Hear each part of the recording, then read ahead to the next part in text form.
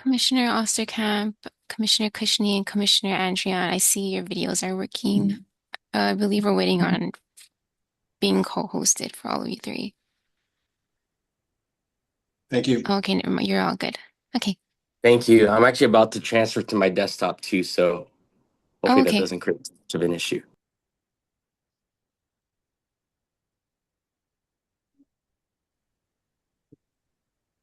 It's 10 o'clock.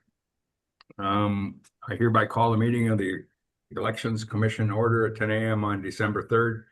Meeting is being conducted via video conference and telephone. I'd like to remind commissioners to keep their cameras on for the duration of the meeting. I would ask the secretary for a roll call. Before we take the roll, I'd like to acknowledge that Commissioner McAdams submitted notice of her resignation from the Elections Commission, effective Friday, November 28th, 2025. Senate President Kochi's office has been notified of Commissioner McAdams' resignation and alerted of their duty to fill the vacancy. What was the date she resigned? She resigned Friday, November 28th, 2025. Recording in progress. Okay, and we can do roll call now. Commissioner Andrian, Here. Commissioner Apana, Here. Commissioner Kushney, Here. Commissioner Kam, Here. Commissioner Osterkamp, Here. Commissioner Papalimi, Here. Commissioner Sabas, Yeah. Chair Curtis. If you don't mind unmuting Chair Curtis. Oh, sorry, here. Okay, thank you. We have a quorum. Thank you. First, meeting minutes, approval of the written minutes of October 29th, 2025. We'll take public testimony. As a reminder, those testifying today, your testimony must pertain to the agenda item. The agenda item right now are the minutes of the last meetings. Secretary, you got them? Yes. If you would like to testify, please click raise hand under reactions on Zoom. If you are joining us by phone, dial *9 to raise your hand. When your name is called, you will receive a notification requesting you to unmute your microphone. Please promptly accept the request. If you are experiencing technical difficulties and are unable to unmute your microphone, we will move on to the next testifier and return to you at a later time. We ask that you clearly state your first and last name at the start of your testimony so that your name is properly recorded. Lastly, to ensure that we will have sufficient time to hear all the testimony, each testifier will have 3 minutes to testify. Once your time has expired, you'll be asked to conclude your remarks. The first testifier is Nancy Moser, followed by Lori T. And reminding that the agenda item is meeting minutes. Correct. May I speak? This is Nancy Moser. Yes, please. Okay, aloha members of the Elections Commission. I'm Nancy Moser. I'm addressing agenda item 3, the minutes of the October 29th meeting. I'm a voter in Hawaii since I became age eligible in 1972, and Hawaii is the only state in which I've been registered to vote. I attended this meeting remotely on the 29th of October and its continuation on November 5. The process of these meetings is very difficult and off-putting to the public's awareness and participation in the commission meetings. This is due, I believe, to several factors I observed in this meeting, and I request that the commission adopt practices that limit rude, offensive, and irrelevant interactions, and that practices that support better focus on the mission of the commission.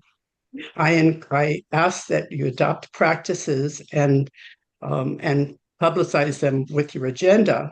Adopt practices that require speakers to address remarks to the chair only, as practiced in Robert Rules of Order. That is actually mentioned in your agenda, where it talks about how to participate and give orders of the meeting. So that's actually been stated in writing. It'd be nice to have that stated in verbal as the meeting continues. Also, I ask that the chair immediately interrupt and call out remarks which include personal insults, threats, and/or profanity.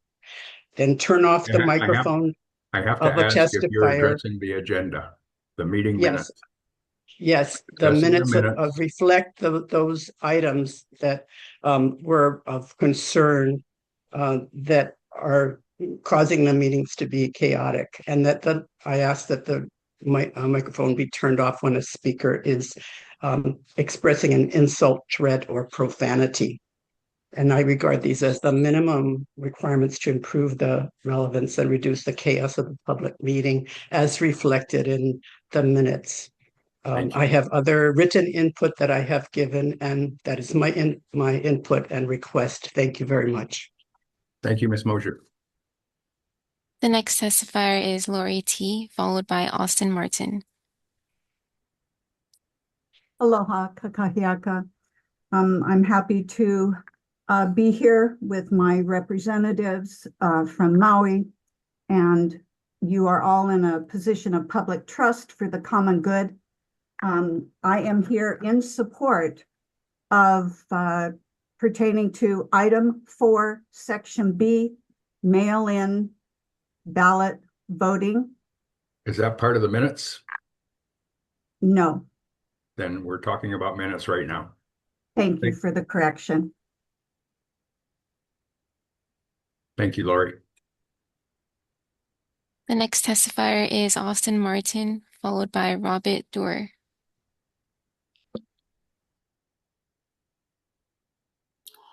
Aloha and good morning. My name is Austin Martin. I'm the chairman of the Libertarian Party of Hawaii and an LNC member. Interested here today. We're going to talk really quickly about the meeting minutes. I think the reason that I can't fathom why public comment would be requested for this, because it's not like any members of the public are going to be able to move for an accuracy-based amendment to the minutes. So unless there's some reason to call that, it seems a little dilatory. And I would just suggest to the members of the public that if they're going to give public comment to this and then they deny it to some other item, we can make an issue about that. But I think the reason why they're soliciting comments on this is to kind of dig heels in and to be a little bit ridiculous. So I don't want to take up any more unnecessary time calling out how unnecessary it is to ask for comments on the approval of the agenda, since those amendments or comments should be accuracy based on what is actually recorded in those minutes. And while there are issues, I seriously doubt that any proposed amendment by a member of the public is going to find its way into the commission in the form of a motion. So I would just suggest, especially if you care about actually, holding the state accountable for their games, to go ahead and lower your hands and let the committee move forward to the actual items. I'm sure that they will have people who will complain about other people's speech and try to gaslight the public into thinking that asking questions and even demanding transparency and accountability for crimes is somehow a breach of decorum, and we should just let them continue that. Thank you. The next testifier is Robert Doerr, followed by Tara Rojas. Mr. Dewar. Yes, aloha, Chair. I don't know if this is appropriate. However, I'd like to talk a little bit about the last meeting and the minutes that reflect on the rescinding of a subpoena of records from the county. Quickly, I was an election observer from 1998 to 2020. 1998, I saw the first scan and a complete audit of all election results that was held on Oahu. In 2020, I saw the first mail sort machine come into place. The Office of Election had manuals detailing functions, responsibilities of election procedure. when the county assumed the role of, Is this in the minutes? this is reflecting to the rescinding the subpoena? Your Are you comments correcting the minutes or addressing the minutes? What part of the minutes are you? addressing the minutes? Are there any corrections, deletions, or additions? Yeah, the addition is that when the mail sort machines went into place, there was no procedure from the counties to test the machines, to have observers, nor to do audits. They were not mandated, and the state then said that they had no jurisdiction over this. Essentially, I see that as a large problem, of which I sent you guys a letter. That's all I'd like to say. Thank you, Mr. Dewar. Thank you. The next testifier is Tara Rojas. Good morning, Ms. Rojas.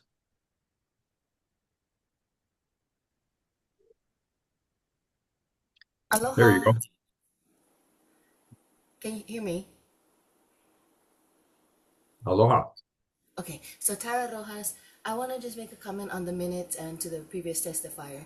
The reason we comment on the minutes is because we have seen that the minutes sometimes do not accurately reflect what happened.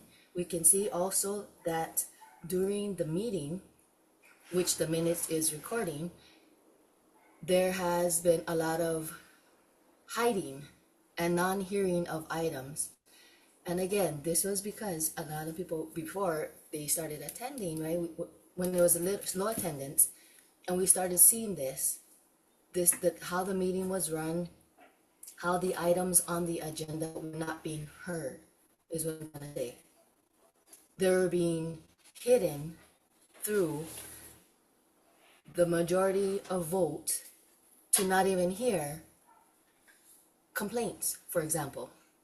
So just a quick insert into this, why the public needs to even be able to talk about this, because that's how crazy, corrupted, not well run of a meetings these Hawaii Election Commission meetings are. And by the way, we have to continue to maka'ala and to be the voice to change this, because I just happened to see a post from 3 years back that was talking about from 2020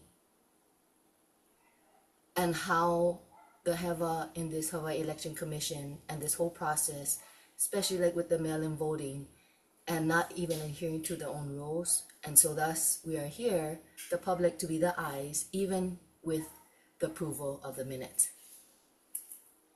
And by the way, if you weren't here at the other meeting, there was a vote being taken to not follow the law in this portion of the meeting. So mahalo. Thank you, Ms. Rojas.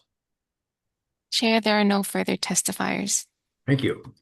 Would entertain a motion regarding the minutes of the October 29th meeting.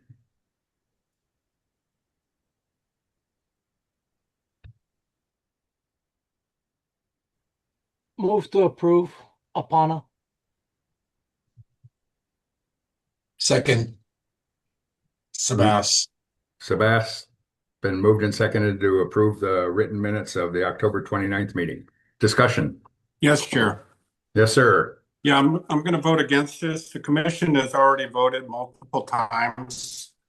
And it's very clear that we're not recording the minutes properly, and we're not recording what is actually happening in the meetings. And we're taking out very important details from the meetings. So I'll be voting no. Thank you. Other discussion? Would ask for a roll call. Commissioner Andrion, Nay. Commissioner Apana, Aye. Commissioner Kushney, No. Commissioner Cam, Approve. Commissioner Osterkamp, Yes. Commissioner Papalimu, No. Commissioner Sabas, Yes. Chair Curtis. Yes. The motion passes. Thank you. Would entertain public testimony on the discussion of the permitted interaction groups, item number 4. We'll take testimony on all 4 of the recommended PIG items on item 4. Okay. The First testifier is Austin Martin, followed by Judith Mills Wong.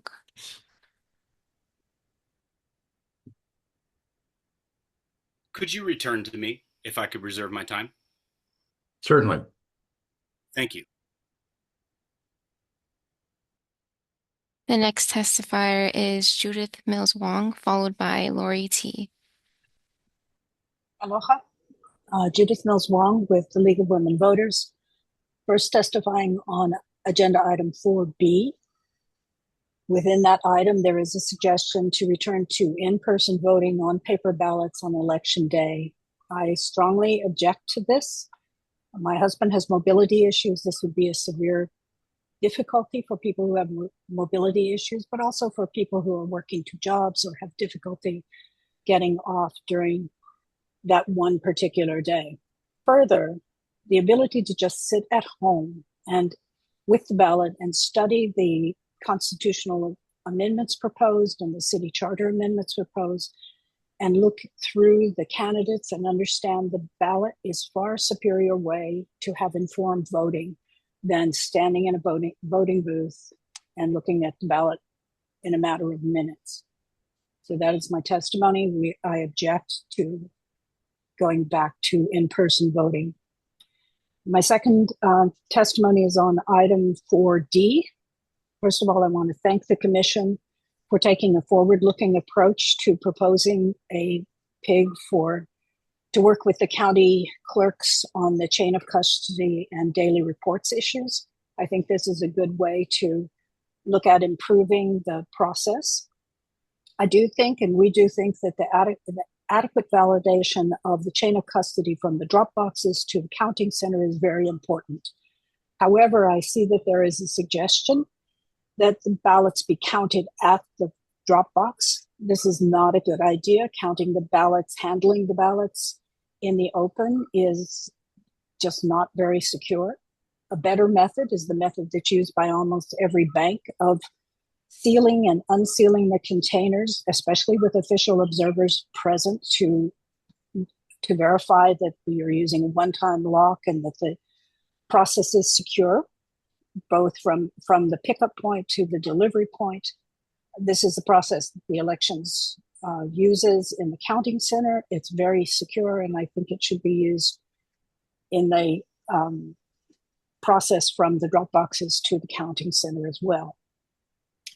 There are a lot of items on that list to discuss with the county clerks, but I hope that there will be a possibility that the PIG can also discuss the possibility of more and more locations for voter service centers in future elections.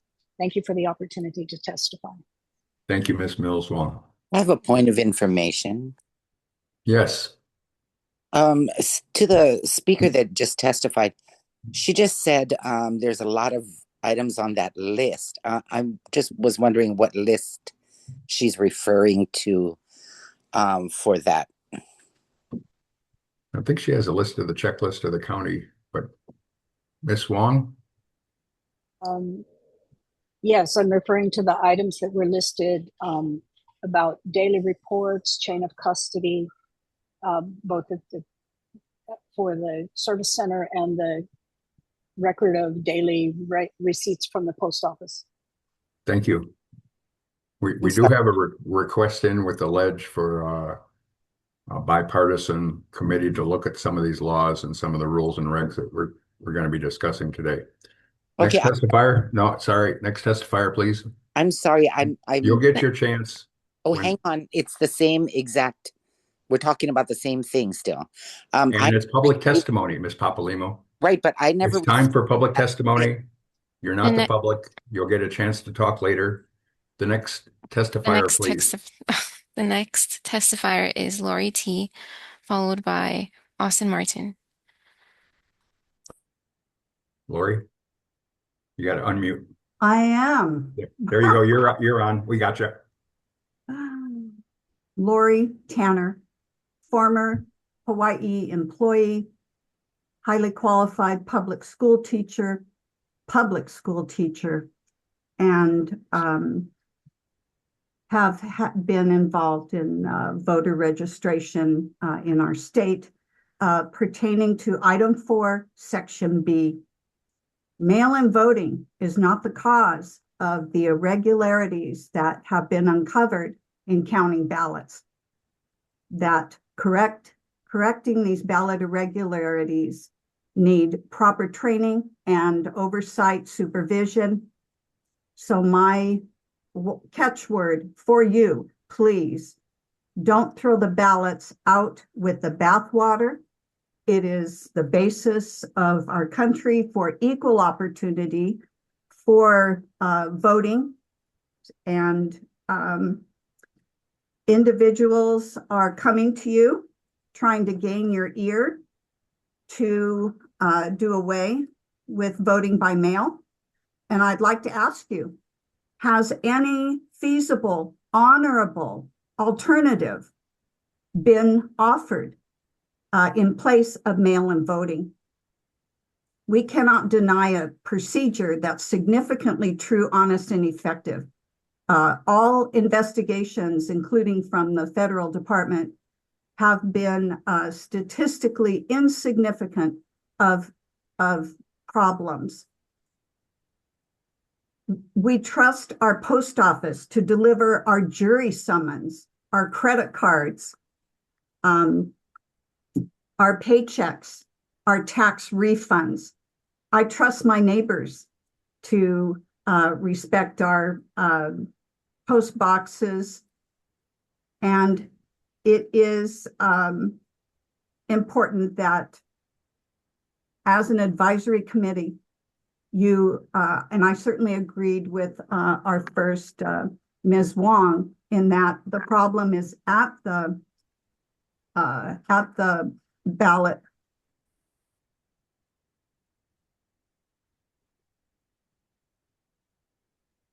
You're muted. You muted yourself somehow. We all There you know go. that we all know the importance of rural communities, homebound people, everyone having equal access.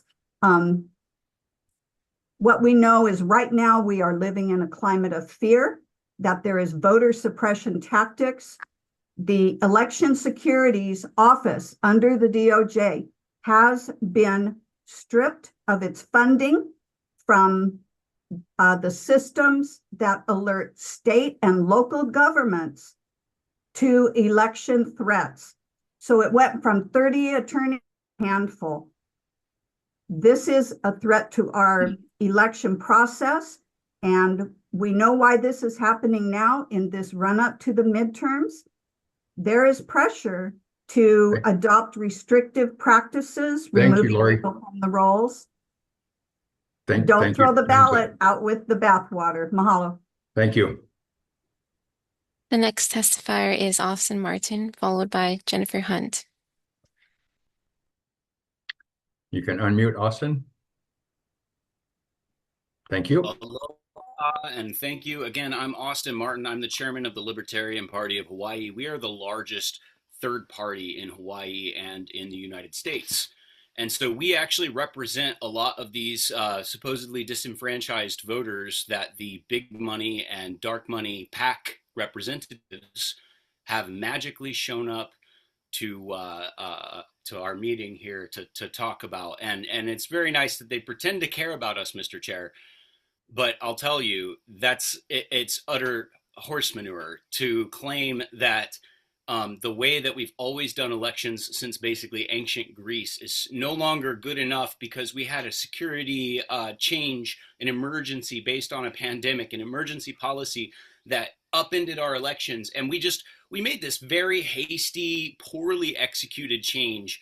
And now these people are here arguing that it should be permanent and that we have absolutely no right to look at this and qualitatively evaluate whether or not we're getting a better product. And they say that they're worried about people who are mobility challenged. That's just nonsense. We've always had solutions for them. We've always had absentee processes. The mythical push here about keeping people out is nonsense. This is about fraud. This is about fraud detection. And the problem is that the institutions that are responsible for detecting and prosecuting fraud have instead figured out that it's more profitable to sell unfair favors, because that's what government does. I'm here because I was an election observer in 2022, and when an election observer tries to report misconduct, they are threatened with arrest. They are harassed. Their lives are basically ruined. They suffer all kinds of nasty consequences that you'd expect from whistleblower situations. It's very frustrating because we've been demanding transparency and then being gaslit as trying to prevent people from voting. And it's ridiculous. It's more two-party nonsense. Again, this is the dark money. This is the people who are buying your politicians. They're sending their activists now to these meetings to say, oh no, don't go back to in-person single day voting. Oh no, don't go back to more security. They're literally arguing to make fraud easier. These permitted interaction groups are being highly politicized, which is unfortunate, because this commission should be looking at this with seriousness, because that's your job. Your job isn't to play politics here. Your job is to make sure that the election is functioning in black and white. And it's not, and we've all seen that. It's very, very obvious to anyone. And so this brings me to where a lot of people might say I overreach on this, but this is a racketeering enterprise. This has been entrenched for years.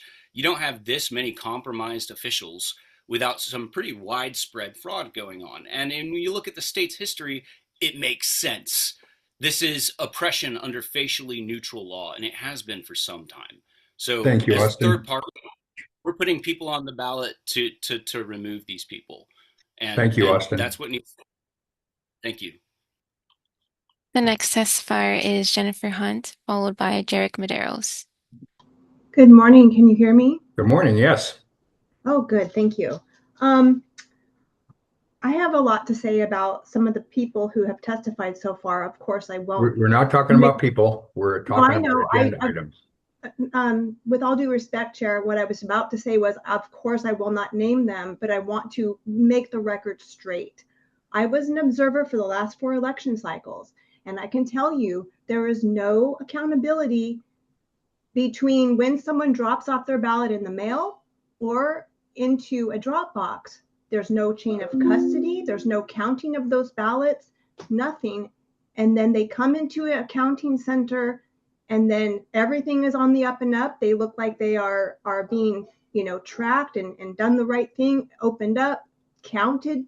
They get sucked into a machine, and then that's the end of the accountability.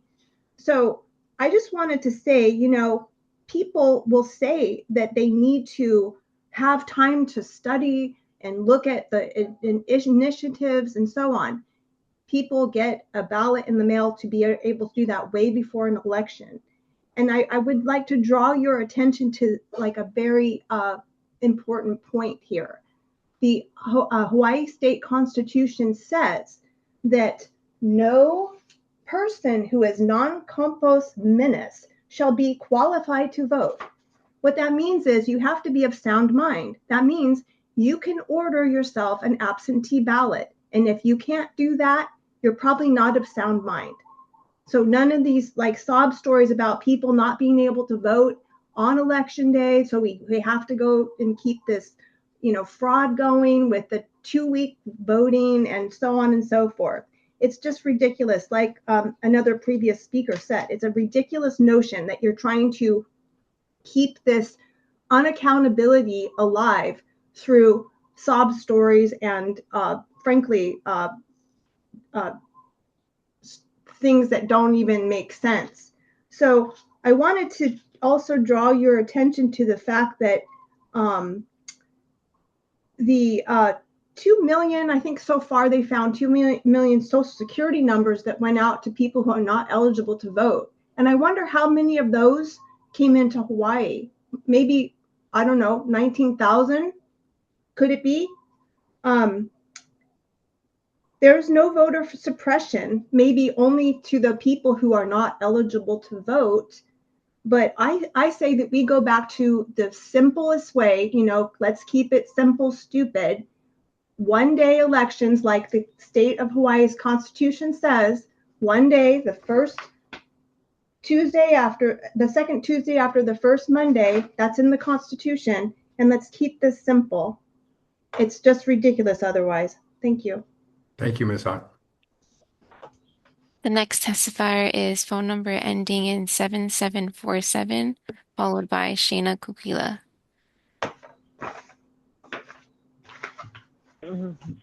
Hello. Hello, we can hear you.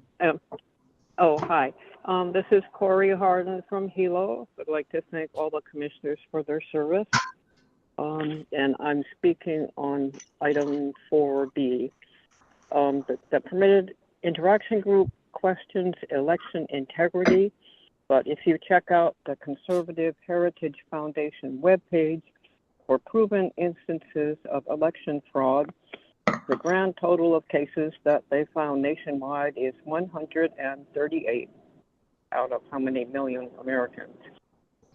The interaction group also calls for in-person voting only. I oppose this and strongly support mail-in voting. Tropical cold storm Isaiel hit our island on August 8, 2014, downing trees that blocked roads, knocked out electricity, caused a hydrogen sulfide leak from the geothermal plant that sickened scores of people. And the primary election was the next day.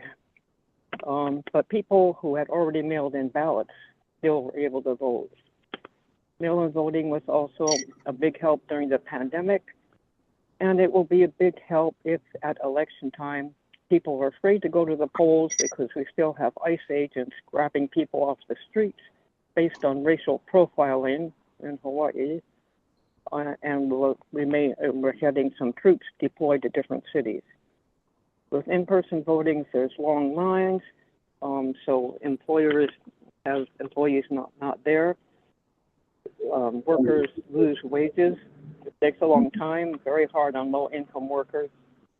With mail-in voting, you can always find your polling place, just mail the envelope.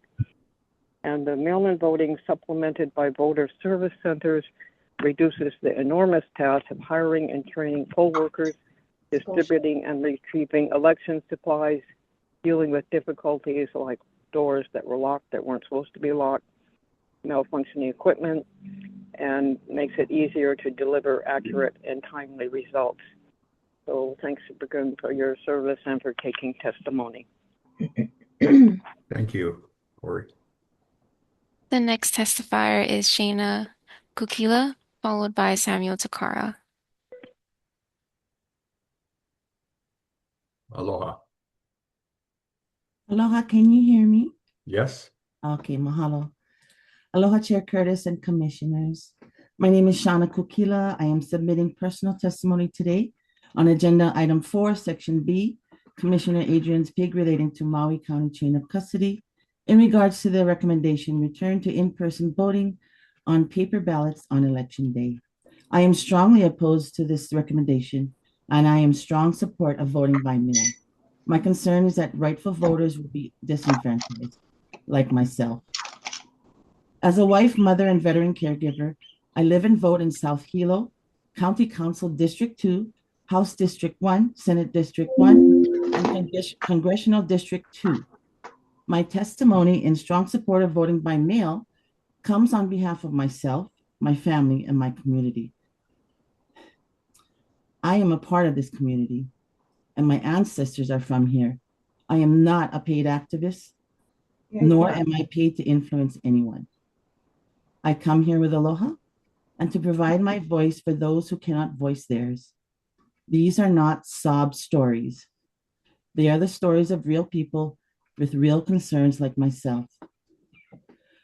Although I agree that there should be more accountability in the vote count process, reading from the Commission's report, it does not appear to be the fault of vote by mail. Rather, it is a question of accountability within the voting system itself between the counties and the state election office. The process of mail-in voting must be addressed thoroughly so the right to vote and access to voting can be ensured for all. We must ensure election integrity. Absentee mail-in ballots have been a part of our process for years now. Today, I am a proud volunteer of the League of Women Voters of Hawaii County because I believe that our vote is our voice. My testimony does not represent the League today. However, we do share the mission to provide greater pathways and greater access to voting to protect voting rights of all citizens and to advocate for the protection of liberty and justice for all. Vote by mail is one of these broader pathways that must be more seriously protected, especially for those who live in rural areas outside of the main voting centers. In Hawaii County, where I live, for example, there are only 2 voter service center to vote in person at, one in Hilo and one in Kona. Although our island is far larger than the entire rest of the state in terms of land mass, it is a huge undertaking to get the vote out for an island this size, stretching hundreds of miles from Ka'u to Kohala, which is reflected in our low voter turnout every year. For this reason, vote by mail has been a crucial part of the voting process here in our county and provided a greater opportunity for citizens to vote. We rely on vote by mail, and our county would be uniquely and more widely impacted if it were to be taken away. Thank you for this opportunity. Mahalo. Thank you. The next testifier is Samuel Takara, followed by phone number ending in 0320. Morning, Mr. Takara. Good morning. I'm calling from Maui about the vote-in mailing. My family has really benefited from that. I work full-time, and yes, I do get time off to do it, but it's unpaid. So that when I go to vote, it actually tends to cost me money personally. It's not a huge burden, but it's not great either, you know. My parents, my mom is 78. She's had a stroke, so her mobility is impaired. My dad is 88, not the fastest anymore, unfortunately. So for them, the mail-in voting has been really good in that they can actually get to vote at a way that's much more convenient for them, as opposed to going the driving and all that back and forth. My mom's got a walker, things like that. So it's really been beneficial for us. And I mean, if the mail's good enough for an absentee ballot, I don't see what's the problem with regular ballots. So thank you very much. And really, that's all I have to say. Thank you, Mr. Takara. The next testifier is phone number ending in 0320, followed by Brennan Cabral. Hello, Chair Curtis. Can you hear me? Aloha. Yes, sir. Aloha, Chair Curtis, and esteemed members of the Hawaii Election Commission Board. My name is Nolan Chang. My testimony impacts the results and decision-making process related to the PIG. I'm here as a concerned citizen representing the voices of many who seek transparency, accuracy, and integrity in our electoral process. Diversity of thought is essential. It becomes problematic when voting patterns amongst board members indicate a lack of independent judgment. I have observed some members often voting in lockstep, seemingly without considering empirical data that suggest there are indeed issues within our electoral system. Commissioners Osterkamp and Sabas, your consistent support for the status quo and groupthink, despite clear We're evidence. talking about the agenda, yes, not sir. the individuals. Okay, but the information I'm going to proceed with will relate to the agenda item, sir. Thank you. Electoral process raises serious concerns amongst the public. Now, here's an example. If Chair Curtis were to propose a motion calling a minor bird an eagle, both of you would agree without hesitation. This extreme... That's disparaging. Please stick to the agenda item number 4. Yes, sir. Although caricatured, this is not far-fetched from what we observe from your voting patterns and the disregard for the concerns raised by many testifiers. So the people of Hawaii deserve much better. We deserve unbiased, fact-based decisions and mature servant leadership from our Election Commission Board and members of the board. We yearn for an electoral system that strives for excellence, one that is fail-proof and leaves no room for doubt about its accuracy. We need a seamless electoral process that provides robust checks and balances to verify the integrity of every vote. As this meeting progresses, my assertion and prediction will likely become confirmed and that you will continue to vote in lockstep. However, you have an opportunity today to change the course of history. You can show Hawaii that you are trustworthy, ethical, and truly unbiased representatives of the people. I implore you to use your discernment, to exercise independent thought, and to make decisions based on the best interests of the people of Hawaii, not just those who share your political ideology. The time for change is now. Excuse me. Show us that you can rise above partisan politics and work together to ensure that every voice is heard and every vote is counted accurately. In closing, let us remember that our democracy is only as strong as the systems that support it. Let us work together to build an electoral process that we all can be proud of, one that truly represents the will of the people. I'd like to thank all of you for your attention and service to our great state. Let us move forward with integrity and a shared commitment to excellence. I rest. Thank you, Mr. Chang. The next testifier is Brennan Cabral, followed by Public Trust.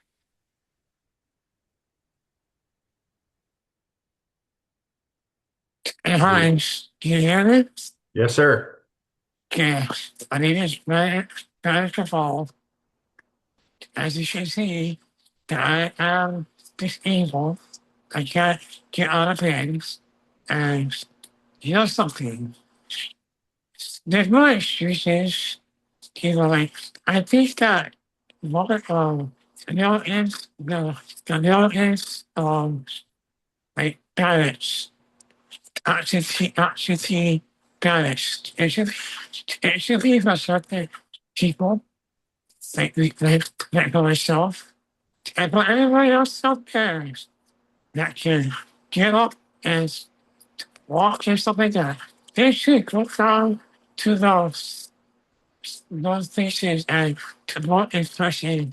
And believe I want to use the disabled and elderly stuff in the excuse because I think that the absentee ballot should be for the ballot should be for certain people, not everybody.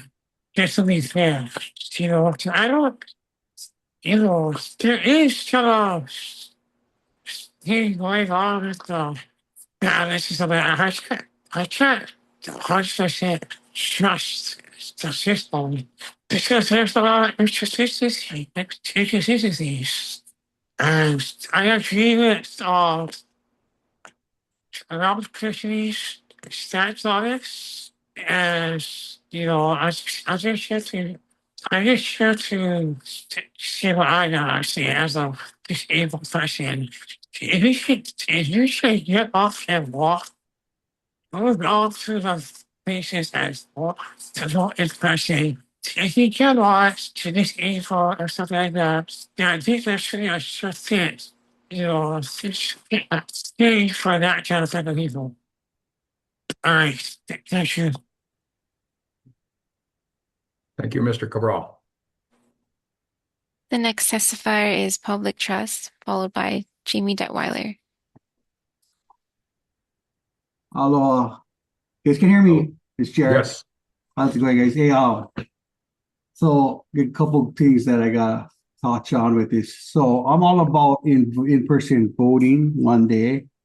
To all those that have testified or thinking that they cannot do vote by mail, still would be able to do that. But I think the idea is to minimize these ballots that has been mailed to dead people and all that stuff. And, you know, the simple solution is just let the county handle their own elections because we never have this problem before.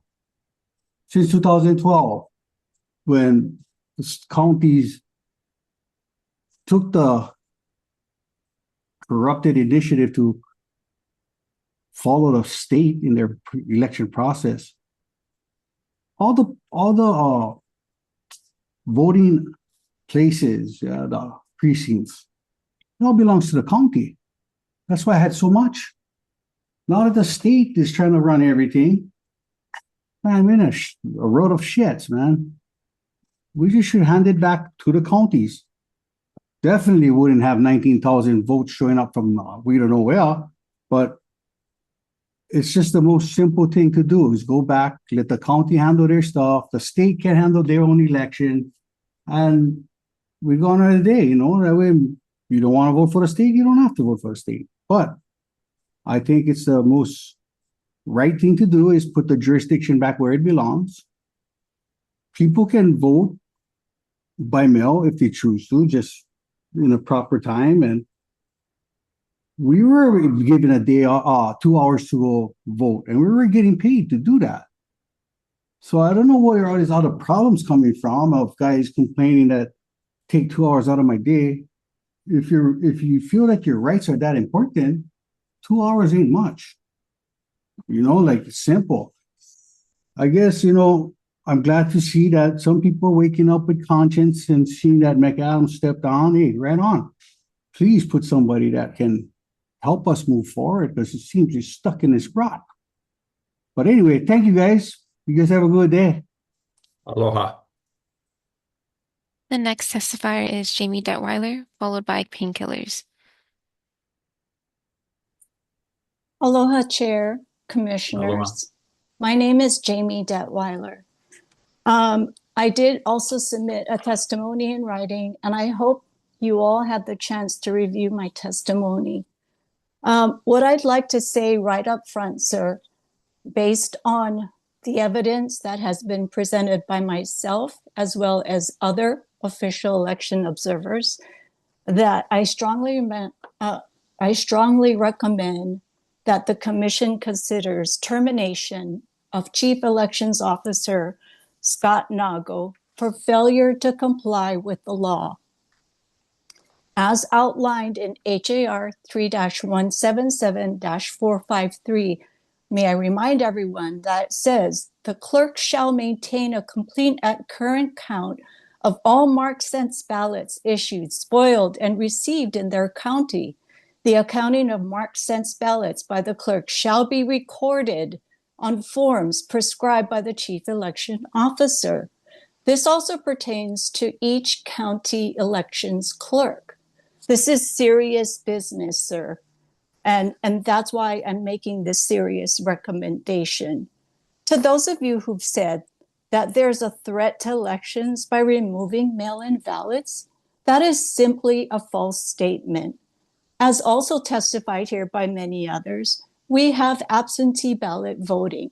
I have elderly family members, disabled family members that have voted absentee for many, many years. I also want to point out the formation of the permitted interaction group. This is Roman numeral 4D on today's agenda, and this pertains to all counties. This should be complied with immediately. I'd like to ask some questions too.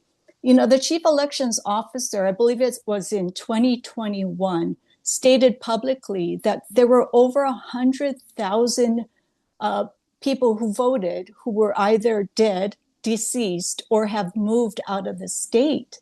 Why aren't we asking those questions for all the counties to clean their voter rolls and for the state altogether to clean the voter rolls? This is serious business. What's at stake here is accountability and integrity for everybody in Hawaii. This is not a party issue. This is not a person issue. This is not a race issue.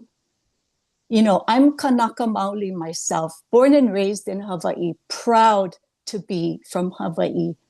And I'm working towards integrity for the future generations, my mo'opuna, my future generations. So please, sir, consider this strong recommendation. I yield. Mahalo. Okay, thank you. The next testifier is Painkillers, followed by Wendy N.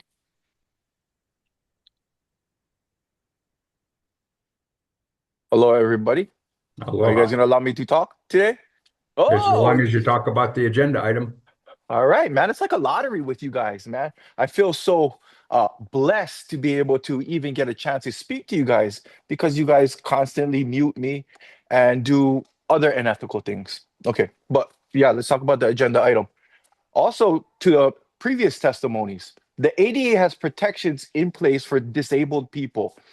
So the conversation about not having the mail-in votes is ridiculous. Disabled people are protected. They're protected, and I think it kind of muddies the water if just say, if I see a handicap parking stall, can I park there? No, I can't park there. Those are reserved for handicapped people. And when we think everybody deserves the rights of handicapped people, that's when this thing gets into this weird space that we're in right now, which is exactly what it's in. Also, Sabas. Sabas's role in Wait. Please don't What? talk about people. Please talk about the issue on the agenda. Okay, well, I'm talking about the issue. It's unethical to have Sabas, who works for Carl Smith and Ball, who is basically the middleman. It's the classic case of a That's fox guarding the disparaging. hen house. It's the Please classic talk about case. the agenda and items rather than the I'm individual. claiming my minutes. This is not your time. This is my time. It is This if is you're not talking about the agenda. this is the agenda. Now, this is Sabas opinion. off limits. Sabas isn't off limits. He works for Carl Smith and Ball. It's unethical to have Sabas on your committee. If you continue talking about individuals, I will cut you off. If you'd like to talk about ideas on the agenda, I'd welcome Ideas on that. the agenda. I support in-person voting. As I Okay. said before, my grandmother was disabled. She was, and when the county had it, when it was in the county's possession, and the county's right to handle our elections, we had all the poll places, all the public schools, they were all open. I live in a rural area myself. So for people to make up the excuses, I can't drive there. No, that you know what that is? That's lazy. If you believe in this process, if you believe in democracy, it's worth taking the time out and going and voting. You want a driver's license? You got to schedule, you got to go there. You want to vote? You got to get there. Now, stop convoluting the conversation and having everybody think that, oh, I deserve what the disabled people get. No, you don't. You're not disabled. You're hurting that group of people when you say that you deserve what they have, because you don't. They face different hardships in life. And now thinking everybody deserves that right, everybody should just go park in a handicap stall, because that's basically what you guys are saying. Now, we need to return it. We need transparency, and we need to return in-person voting. I support everything Jamie Detweiler said also. She nailed everything. Get rid of Scott Nagle. And how many times am I on this thing? I've been coming to these meetings for years. Thank you. Please return. Yeah, and I want your time's Osterkamp up. Your time's up. Thank you. The next Next. testifier is Wendy N., followed by Anne Marie Hamilton.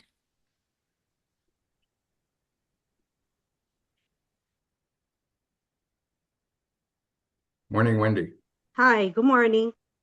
You know, voting has been around for centuries, and I've myself have voted for 40 plus years, and I've never heard so many issues. Only when they started to change it to mail-in voting, all these issues came up. And just because people keep repeating the same story that we're disenfranchising disabled people doesn't make it true. You can keep saying the same lie, but that won't change the truth. If you want to mail-in voting, then just go and request the absentee ballot. There's your mail-in voting. I don't understand why people keep coming on here and just repeating the same thing. That's a lie. Disabled people have voted, and you know, just it's so disgusting. If you're gonna come on here, then speak the truth, because everyone can see it already. We're not blind. Don't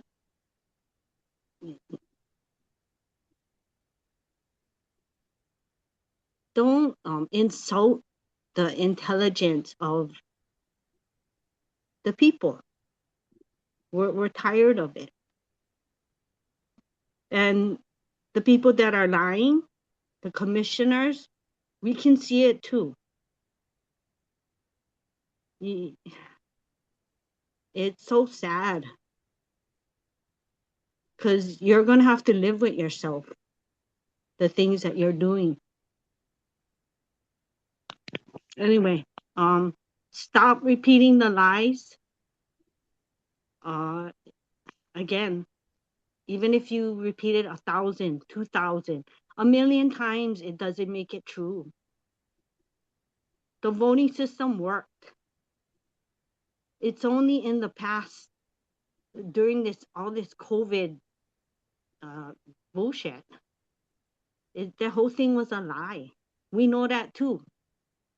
And you're using that as an excuse to change something that is costing us a lot more money. It does. It costs us a lot more money to do this mail-in voting, and it doesn't work. So bring back integrity, bring back truth. I rest. Thank you, Wendy.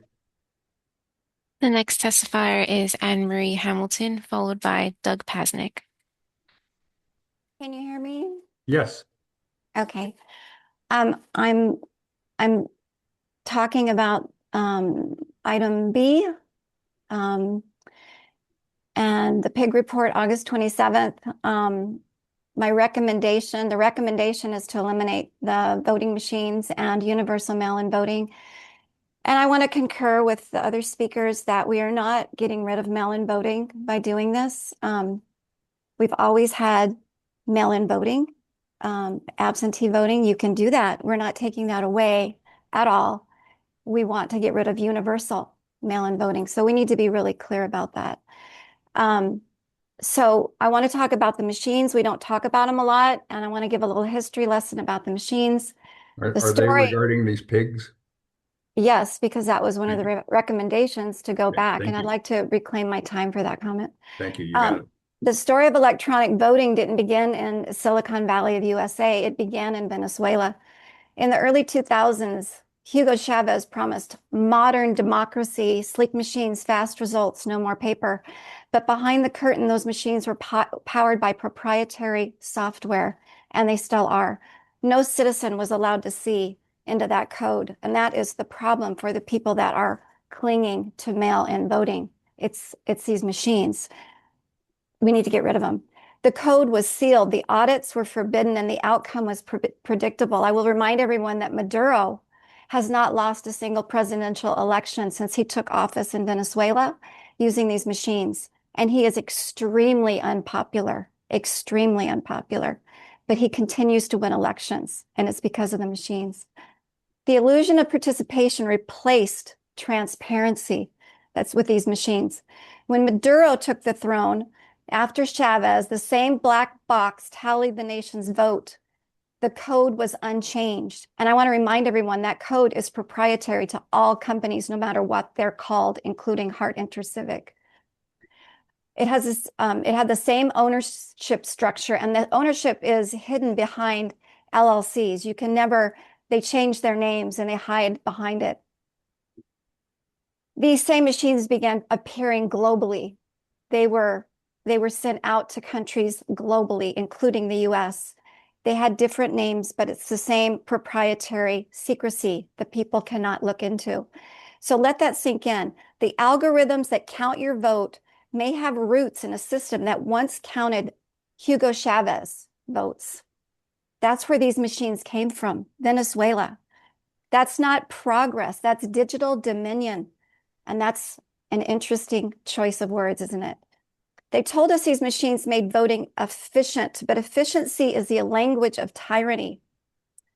It isn't about speed. Voting integrity is not about speed. It's about verification. And if you can't verify what you're not allowed to see.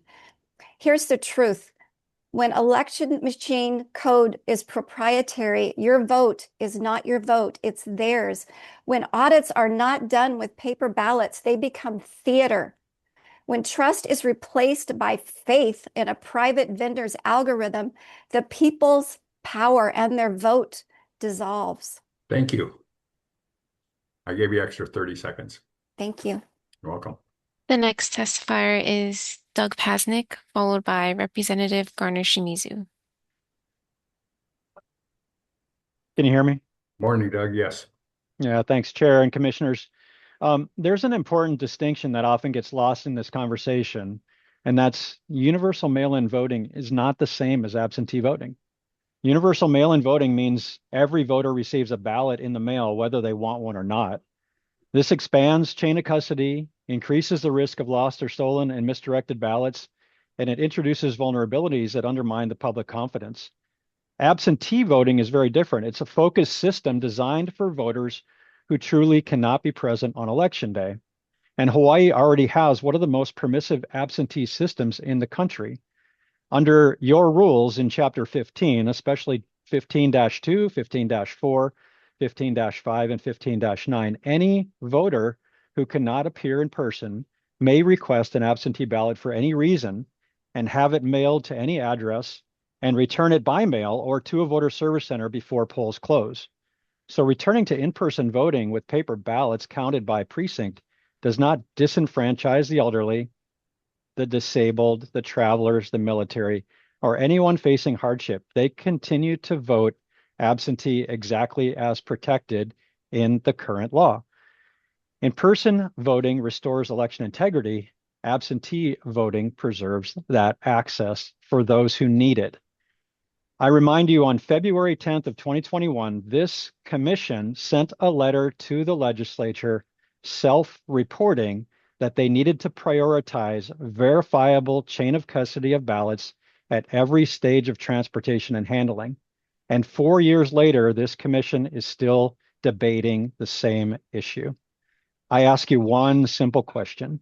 Today, can the CEO state with exact numbers how many ballots were printed, how many were mailed out, how many were returned, and most importantly, how many were never accounted for at the end of the election?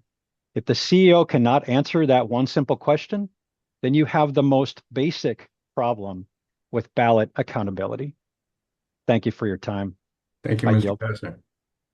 The next testifier is Representative Garner Shimizu, followed by Jennifer Cobb-Wan. Thank you, Chair. Thank you for the opportunity to testify. Thank you, Commission, for serving. And I want to thank Commissioner McAdam for her service. I wanted to address the pig. That's what we're talking about. And I'm going to read directly from the pig report from Chair Peter Young.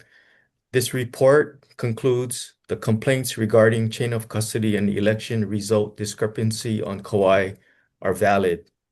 No logs or reports complying with HAR 3-177-453B, the count based on scans of ballot envelopes into the SVRS system is not reconciled with any manual counts and is not verifiable.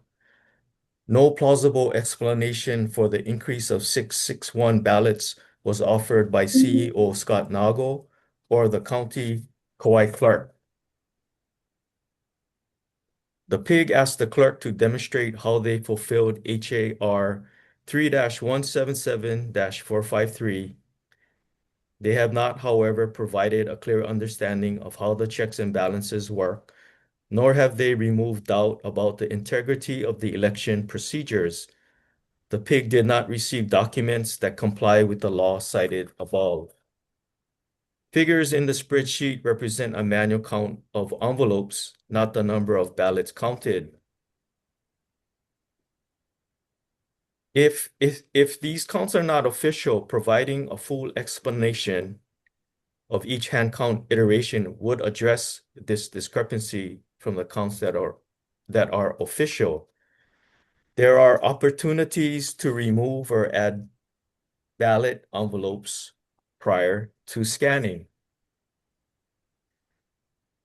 Having concluded our investigation, the pig's recommendations are as follows. Hold the state and county officials accountable for what happened during the 2024 general election. From the county, request an official audit of ballot envelopes from the collection points to the transfer to the counting center. From the state, request an official audit to confirm that the state has 27,075 mail-in paper ballots in this possession. I guess the point that is being made is from this pig report, which is from the commission, it is reporting all of these discrepancies. And I would hope and expect from the chair and the CEO that these concerns be addressed properly for the public. And short of that, in my role as an elected official, I'm committed to make sure that we do find answers to these questions. I see my time is up. I look forward to seeing those answers and working together, however that may be. Thank you. Thank you, Representative. The next testifier is Jennifer Coblon, followed by Junia Nakua. Hi, this is Jennifer Caban. I understand that the system was created in a way to be chaotic, and the only reason that I'm here is that we continually keep pointing out the same issues over and over and over, and there are no fixes. I'm thankful that we do have that the investigation group, because it is pulling out all of the things that we were grumbling about for years, because there are rules that are not being followed in the first place. I would also like to ask the commission to please educate the community. I don't know if you're able to do a press release, or some kind of information to educate the public on absentee ballot voting still available. Apparently, a lot of individuals coming on this call are not clear on absentee ballot procedures being still possible. I think if you can do, because these stories are getting on the news, the pig information is getting on the news, please send some kind of media release to let them know that absentee ballot voting is still a possibility, because there's a lot of confusion. Also would like to say that a lot of people in Hawaii are not scared to go out and vote anymore. That fake COVID pandemic has been proven to be just bogus. So I don't think we're going to have that problem again, unless they make some other kind of event. But I would just like to say that what Garner was saying, he just wants you to follow the rules that you have already been doing. And as Jamie said, if you cannot do your job, maybe you should get fired and find another job to work for. We do need a pig for Honolulu County, because there are zero chain of custody at the drop boxes, nothing. So we do need a pig for Honolulu County, so I'd like to encourage that.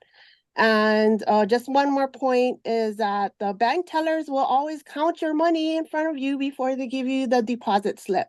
So I would like to see that kind of efficiency done at the drop boxes, if they still continue to do it, which I hope they cancel it, because it's very wrong to put your precious vote into a trash can in the middle of a public park that's unlighted, unsecured, and there's no guards or no cameras or anything.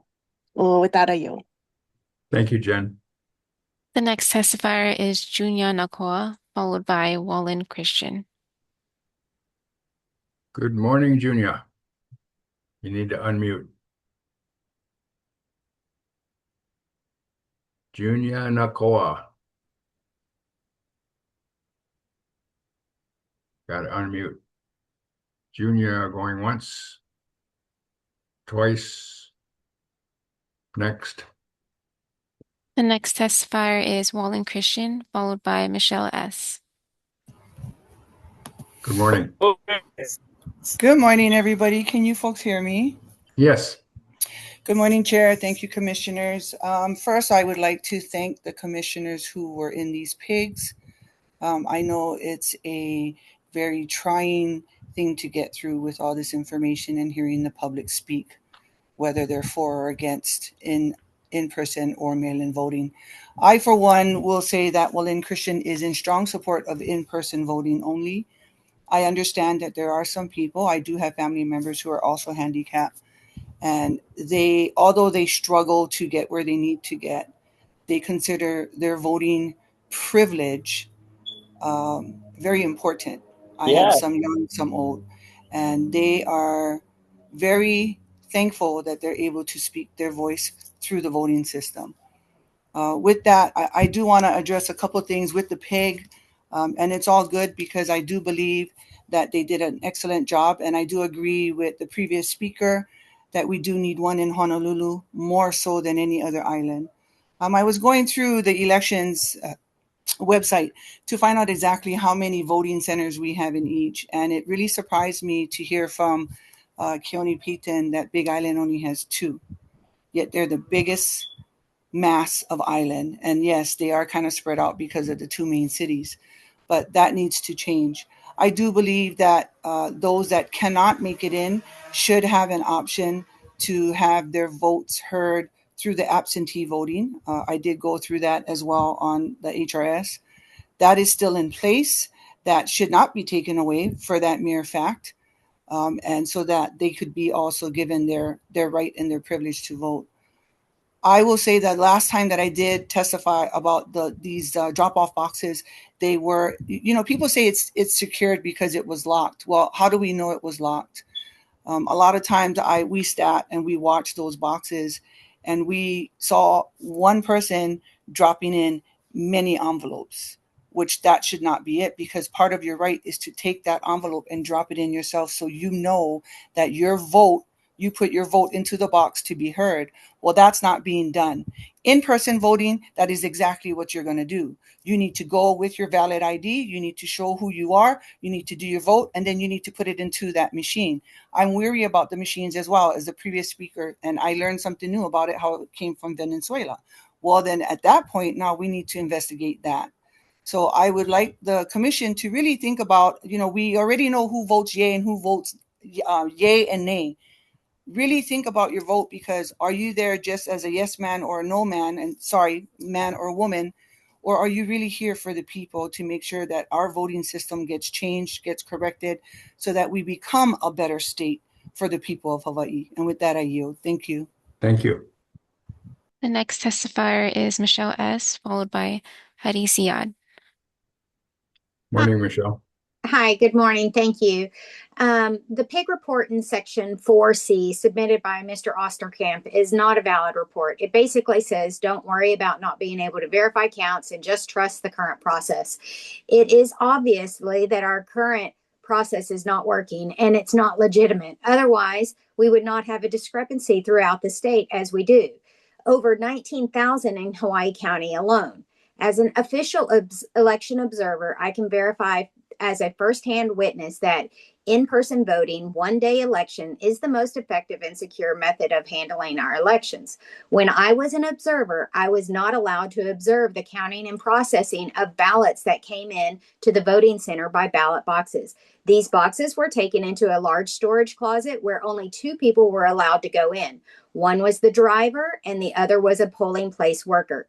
The majority of the issues with mail-in voting is that there's no accountability, no tracking, no transparency, and it allows it to be easily manipulated. The fact that not having mail-in voting will eliminate opportunities for some to vote is not factual. There have always been alternative methods available for those that require it, whether it be military service, disability, work commitments, etc. I urge this board to do what is right and what they were appointed to do. That's to make sure that our election process is secure so that it's fair, open, transparent, and processed in an expedient manner. I urge you to move to invalidate this PIG report that Mr. Osterkamp had submitted and to move and to make motions that will go back to what has previously proven to work. In regards to item 4D, we need to form a PIG to work with the county regarding the chain of custody and daily reports. I agree with Anne Marie Hamilton, Jamie Detwaller, Doug Pasnick, Representative Shimizu, and several others on what they had already testified to. I request that the board also remove Scott Nago because he is not doing what his job is supposed to be. He does not keep counts. He doesn't verify things. I believe that the board needs to recommend to whoever it is to go back to also having multiple polling places throughout the county. When I first moved here, before we did this universal mail-in voting, you could go to your local school in your local area and vote. It was easy. There were no long lines. Everybody just showed up. That's what we need to go back to doing. I appreciate your time, and I hope that y'all do what is right. Thank you. Thank you, Michelle. The next testifier is Hadi Ziad, followed by Rita Kimura.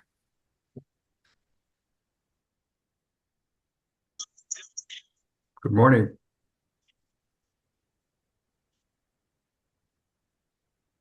Hadi, you're unmuted, but I can't hear you.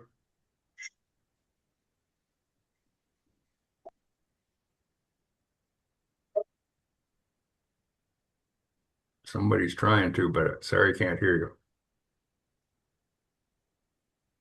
Let's see, Hadi going once. Hadi going twice. Sorry, Hadi, I don't know what's going on. Can't hear you. The next testifier is Rita Kimura, followed by Kyle D. Hi, can you hear me? Yes. Okay. Again, my name is Rita Kimura, and I strongly support the request being made to return to previous in-person voting system. I started watching these webinars a while back and have become more concerned after each one. In the past, I heard a number of people who described themselves as being quite educated and surprisingly seemed to be unaware of the mail-in absentee option, which has been in place for years. How would I know this? Because I've used it a number of times in the past and never had an issue. There were times I would go to Honolulu Holly to vote early, or when needed, requested a absentee ballot. Again, never had an issue. There was a man I read about in Civil Beat a while back who's been wheelchair bound for 25 years and cast his ballots by mail. His concern is if we go back to in-person voting, he will lose the ability to vote by mail. Please understand, it would go back to the previous in-person voting process, which would still include the option to request your absentee ballot and vote by mail. He and others, including our military, would not lose that ability to vote. I'm also concerned about when I hear those trained poll workers who have questions in the process of when ballots are received, who receives them, and those in times when poll watchers are excluded from any observation. Why? There should always be questions, discrepancies on the number of ballots received and number of votes that are being counted. And with 4 county issues, which I understand have still not been addressed, why are these poll watchers not being allowed to watch the whole process? I know a number of them, and I know how precise and careful they are and concerned they are about what's going on. So I ask you to pursue the in-person voting process that we have used in the past and is still available. I thank you for your time. Mahalo. Thank you, Rita. The next testifier is Susan Strom, followed by Junya Nakoa. Ms. Strong. Aloha. Can you hear me? Aloha. Yes. Thank you. Our elections have historically worked sufficiently with one-day in-person voting, and only until the advent of COVID did the push for mail-in ballots become a tool to lock the public down and encourage voter apathy among the public. While several variations have come to light, voter irregularity, ballot harvesting, unclean voter rolls, voter machine tampering. This is being exposed nationwide, and this is data-driven. This isn't theory-driven. Why would any citizen want this travesty to continue its existence? When I was out of town, I voted absentee with no problem. So we're dealing with misinformation being propagated on an uninformed public, and that's just sad. I also believe Oahu needs a pig, but time is not on our side. And having said that, we also have a series of conflict issues with some members of the commission who might sit on that pig or vote against voting status quo against the will of the people, which we see consistently. And the public has a right to have these concerns brought to light, not to attack a commissioner. This isn't for attack mode, but it's to provide transparency, which I think is essential if we're all going to proceed forward in trust, in mutual trust. So is there a time during this agenda when it's a good time to address this, the conflict of interest concerns? Not particularly. Not particularly. It's not an agenda item in one of the pigs. Well, not on one of the pigs, but we have other items on the agenda that could fit into, yes? We're talking about item 4. Yes, I understand that. But I wanted to bring that up so that maybe we could talk about that further down the agenda. I can't add anything to the agenda. It's not about adding the agenda. It's related to everything on the agenda if you want to look at it that way. Okay, then share with us your take on it. Okay, my concern is, I have to say, John Sabas, Director of Public and Government Affairs of Hawaii, Honolulu. We're not talking about individuals. We're talking about ideas. And these ideas Individuals, are this is agenda bringing item 4. transparency. This is bringing transparency for someone who's working with government concerns, and the firm that issues government community issues, international law firm, Carl Smith Ball, offices, Oahu, Maui, Big Island, Guam, with an emphasis in admiralty maritime law, banking and finance, zoning planning. This affects everything that affects Hawaii. So there is a conflict of interest, internet law, antitrust and trade regulation, government law, labor and employment. I mean, everything is tied up with this agency. Environmental practice, utility law, energy law, and my favorite, Greater China practice. I'm sure that's not a conflict of interest. That and You're the still fact, talking about an individual rather yes, than and we have agenda he's a registered lobbyist in the state of Hawaii. You're And disparaging an individual. I'm Please not address the disparaging. chair This and is talk all about the open agenda source. item. If you This is all continue, open source. I'm sorry, I'm going to cut you off. The next testifier is Junya Nakoa, followed by Pile D. Morning, Junior. You got it. Yeah, you hear me, bro? Yes, sir. Okay, buddy. You're gonna hear me for 3 minutes, okay, buddy? You got it. I'm gonna tell you right now, okay? All you commissioners, much respect, yeah. You guys even sign up for this thing. You guys are volunteer to do this thing. Yeah. Mahalo, you guys. Yeah. Well, in the same breath, yeah. You guys have put yourself in this situation, yeah. So when we do testimonies, we get to bring up names, Mr. Curtis, okay? So you can tell me I cannot bring up names because that's my right. As you guys as commissioners, I can point out all these things, okay? And I can bring up names if I'm uncomfortable with people who asked to be in this position, okay? I had the privilege of talking to one of the commissioners on board right here. But in respect to him, yeah, like anybody else, yeah, because I know I asked him if I can drop his name. The thing is, all I ask you, all you commissioners, okay, since you guys wanted to be in here, what is the reasons behind it? Yeah, is it for the red or the blue, or is it political? I don't know, but it's kind of showing that thing. Okay, what I'm asking is, when you hear the people, when you come into you want to be in commission boards, you're here to listen to the community. So when the community asks to do something, the majority of them, all I told that commissioner is, then do them. Shut us up. You guys go do the thing, then you guys gonna prove us wrong or right, yeah? Whatever it is, but just do them. Instead of coming to how many of these meetings, I just didn't jump on not to recently about 4 times now. And all I hear is the same thing coming up again for the 4th time. So let's get over it. When people say they want things to do, I think that's a whole American thing. Yeah, the majority, yeah. So when you get 90% of the testifiers saying, go do this, why you don't go do them? Just go do them. Then pow, you move on to the next one. Not the commissioner, you get the same agenda coming up again. Yeah? So grab your cojones, yeah? Grab your cojones. Or if you get no more cojones, sorry. Grab the kind. And go and just do what the people is asking. Okay, you guys are like talking about voting, right? The people's voice. Go just do the damn thing. Okay, and the commissioner that I already talked to, mahalo.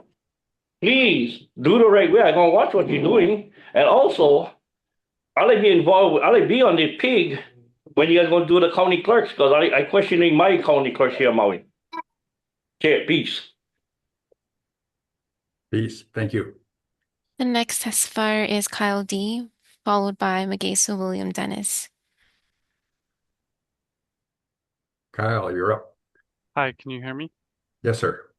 Hi, my name is Kyle Daniel and I'm from Eva Beach. Thank you for allowing me to speak today. I'm here to testify on item 4B, the PIG relating to Maui County chain of custody. The PIG recommends a return to in-person voting via paper ballots on election day. I urge the commission to reject this recommendation outright. This is not the right approach for a number of reasons. I am here as a concerned citizen. I'm not any kind of paid actor or anything like that. I attended the last meeting, and I think that there's a lot of opinions out here.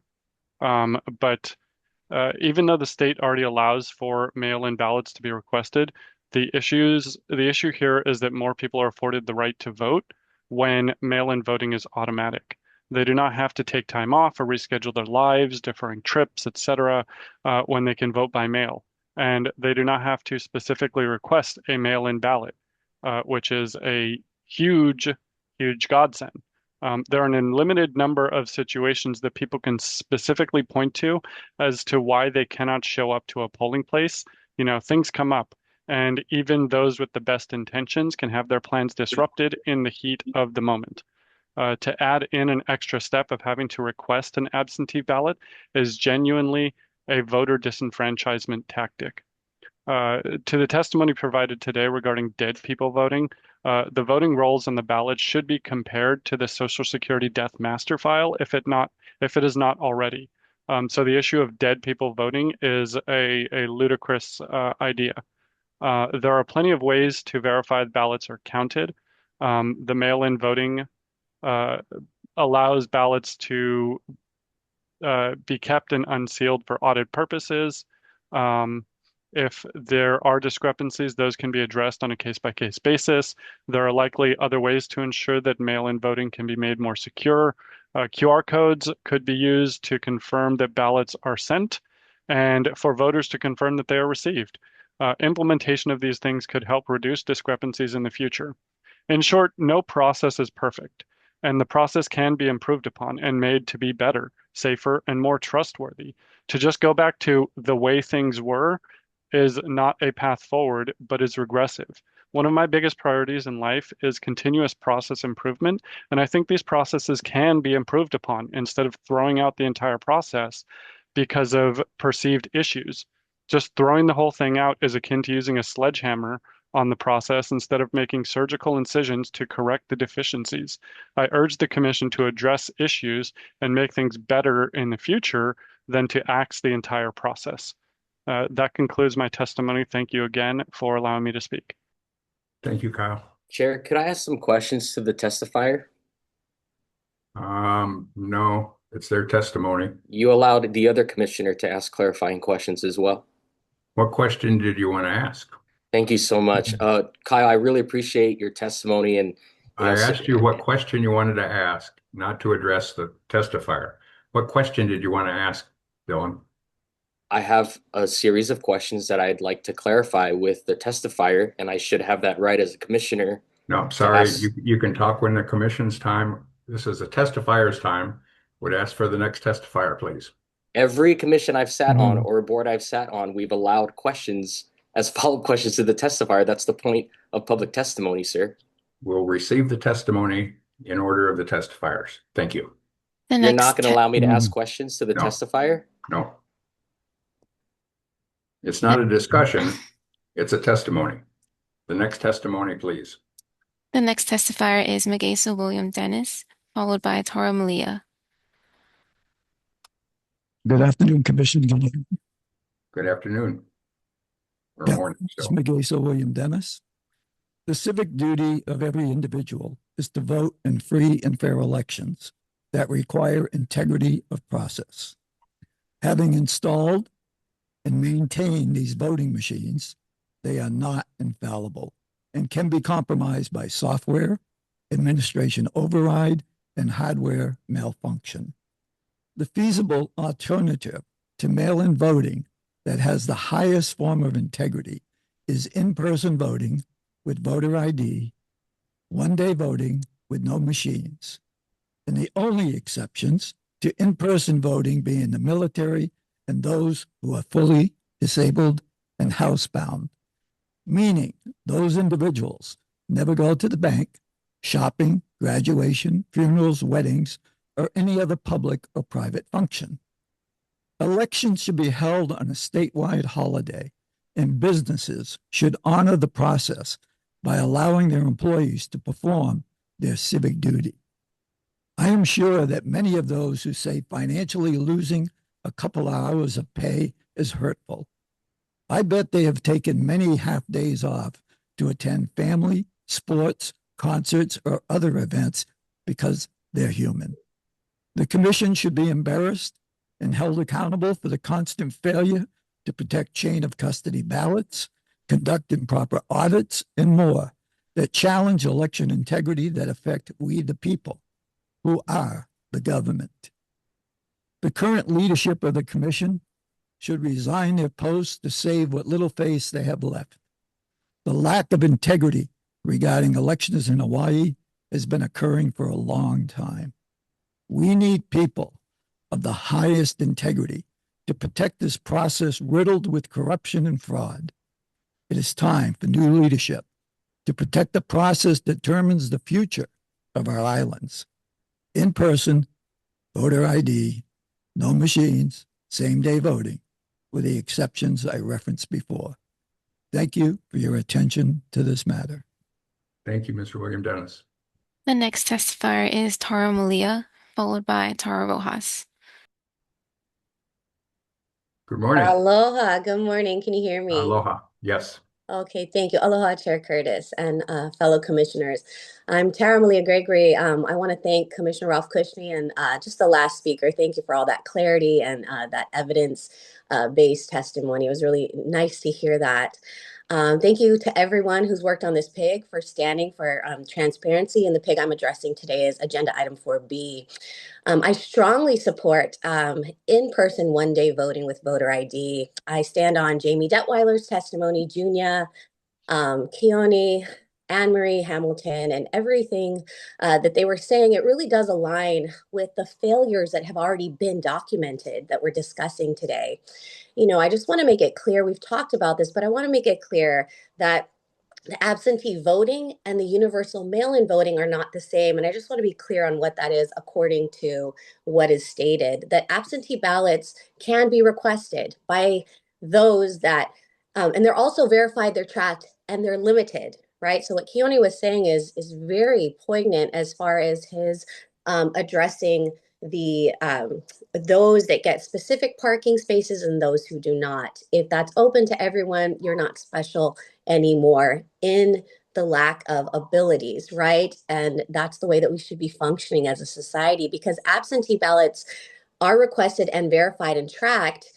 What happens is disabled voters, off-island voters, medically fragile voters, nursing home residents, active duty military, universal mail-in voting will just go out and it's sent out to unrequested, unverifiable ballots. And in the PIG, it shows this. It shows exactly how dangerous that system has become and evolved. And we're not in a pandemic anymore. We're not in an emergency right now. Some of the testifiers have said that they do trust their neighbors and they do trust the system, but at the same time, they're fearful, and you can't do both at the same time. So please take into consideration that over 19,000 ballots are unaccounted for.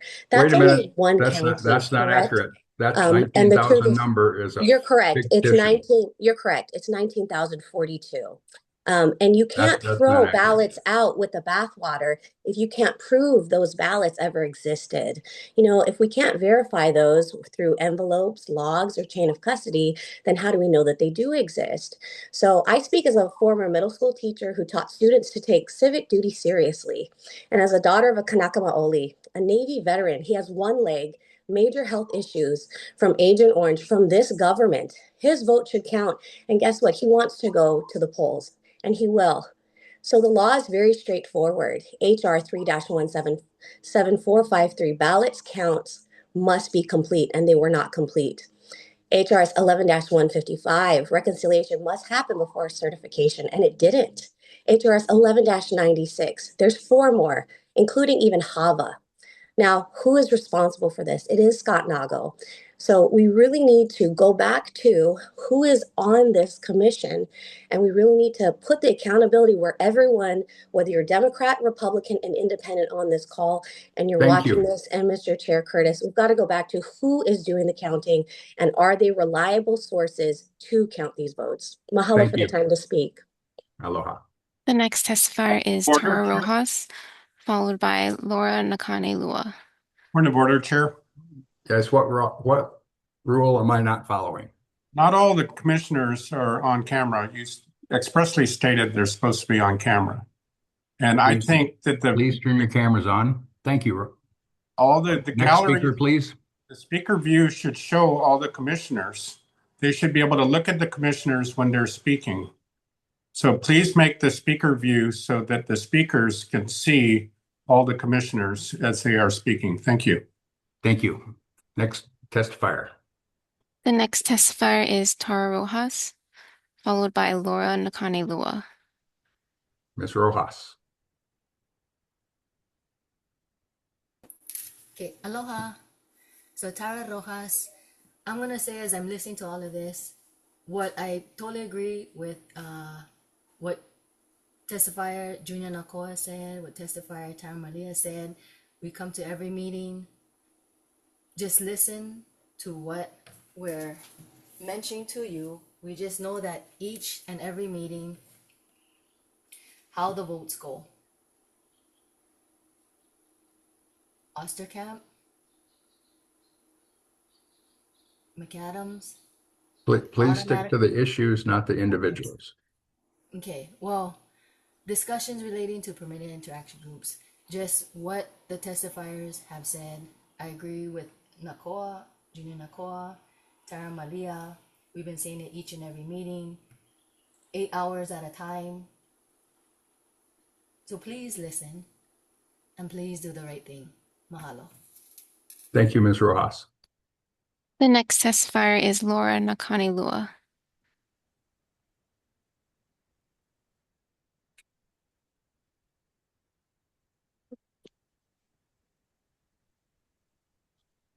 Laura, you're up.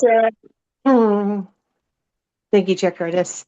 My name is Laura Nakane Lua. I am the National Committee Woman with the Hawaii Republican Party. And a couple of things that I'm so grateful that everybody is present and making their views known and bringing about facts surrounding in-person voting. Sorry, I wasn't expected to be called so soon. What I did want to make known is that the Hawaii Republican Party sued Scott Nagle and the Elections Commission some time ago for not following the law as it pertains to auditing. Which agenda item are you addressing, Laura? Well, I would like to see in-person voting as well. So that would be 4B. Okay. 4B, yes, sir. Thank you. My concern is, as many previous testifiers have mentioned, they'd like to see these issues addressed at the commission, but the commission has been showing themselves to be unwilling to either recommend the changes that the commissioners are proposing to the legislature or addressing the questions that are raised by testifiers or the commissioners themselves. I see consistent refusal to engage and address. I'm very happy over the recent pigs being stood up. That's been very, very helpful. But there continues to be, and now it seems with the new members, new commissioners that have come on board, that some of them seem to be politically motivated We're to talking stand about against. issues, not individuals. Well, yeah, just generic or generally speaking, Chair Curtis, I think that there seems to be a block, a voting block against the changes that many, many people are supporting. I think that you will find that voter turnout has lessened under our mail-in system. The mail-in system was put in place well before COVID by our legislature, which is predominantly by far Democrat controlled. And the fact is that if you want to be able to rest assured that your ballot is being counted accurately, in-person paper ballots are the way to go. There's no doubt about that. And the fact that Scott Nago has historically not followed the law, in the 2023 case, I think it was, he was in court declared by the judge, identified as not following the law. He admitted to that in court. Which pig are you referring to? I'm just talking about in-person ballots and the importance of having confidence that our ballots count. When the chief elections officer refuses to follow the law, that engenders and creates a whole lot of concern over the validity of the count. And of course, these 16,000 plus missing ballots does They're not not help. missing So ballots. That's a fiction. the But go difference ahead. in count indicates that suddenly you're right. It's the chain of custody that's missing, Chair Curtis. It's the chain of custody that proves where they came There's not from. So missing no one ballots. really understands why the counts differ so greatly. So the RNC has issued a demand for records of the state of Hawaii, right? The Office of Elections. They've refused to do that. So we do have another complaint, and the RNC, I think the hearing. Laura. The next Next speaker. testifier is Point of Propel order, Chair. Positive Change. Point of order, Chair. Yes, sir. You just told Dylan you couldn't talk to the commission, the speakers. You couldn't and have a people discussion. are having their time, and you're arguing with the speakers. Let them have their time. They feel that Overruled. there's Next 19,000 ballots unaccounted for. Let There's them not speak. 19,000 ballots unaccounted for. That's a fiction. Anybody that perpetuates that 19,000 number is either ignorant or intentionally deceitful or both. We'll have the next speaker, please. The next testifier is Propel Positive Change.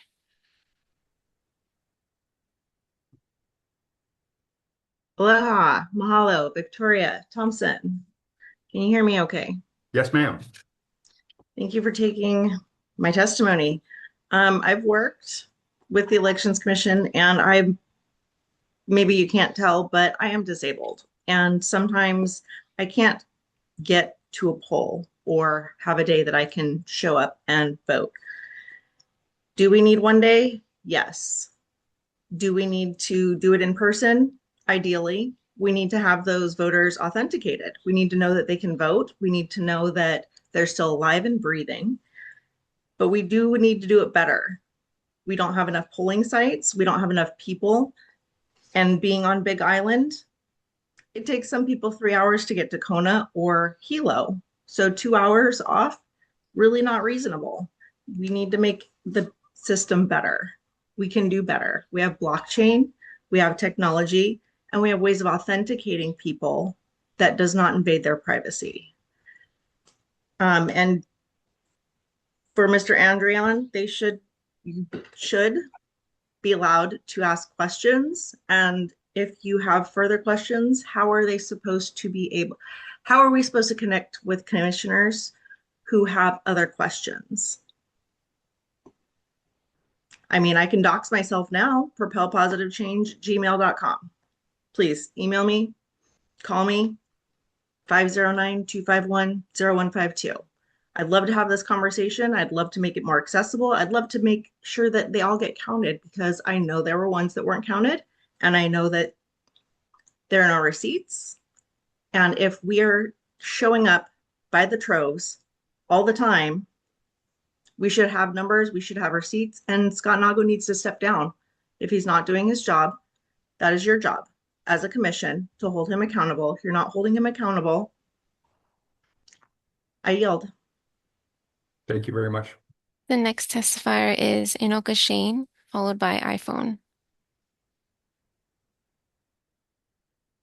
Can you hear me? Yes. Good morning. Good morning.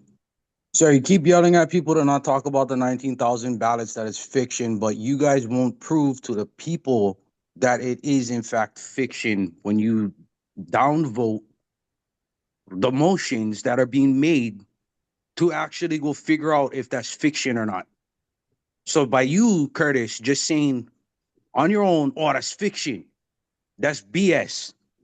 Go figure out if it's really fiction or not and bring the receipts to the people, because as public interest obviously requires, all of you guys, not all of you guys, but most of you guys are not doing your damn job. All you're doing is creating in process walls. You're gatekeeping right now. It's very obvious. And this needs to stop.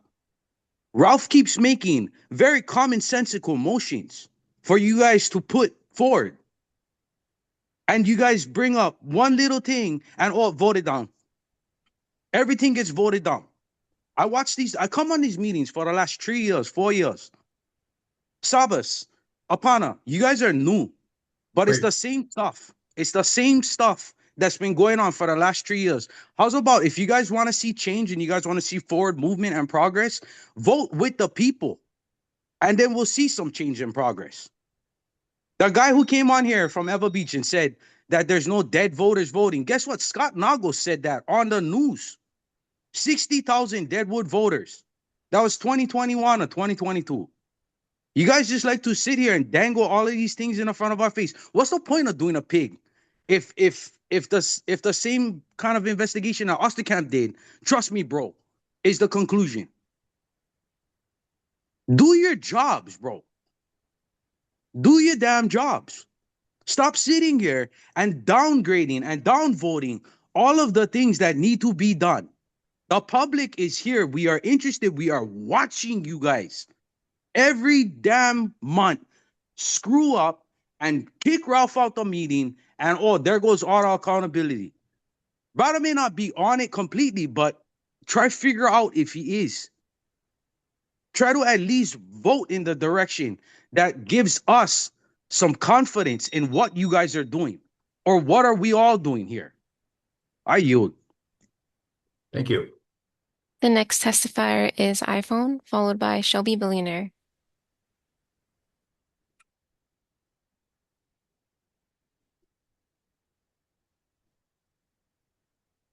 You almost had it.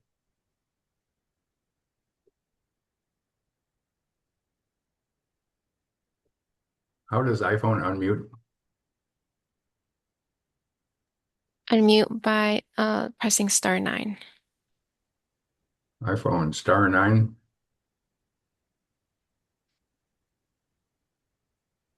Sorry, can't hear you. iPhone going once. iPhone going twice. Next. The next testifier is Shelby Billionaire, followed by Megan Ganser.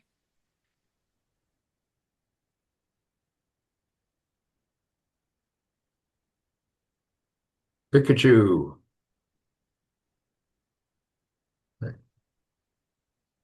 Can't hear you.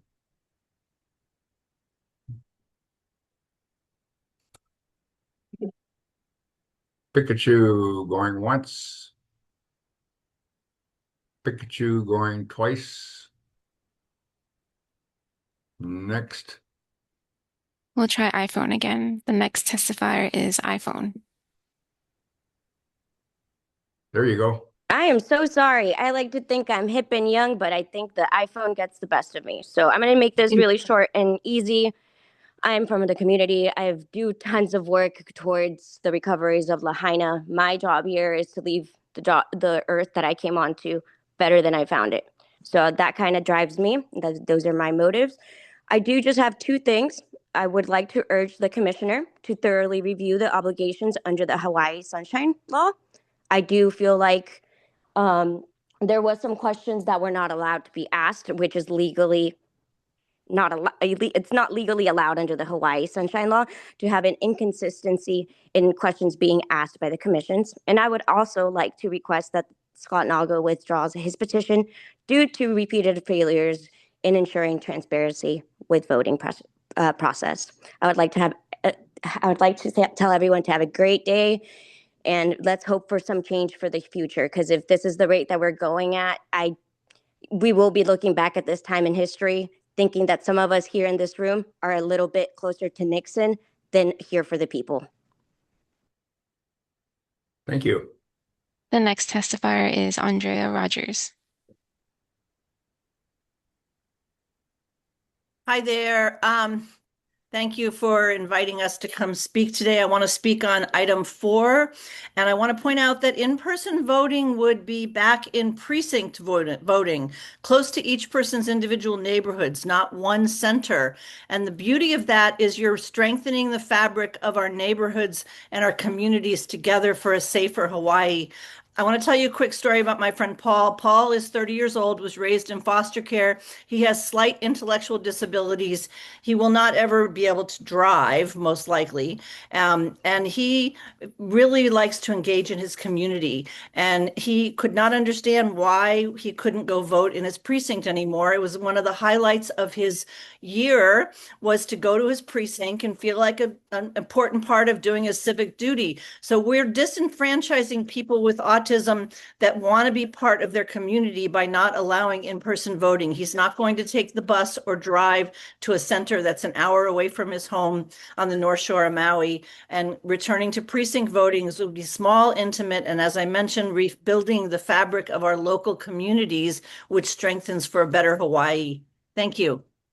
Thank you. The next testifier is Shelby Billionaire. If we can hear him, Pikachu, you're on. There you go. We can almost hear you. Can you hear me? Am I on? Yes, sir. Yep, you're on. Oh, great. Thank you, Chair Curtis. Sorry, I was in the city council meeting to address these issues. I know we got the agenda item here for the pig. And so I do want to support Commissioner Adrian and like the fiery testimony you said. But I feel like they're doing this on purpose because we got half of the team here on the Office of Elections Commission.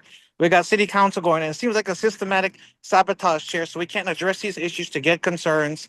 And I do know Carl Rhodes, and he might seem like the Gestapo in order to address the other issues regarding to going to mail-in, turn-in voting versus the mail-in, because it's like 90% when you check the stats.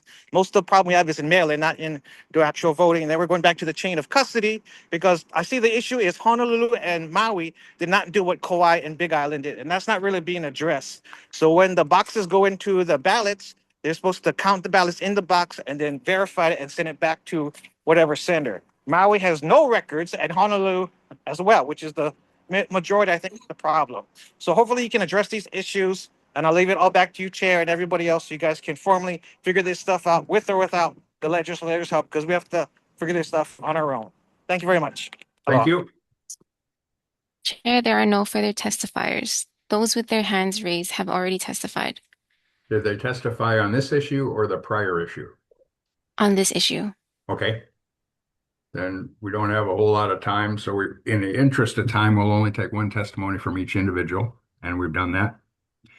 So I would open the item 4A to any commissioners. If you have any, Lindsay, what's the scoops on the audit?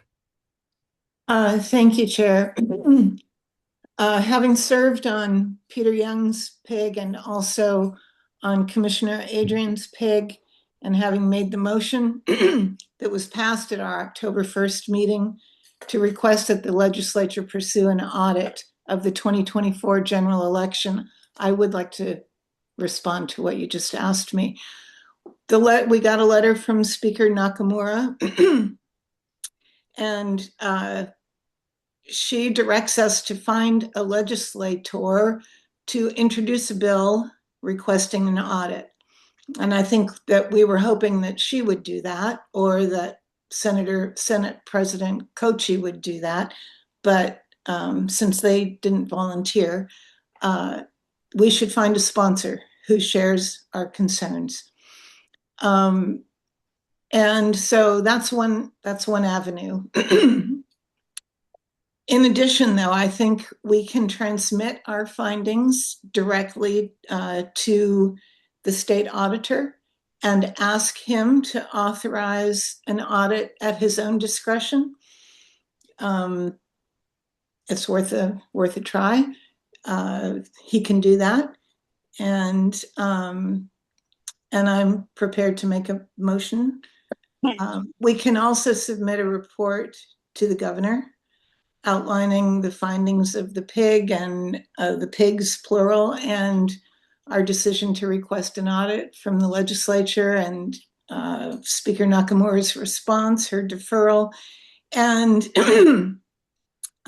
we are allowed to communicate directly with the governor, so we could send him a report and ask him to conduct, or his executive branch to conduct a review and maybe engage with us on these concerns. So there's ways that we can proceed. I would hate to see us give up on the idea of having an audit of the 2024 general election. I think we can pursue maybe all three options at the same time.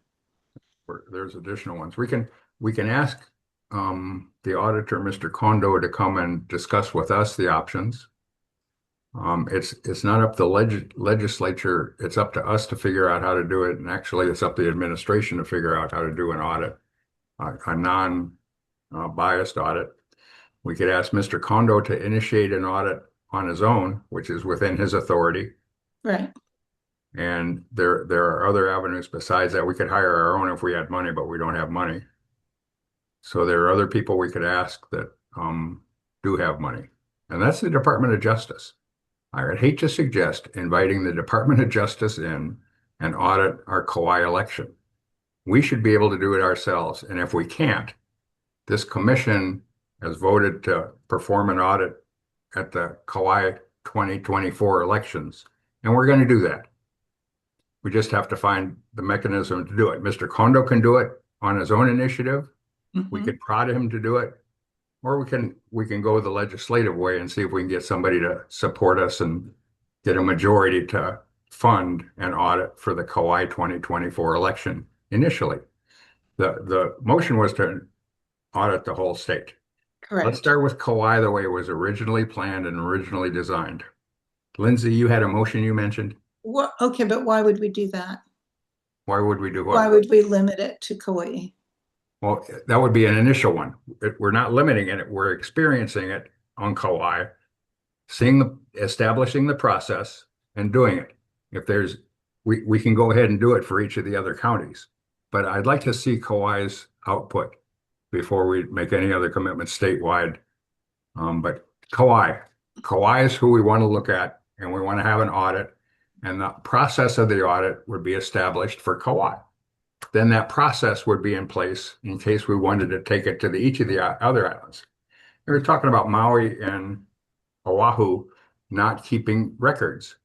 That's not particularly true. It's just that those records were not reported to the PIG.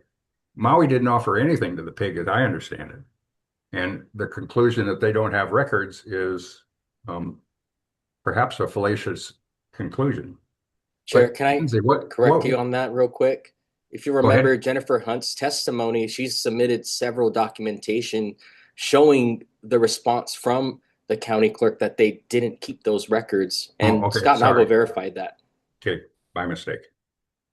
Lindsay, what motion did you want to make? I have a point of information. Yes, please, Ms. Papalimu. I don't know how we got to the audit all of a sudden. I thought we were going to have discussion on and be able to talk to some of the people that spoke earlier, because I still have some questions about some of that.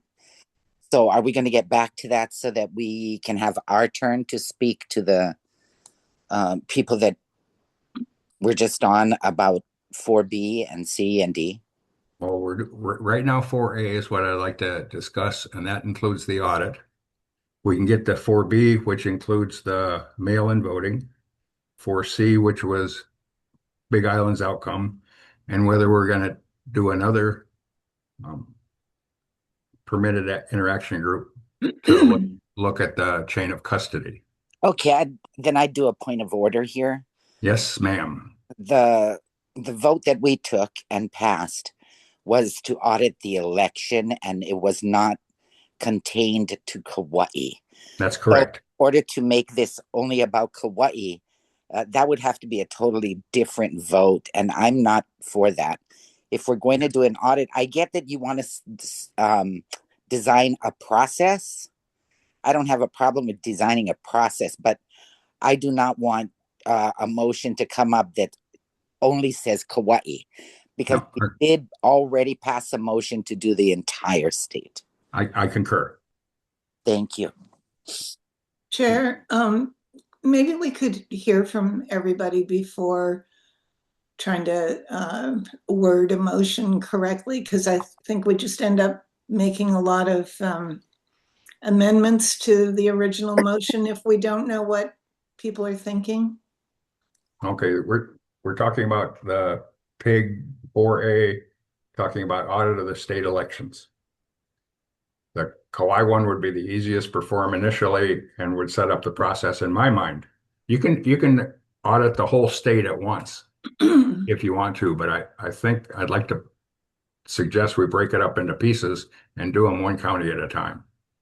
Yes, Chair, I'd like to be recognized. Yes, sir, Ralph.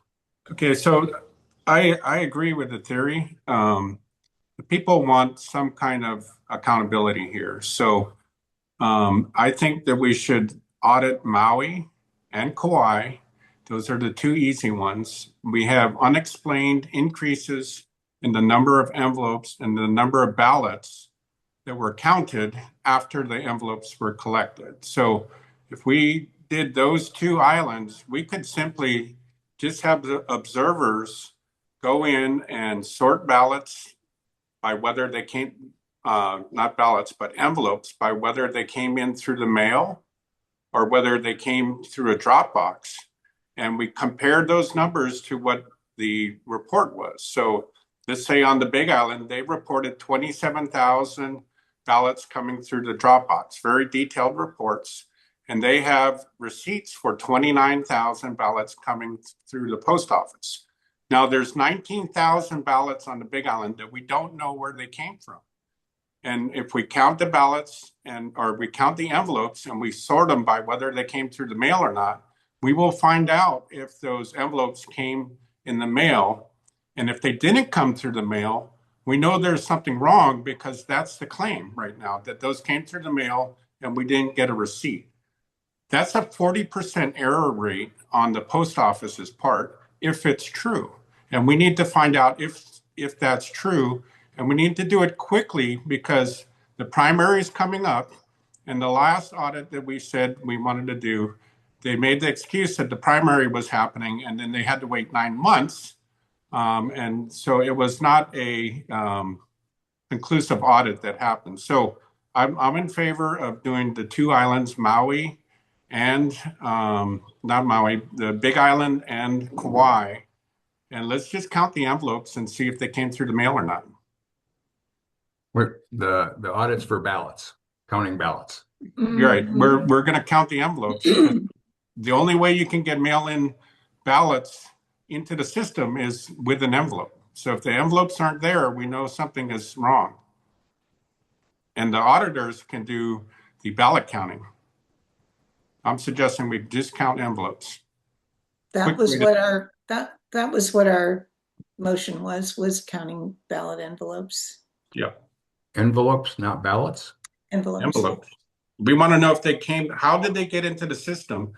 If they didn't come through the mail and if they didn't come through drop boxes, how did they get in there? That's what we're trying to find out. You're alleging ballot discrepancies rather than envelope discrepancies. No, I'm alleging. You're going to look at envelope discrepancies, not ballot discrepancies? The Big Island collected 57,000 envelopes. The state reported counting 76,000 ballots. That's not possible. There's no legal mechanism for the number of ballots to increase over the number of envelopes collected. So we need to get to the bottom of that simple issue. How many actual envelopes were collected and where did they come from? If they didn't come through the mail like they claimed, then somebody stuffed them illegally. And that's what the public wants us to find out. So it would be a simple, we can have observers from both parties, the press there, lots of cameras, and we count the envelopes. It's not going to take long. We're counting individual envelopes, seeing if they came in the mail or not. We're not counting anything. An independent auditor is what we've authorized. And Lindsay had some ideas on that. Yeah. Independent auditor. No, the state auditor is what I was. Okay, I so was the talking state about the auditor state was who auditor. she was looking to pursue. Ms. Papalimo, you had some comment? Well, I was just going to make a correction because Ralph said Maui, and I was like, no, it's the Big Island. Yeah, I misspoke. Sorry. That's okay. I caught you. So let's ask the state auditor to come in and just count envelopes. That's a quick thing that he could do and sort those into whether or not they came through the mail. And we need to establish, because we're being told we have to do mail-in voting under Act whatever was, we need to establish how these ballots got put into the system. We don't have a record of how they got in. Okay. And that I say we ask the auditor to do that and make a motion to have the auditor count the envelopes for Kauai and the Big Island to get started. Lindsay, did you have something? Was it? No, I really want to hear what everybody's thinking. I'm happy to make a motion. I'm ready to do it, but I think. Okay, let's, and anybody, Okay. any other commissioner care to offer their perception on this issue? Yeah, I'm willing to say I would support this to go in with observers, the auditor with observers to count the ballots or the envelopes for the Big Island. Start where the difference is so huge. And we do have a letter from the county clerk saying there are no more receipts, that he's turned over everything that he had. So we know that we are in possession of all that the county clerk had. And so that's helpful. And I say, do one island. You want to do one island? Do the Big Island. That's a huge discrepancy. And so I think it's a bigger discrepancy than Kauai. And almost 25% of our votes on the Big Island. And so I would say, let's do it. Let's devise a process and use the Big Island first. Other comments? Jeffrey? Yeah, Chair, as you stated, this is fiction. We're trying to create a circus. The comment was, let's get the press there, lots of cameras. So again, the idea is to create a big spectacle and create additional concern by the public about the voting process. Try to convince people that it's illegitimate. This commission should not be in the business of trying to tell voters that elections are illegitimate. We all know at some level that this whole 19,000 vote supposed discrepancy is complete fiction. And we're going to see that. It continues to be repeated over and over and over without any evidence whatsoever. It's repeated as fact. It's a sad statement that this commission is going down that rabbit hole to any extent, and we should not be doing it. Thank you. Dylan, you had something? No, Chair, I was just going to say quickly that I'm ready for the motion and I support the audit for the state. I thought we had already discussed this and we this have, into action. So how to accomplish it. Ready for the vote. So Lindsay, you had a motion? Okay. And just want to say this has nothing to do with creating a spectacle. It's just asking the state auditor to conduct an audit. But I'm not clear, Chair, about what do we want, which island, the whole state. We could say the state and leave it up to the auditor who knows his business to determine if he wants to do it in stages or what. Let's just do the Big Island. Even if he was willing to do it. We need an auditor willing to count ballots. I understand, and everything is super timely, and that may not work at all. But so let's just do the Big Island, and that keeps it simple. And so Lindsay, your motion. I'll make a motion. Lindsay Lindsay has the floor. Okay, all right. I'm just trying to sort out how, if we should limit it or what. Okay, I guess the Big Island then. So that is which pig is that then? We're still on number one, and we're still No, on. I know. Oh, okay. All right, I'll just think as I go. I move that the Elections Commission transmit the findings of the 2025 permitted interaction groups and the Commission's October 1st, 2025 audit motion to the state auditor and to ask that he conduct an audit of the 2024 general election as soon as possible. That's my motion. Is there a second? Second. Okay, that was not limited to a specific county. That was for the whole state. And we're going to ask the state auditor, Kondo, to perform this audit. Any other discussion? Mr. Chair. Yes, sir, Mr. Apana.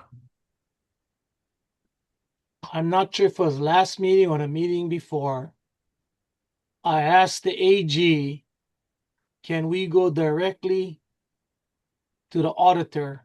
And the answer was no. But today we can. Is that what I'm hearing? Mr. Ching? So I can't speak to, I'm sorry, this is the question whether or not you can request the auditor directly. Yes.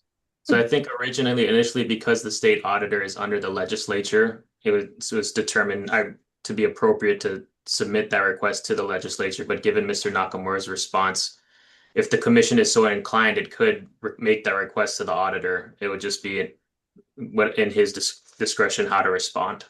And the auditor has that discretion. There other discussion, Mr. Apana?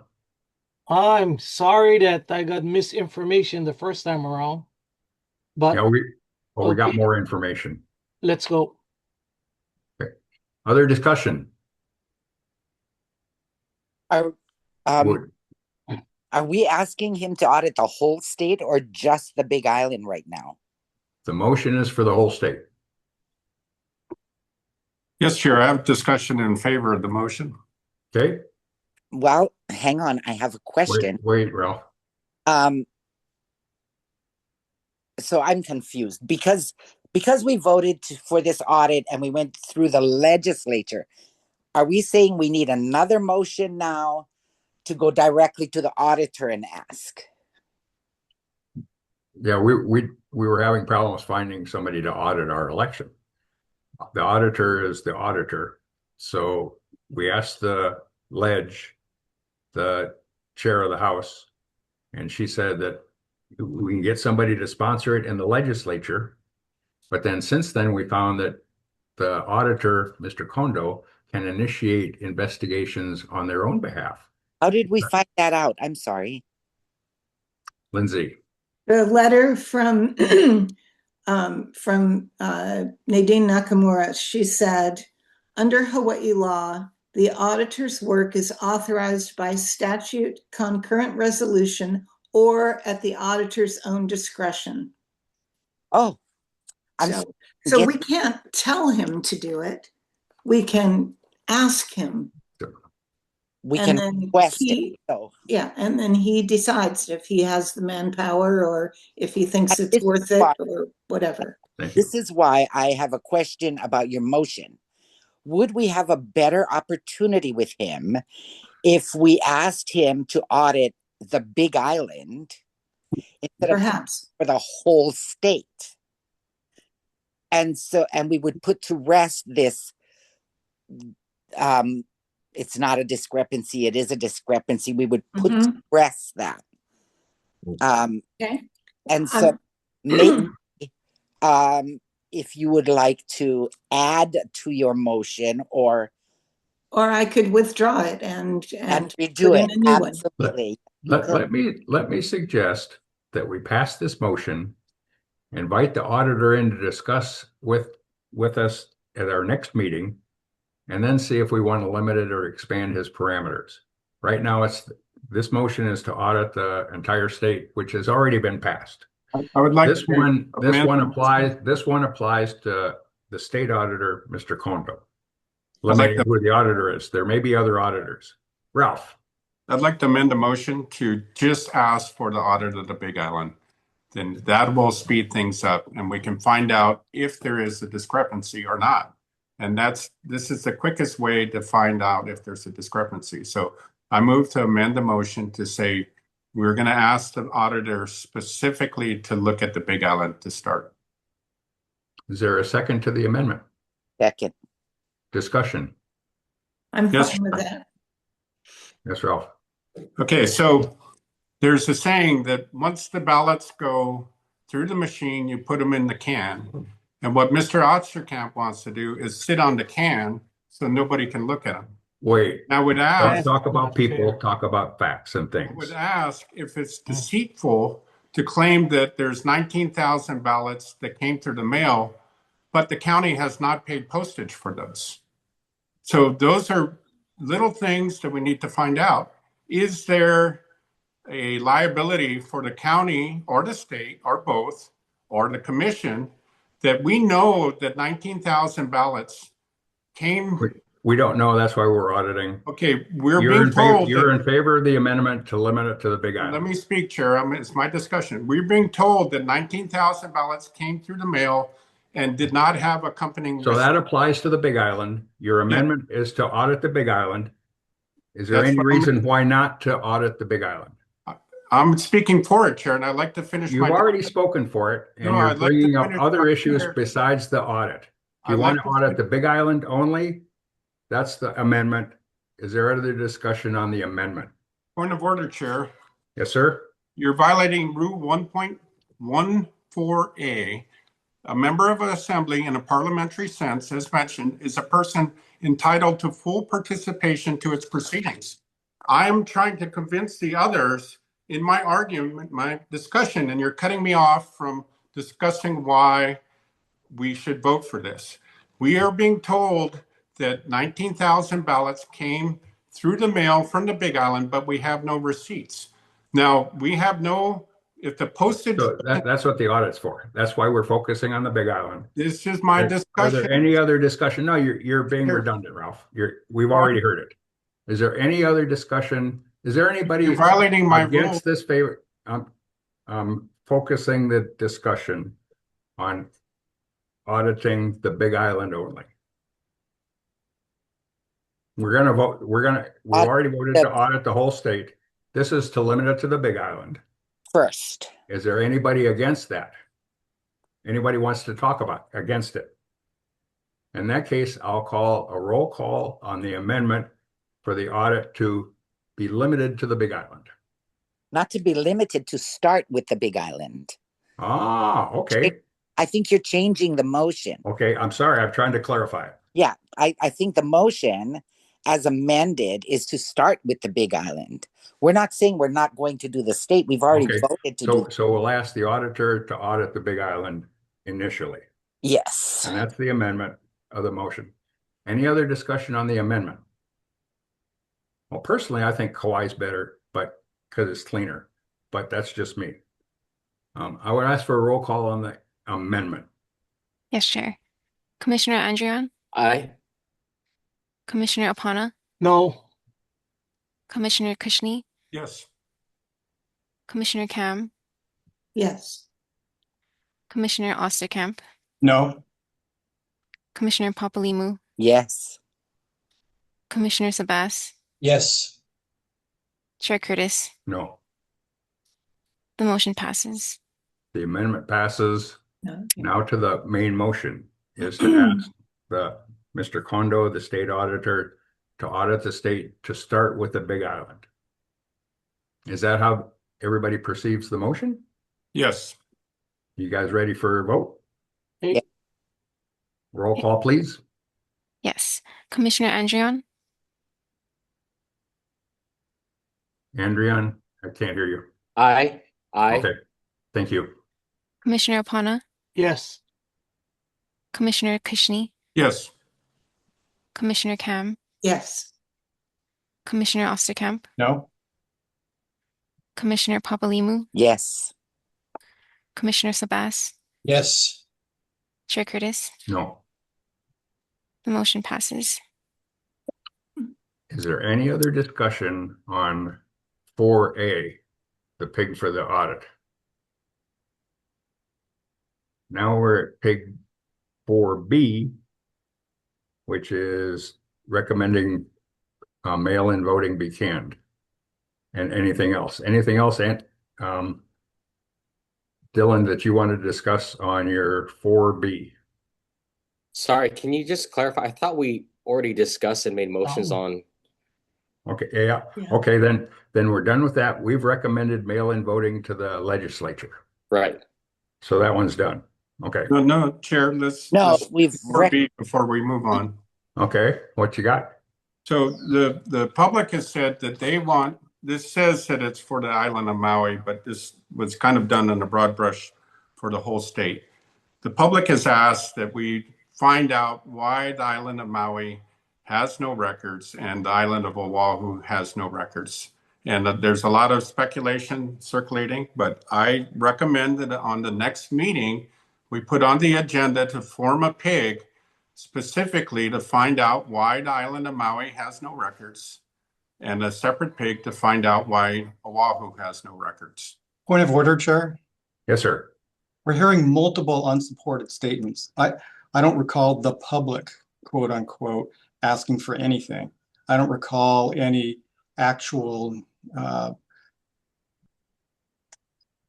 clear statements that there are no records as these statements are being made. And the problem is that these statements are going to work their way into the records of these meetings. And we're all going to look like fools for agreeing that these things are in fact true statements. I believe Commissioner Adrian said he received a letter from the Maui County Clerk that they have no records. So that's not a fallacy. It doesn't mean that they don't exist. It means. Well, why would they say they don't have any? Wait. If Discussion addressing the chair, Dylan. Thank you, Chair. I just wanted to clarify, that's actually public testimony and a paper trail email that was submitted to this entire commission over a year ago, and then repeatedly by Jennifer Hunt.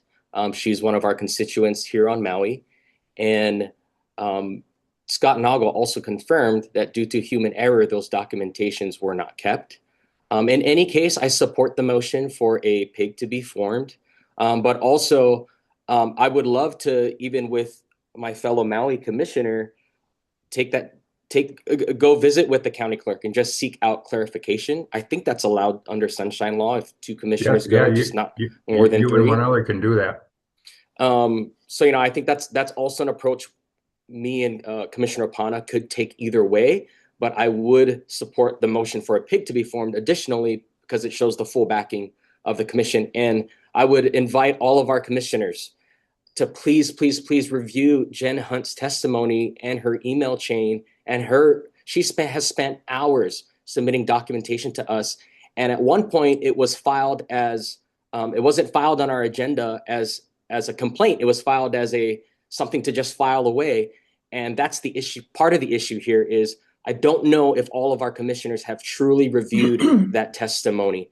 And if it makes sense, I would even invite Jen Hunt, who's on this call, into this conversation right now, so she could even express that to you here on the call. But that's all I have to say for this. Thank you, Chair. Thank you. So is a motion to consider a PIG for Maui and Oahu chain of custodies? Was there a second? I haven't heard a formal motion in the first place. It was recommended by Ralph that we do a Maui and a Oahu PIG for chain of custody documentation. So this is now item 4D, right? This is 4B. But Ralph's recommending that we form another PIG that would be initiated at the next meeting, similar to item D here. But item D here is the county clerk's chain of custody. So So that would, cover it. that would be, that would be an umbrella over what's suggested in this discussion. So can I suggest that we take up that motion at item D, since it's basically the same Certainly can. thing? I'd be happy to do that. So are we done with B? I'm sorry, Lindsay, go ahead. My understanding about 4D was that it was about trying to establish procedures for the future, that it's not about looking at what happened at the last election. I thought that it was going to be about best practices. I'm just asking that question. Is that true? Let's wait till we get there. Oh, I thought you were going there right now. Sorry. I have a motion. I was asking if we were done with 4B. No, Chair, I have a motion. Okay. Okay, I move that the Elections Commission refer all three PIG reports to the United States Department of Justice and formally request federal investigation into possible mail fraud and related can't say the word, in the handling of ballots envelopes during the 2024 election. Is there a second? Second. So yes, So I'd like to discuss this. Please. So this motion is necessary because the Hawaii is a mandatory vote by mail state under Act 36. When the entire election relies on the mail, the integrity of mail tracking becomes the foundation of the system. Yet all three PIG reports found the same failure: inconsistent or missing United States Postal Service records, unexplained increases in envelope counts, and the absence of required chain of custody logs. On Hawaii Island alone, over 19,000 ballots were counted without matching USPS receipts. When mail-in vote is required, these gaps are not minor. They raise the possibility of serious I can't say the word, including mail fraud. This is why we must refer all three PIG reports to the United States Department of Justice for an independent investigation. Thank you. That was seconded by me. Lindsay. Other discussion? Chair, Yep. is that what you were talking about before? The That was a Attorney General? possibility, yes. Okay. But we're running out of all other avenues of trying to get audited. Right. We could bump it up a notch. Other discussion? Take a roll call, please. Commissioner Andrian, Aye. Commissioner Opana, No. Commissioner Kushney, Yes. Commissioner Cam, Yes. Commissioner Osterkamp, No. Commissioner Papalimu, Yes. Commissioner Sabas, No. Chair Curtis. Go. The motion does not pass. Okay. Now let's get to 4C. Mr. Chair, Mr. Chair, is Osterkamp. it my understanding we're filing 4B? 4B, we're doing a statewide audit asking, wait, yeah, 4B, we're filing that. That's, Do you need a vote for that? no, we're done. Unless, only a positive vote. We don't need a negative vote. I don't understand. So we have an audit for the state, starting with the Big Island initially from the state auditor Kondo. We have a request in, yes. Yeah. That was a motion to request. Yeah. He can Yeah, still come back and say no. Yeah, we can't require. Right. The Chair, I move to send a letter to the governor to request an audit. Wait. Wait a second. Was there a motion or was there not a motion about forming a PIG to look into Maui and Honolulu? Was Not there yet. Oahu? No. Okay. We just talked about it, but nobody made a motion. Is that correct? So the Right, motion we're waiting was for 4D. The motion was for the whole state for the audit. No, this PIG. was about forming a PIG we were talking about at 4B, forming a PIG to look into Chain of custody. on Oahu and Maui, right? Yeah. Okay. But they didn't go anywhere. Could you Well, make the motion? That's what item 4D is No, that's a different thing. satisfying that motion. No, We're talking about 4D. No, that's different. No, 4D is a SOP motion. What is it? FLP? What is that? Standard operating procedures. Oh, SOP. Okay. Yeah, it's trying to have the commission do Scott Nago's job, which I'm not a fan of. It's his job to have standard operating procedures for counties and state. Yeah, and he does. Yeah. And he does it. Yeah. Coming. So we voted down a couple motions. What motion did we pass that motion about Maui and Oahu? Nobody made a motion. We Okay. only talked about it. Okay, Dylan. Yeah, Chair, real quick. In the near future, are we able to take a recess just for a quick relief break, please? You know, let's finish item 4C. Good. 4B, I'm sorry, Mr. Sabas? Yes, Mr. Chairman, I believe as part of our discussion on having the auditor involved, that you also mentioned that we include him in our next meeting possibly. Would like to invite him here to Yeah, have a I think discussion that'd be with a him. good about- idea to explain to us, what options we have that he sees that's available and the timing. I think the timing is important for us to know Sure. too. So can we add that to our next meeting agenda, please? Yes, we'll invite Mr. Kondo to consider our options. Thank you. Any other discussion on item 4B? Yes, Chair. I'd like to make a motion to form a PIG to investigate why Maui has no chain of custody records. Second Second. discussion? Chair, I just want to clarify, even if I hope this would pass, but even if it doesn't, what I had said earlier, the opportunity for me and Commissioner Pana to seek clarity with the county clerk on our own would be okay, correct? Yes, that'd be legal unless there's a third commissioner with you. Right. While I'm supportive of this motion, thank you. So, but does it involve a pig or does this motion is for a pig, yeah? Yes. Any other discussion?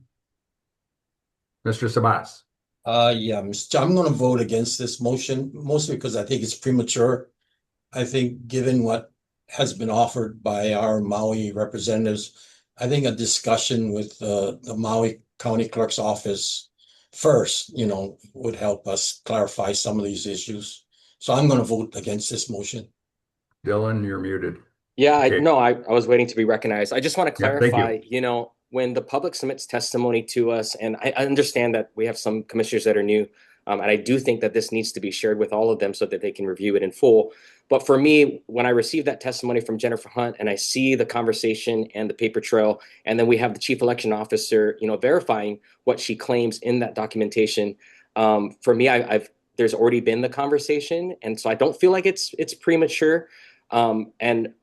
Again, I'm in support of the motion because for this to be formed, it shows the full backing of the commission. And I can understand commissioners' reservations who might feel it's premature because they haven't, digested all of this just yet. But I would just encourage you, I've been on our commission since 2022, I think. And this has been something that has been constantly said and constantly looked at. And I'm ready to move forward with it. So again, whether this passes or not, Commissioner Pana, I would love the opportunity to seek clarity with the county clerk alongside of you. Thank you so much. Ralph. Yes, Chair. So I sent a UIPA request asking for all the documentation that complied with HAR 3-177453 to the County of Maui. They sent a reply that they had none. They did not say that they were withholding information. They just said they don't keep the records. On top of that, Jennifer Hunt's testimony, and then on top of that, Scott Nago in his March 17th letter to the commission admitted that Maui had no records. And now we just acknowledged that they had no records in the PIG report. We need to find out why they have no records.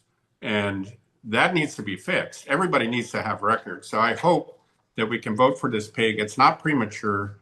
The evidence is out there. It's very clear they have no records. We need to find out the why to this. Thank you. Thank you. Mr. Apana. Chair, I'll be voting against the motion because I feel it's redundancy. We're going to take it up in 4D and I'll be supporting this. And at that point, I would like to tell Dylan that I had an opportunity to talk to the clerk and 3 former county clerks, and they're all willing to meet us. And I was going to let you know after 4D passes. Prior to that would be you'd That's have to awesome. go on. So That's just to let awesome. know Thank you what's so going much. on. Okay. Thank you. Other discussion? We have a roll call vote. Please restate the motion. Yes. The motion to form a PIG to investigate why County of Maui has no chain of custody records. Okay. Okay. And roll call. Commissioner Andrion, Aye. Aye. Commissioner Apana, No. Commissioner Kushney, Yes. Commissioner Kam, Yes. Commissioner Osterkamp, No. Commissioner Papalimu, I'm going to do yes with reservations, only because we know why they don't have any, because they're not made to have any. okay. Commissioner Sabas, No. Chair Curtis, No. the motion does not pass. Okay. So let's see, we're done with B. Now we're on C. Mr. Osterkamp's one. Any comments, criticisms, anything with Mr. Osterkamp's PIG report? I'd like to address that I had requested in the last meeting to have my name removed from the report. Understood. Thank And you. it has not yet been done. So is Ralph? that be done? Yeah, on Mr. Osterkamp's copy, your name will be deleted. And you can resubmit that. Thank Yes, you. Ralph. Just Chair, I have a question for the Deputy Attorney General. What's the question? So since more than 19,000 ballots were reported as received through the mail, yet no postage was Wait. That's you're getting into details that the AG can rule on laws. I'm asking a question to the specific. AG regarding Mr. Osterkamp. Don't say 19,000 though, because that's. But go ahead. Since there were more than 19,000 ballots reported as received through the mail, yet no postage was paid to the federal government. Point of order. No Chair, USPS that is a was false provided statement Ralph, that exists mischaracterizes to the document report. their delivery. It mischaracterizes the report. That is a false statement. This is a point of order, Ralph. He supersedes you. Mr. Chair. So what rule, Jeffrey, what rule am I not following?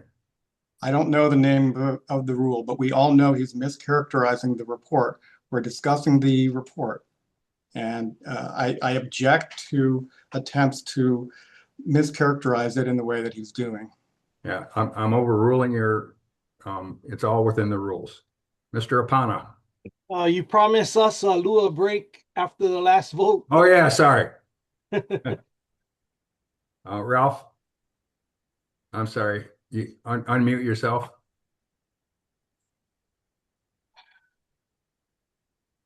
Could we unmute Ralph, please?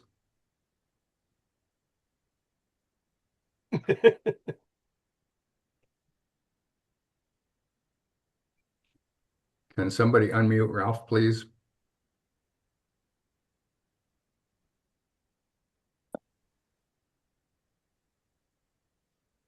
We need to listen to Ralph. Just take a break. Let's take a break. Let's take a 10-minute break. We'll come back. If I may, Mr. Curtis, for next testimony, I'd like to make sure that I don't break any rules, but I would like to address. Not now. Ralph, go ahead.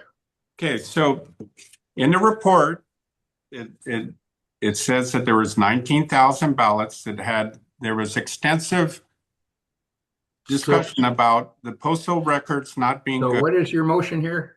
It's a question for the AG. So I'm asking. That's a question in the pigs, not for the AG. We'll move on to. Chair, I have a question for the AG. I'd like to ask if 19,000 specifically ask it. Don't give us background stuff. What's your question? If 19,000 ballots was received and postage was not paid, is there exposure for the counties and state? Is there liability under federal law for knowingly not paying postage on 19,000 ballots? Because we have no record. We'll take a 10-minute break and let the AG respond to that when we return. We'll be back at 5 minutes to 3. 5 minutes to 1. I'm sorry. 12:50. Could you put a 10-minute timer on and we'll take a break? Yes, we'll put the timer on. Thank you.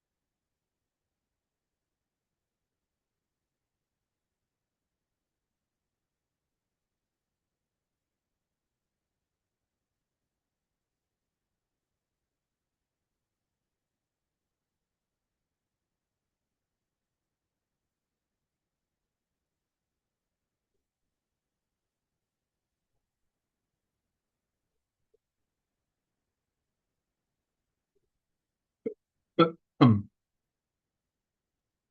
um, um.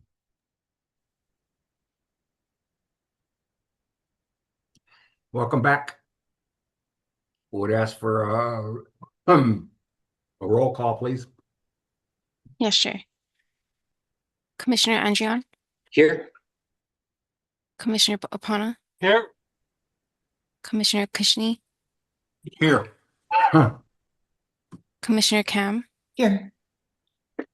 Commissioner Osterkamp, Here.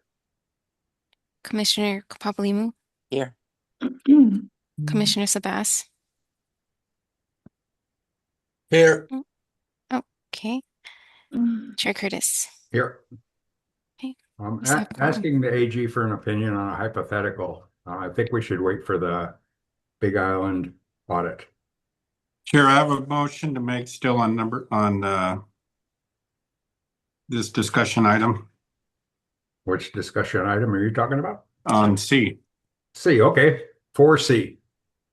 I move to ask the Deputy Attorney General that since more than 19,000 ballots were reported as received through the mail, yet no postage was paid to the federal government and no USPS business reply mail receipts exist to document their delivery, does knowingly certify those ballots without paying the required federal postage, expose the counties or the state to liability under federal law. This is a 40% discrepancy. That's my motion to ask the Attorney General this question. It's based on information that yet to be confirmed on the Big Island audit. It's a motion, Chair. You're using data. Yeah, I know. Okay. Is there a second to the motion? Second. Okay. We're just asking him for opinion, right? That's what the Asking motion. your opinion on a hypothetical. Well, no, based on the report. We'll get the audit report that'll clarify the 19,000 that you guys keep springing on us. But that's There's why not we're on 19,000 item C, ballot right? differential. Decisions on the pig report. I'm confused. Yeah, Yes, me Chair, too. I'd like to discuss this. It's a motion on the floor to state the motion again. I move to Ask the AG. Okay. Go ahead, Alf. Read the motion again. No, but just your support of it. Okay, so in Jeffrey Osterkamp's report, he went into detail about the mail BRM receipts not being accurate. And we're being told that 19,000 ballots came in the mail and we don't have receipts. And that doesn't mean that we didn't receive the ballots through the mail. It just means that we didn't get receipts. That's what his report said. And so I want to know from the Attorney General, is there liability for knowingly not paying postage if we're accepting those ballots as being received through the mail? We haven't paid postage on that. So is there liability for the state or the county? And I'll read the motion again if we're not clear on that. But the question is, we're saying they came through the mail. We haven't paid postage. Is there liability for that? So I vote that I hope that everybody votes to just ask his opinion if that's an issue or not. Thank you. Other discussion? Yeah, Chair. Yep. At some point, there has to be some sort of accountability for the statements that we make as commissioners. We all know that what Mr. Kushney said is blatantly false. The report did not say that the county did not pay for ballots, did not pay for the envelopes. It says that nowhere in the report. Other discussion? There's no second. There was, I think Dylan seconded it. Other Someone discussion? I'm sorry. Yes, I seconded it, but I just want to get clarity. We're talking about Commissioner Osterkamp's pig report, correct? I'll read the motion again. Yeah. Since more than Ralph will read the motion again. Since more than 19,000 ballots were reported as received through the mail, yet no postage was paid to the federal government and no USPS business reply mail receipts exist to document their delivery, Does knowingly certifying those ballots without paying the required federal postage expose the counties or the state to liability under federal law? It's over a 40% discrepancy. That's my question. I'm just saying, let's just ask this question to the AG and get his answer on this.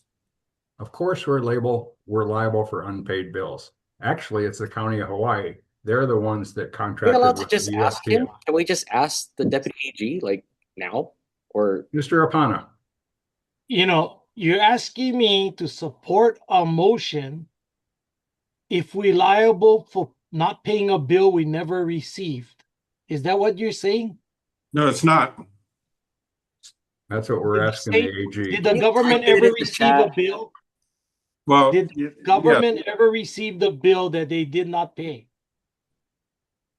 We're saying that we're being told that those ballots came through the post office. Wait.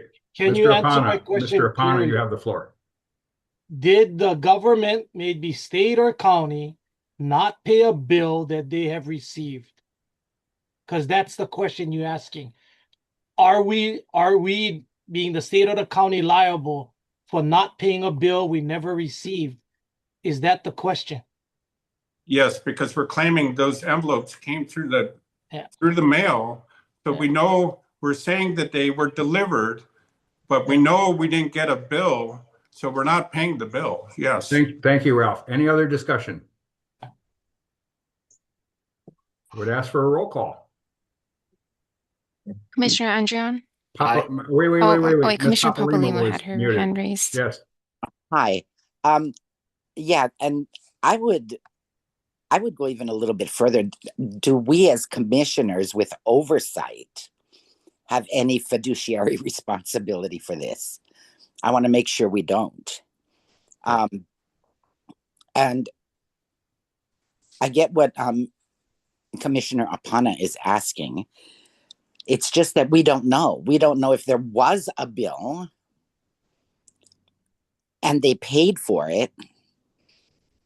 And if they paid for it, then why are there no receipts for them at the county clerk level? And I do know that the Postal Service has permission to go into that account and take that money out. And we don't even know if they did that. So yeah, I'm in support of this. I want to ask the question. So the motion is to ask the AG liability. Mr. Sabas. Yeah, Commissioner Andrian had a suggestion earlier. Why don't we just ask the AG right now? That's what I tried doing. We have a deputy AG here, don't we? The question is, are we liable for an unpaid bill? And if it's an unpaid bill, that's clear, we're liable. If we incurred that expense, but we didn't, it would have been the Big Island, and the Big Island audit will generate that. Well, the motion is to ask the Attorney General. Well, we've got a Deputy Attorney General here. Okay, you just Mr. ask Ching, him? are we liable for an unpaid bill that we're not aware of? Where is he? I can't make an informed decision or guidance on, based on a hypothetical question, like on the spot. If the commission wants to move to ask for written guidance that be given later, I believe that's the motion that's on the floor, then that can be made and you guys can vote on that. Thank you. Any other discussion? Take a roll call. Commissioner Andrion? Aye. Commissioner Apana? No. Commissioner Kushney? Yes. Commissioner Kam? You're If muted. you could unmute. Lindsay, you're Commissioner muted. Kam? Thumbs up or down? No. Thank you. Commissioner Osterkamp? No. Commissioner Papalimmu? Yeah, I want to know. Commissioner Sabas? Abstain. Chair Curtis? No. The motion does not pass. Okay. Now, moving on to Are we done with 4C? No, Mr. Chair. Oster? I got another motion. Okay, Okay, I move to send a letter from the Elections Commission to the USPS Inspector General asking them how many ballots were delivered to the County of Hawaii during the 2024 general election, broken out by how many ballots were returned by voters versus how many simply were undeliverable or returned to sender. is there a second? Second. So the motion was for a letter to the USPS to explain how many ballots were delivered on the Big Island. Yes, Chair, I have Correct. discussion. Go ahead. So we're talking about this discrepancy, and we established in the last meeting that no one has reached out to the post office. I think we should be prudent and send a letter to the Postmaster General and find out what their story is. And is their mail records unreliable? What happened? Let's get the Postal Service story on this. We can't sit here and talk about this and not contact the post office. That's completely irresponsible on our part not to reach out to the post office to find out what's going on. Thank you. Was there a second? Mm-hmm. Lindsay, okay. Lindsay, what do you have to offer, Lindsay? Yeah, I think it's a good question. And we've been, I guess, stonewalled by the post office up till now. Anyway, it seems like a simple, straightforward, fact-based question that they ought to be able to provide an answer for, and then that would maybe resolve things. Other discussion? Yes, Mr. Apana. You're muted. You're muted. You're still muted. Sorry. There you go. When I first came on the commission, this was the first one of the things you guys talked about in minutia. And I asked Commissioner Cushing, how did you get that number? And you told me I got it from the post office. And I said, okay. So you wanted to have an official record from the post office. So I supported you in asking them the numbers. Now we voted to have an auditor do this, but yet we're going to backdoor the auditor and try to get it ourselves. Is that what we're asking? No, we're not. We're trying to ask what's happening with the post office. And we're being told we got to do all mail-in voting. And we don't know why can't we contact the post office to find out what's happening with the postal records? It's not a backdoor. This is our main vendor for providing election services. We should be able to talk to him and find out why they don't have invoices or receipts for the ballots delivered. So this is a simple ask. It's not a backdoor. We also want to know if the envelopes are there or not from the auditor. So two things concurrently to get questions answered for the public. Thank you. I always thought we accepted the auditor so that it would be, they don't belong to any one side or the other, and they just would do an independent audit. And this is a question that they would ask and they would find out, and not so much us. We're trying to take ourselves out of this and just get the facts. I mean, that's what I thought the whole purpose of the audit was, to be neutral. Well, this is a request for an audit. Wait. One at a time, please. So I just a little bit can I read my motion again? Concerned about what we're trying to do. Okay. The motion we made for the audit for the Big Island, the auditor can still say no. Yeah. It's his prerogative. So if he says no, then it'll be a whole nother month for us to have to do this again, to go and ask directly to the post office. No one has done that. The pig report never went directly to the Inspector General post office.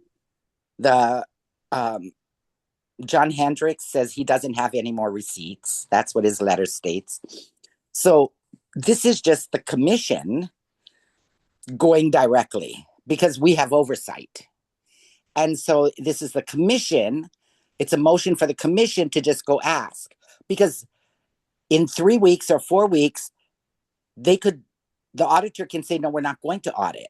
So at least that gives us information that we don't have. And so that's why I support this, even though we are requesting an audit. This would only help. This would only help if the auditor comes or doesn't come, right? Lindsay? Yeah, also, if the state auditor does agree, you know, it could be months from now that he gets around to it, and this would be helpful information if we could say, you know, we got this from the post office, and that would just be in the bin of information that he would have to get going. So I you. support this also. Somewhere along the line, I got the idea that the County of Hawaii was the contractor with the USPS that had authority to ask for information regarding their account. Correct. I don't think the USPS is allowed to offer us information on Lindsay's account or on the Big Island's account. I think the Big Island has to do that, and I think the Big Island clerk would have to do that to supply the auditor the information the auditor needs. I think the Big Island clerk would be that one that has to ask the USPS for those records. I don't think we have commercial standing or any kind of relationship with the USPS that allows us authority to pull information regarding somebody else's account. Well, that's what I got so far. Ask, any other opinion? Ms. Papalimo, yes. Can we ask Scott that? Because he was the one that said that even he wasn't on the account. Remember? And that's why he couldn't get information. Yep. And I said, well, generally, you always have two on these types of accounts because they're mixed money, federal and state. Mm-hmm. And so who's the other people that are on there that could have made the request? Because Mr. Hendricks did not make the request, right? And so this is why we are trying to do this. So can Scott answer that question? So what the chair said was correct. Only the person on the account can ask for that information, and the USPS will not give it out to somebody not on the account. And the County of Hawaii, it's their account, it's their business reply account. So only they could ask that question of the USPS. And would that be only John Hendricks, or if it's a county account, could the mayor? I'm not sure how their account is set up, but it's a County of Hawaii account. So the State of Hawaii Office of Elections could not ask because we are not an account. We're not part of that account. So the audit would generate that information. Ralph, you had something? Yeah, so how are we running an all mail-in voting system if we can't talk to the post office to find out delivery records? That's preposterous, and the public's watching this saying, how can you guys not talk to the post office? And in Scotty Anderson's letter, his supplemental letter to the legislature, he said we need to have the ballot tracking coordinated with the post office. So somebody's got to be doing this. And I can't believe, as oversight of the elections, we can't send a simple letter to the post office asking for what happened to the mail receipt. So I think we can send a letter. They can reply to it and say no. But I think we should send a letter. We should do something except for sitting on our hands and say we can't. Send a letter and let's just see what they respond. But we need to get some kind of an accountability going here. Thank you. Yes, Mr. Sabas. Yeah, like Mayor Apana said, we've only been on this commission for a couple of months, but you know, this issue has been going back and forth since then for a long time. And I agree. It's nothing, you know, I think I would vote for the motion. It wouldn't hurt to just ask. And they can respond saying, hey, you have no authority to ask us. It's the county, or they can ignore us or whatever. But at least it'll show from our side that this is an issue to this commission and we want a response. And if it happens to be where the state auditor will get more results than we would, then so be it. But I'll support the motion. Other discussion? Yes, Lindsay. I have a question about who would author the letter. Can Ralph write the letter? I think the Office of Elections could write it because it's all we're asking for are some receipts. No, I think it has to come from the commission. I think Ralph and the chair can put together a letter. All we're gonna do is ask for what are we gonna ask for, Ralph? We're gonna ask for the receipts for the mail postage that was delivered for the 2024 election. Okay, I can do that. If this passes. Would ask for a roll call? Okay. Commissioner Andrian, Aye. Commissioner Opana, No. Commissioner Kushney, Yes. Commissioner Kam, Yes. Commissioner Osterkamp, No. Commissioner Papalimu, Yes. Commissioner Sabas, Aye. Chair Curtis. No. The motion passes. Okay. So if you could send me the verbiage to ask for, Ralph, I'll put a letter together and send it to the U.S. Post Office. Who's that? The Attorney General? Not the Inspector General. Inspector General. Okay. Yeah, I have one more motion to make on C. Okay. Yeah, I move that the Elections Commission formally direct the Chief Elections Officer to produce the full ballot tracking logs from Hart InterCivic for all counties for the 2024 general election before the next meeting. Say that again? Yeah. I move that the Elections Commission formally direct the Chief Elections Officer to produce the full ballot tracking logs from Hart InterCivic for all counties during the 24 general election before the next meeting. Do I have a second? Second. Discussion. Yes, Chair. Yes.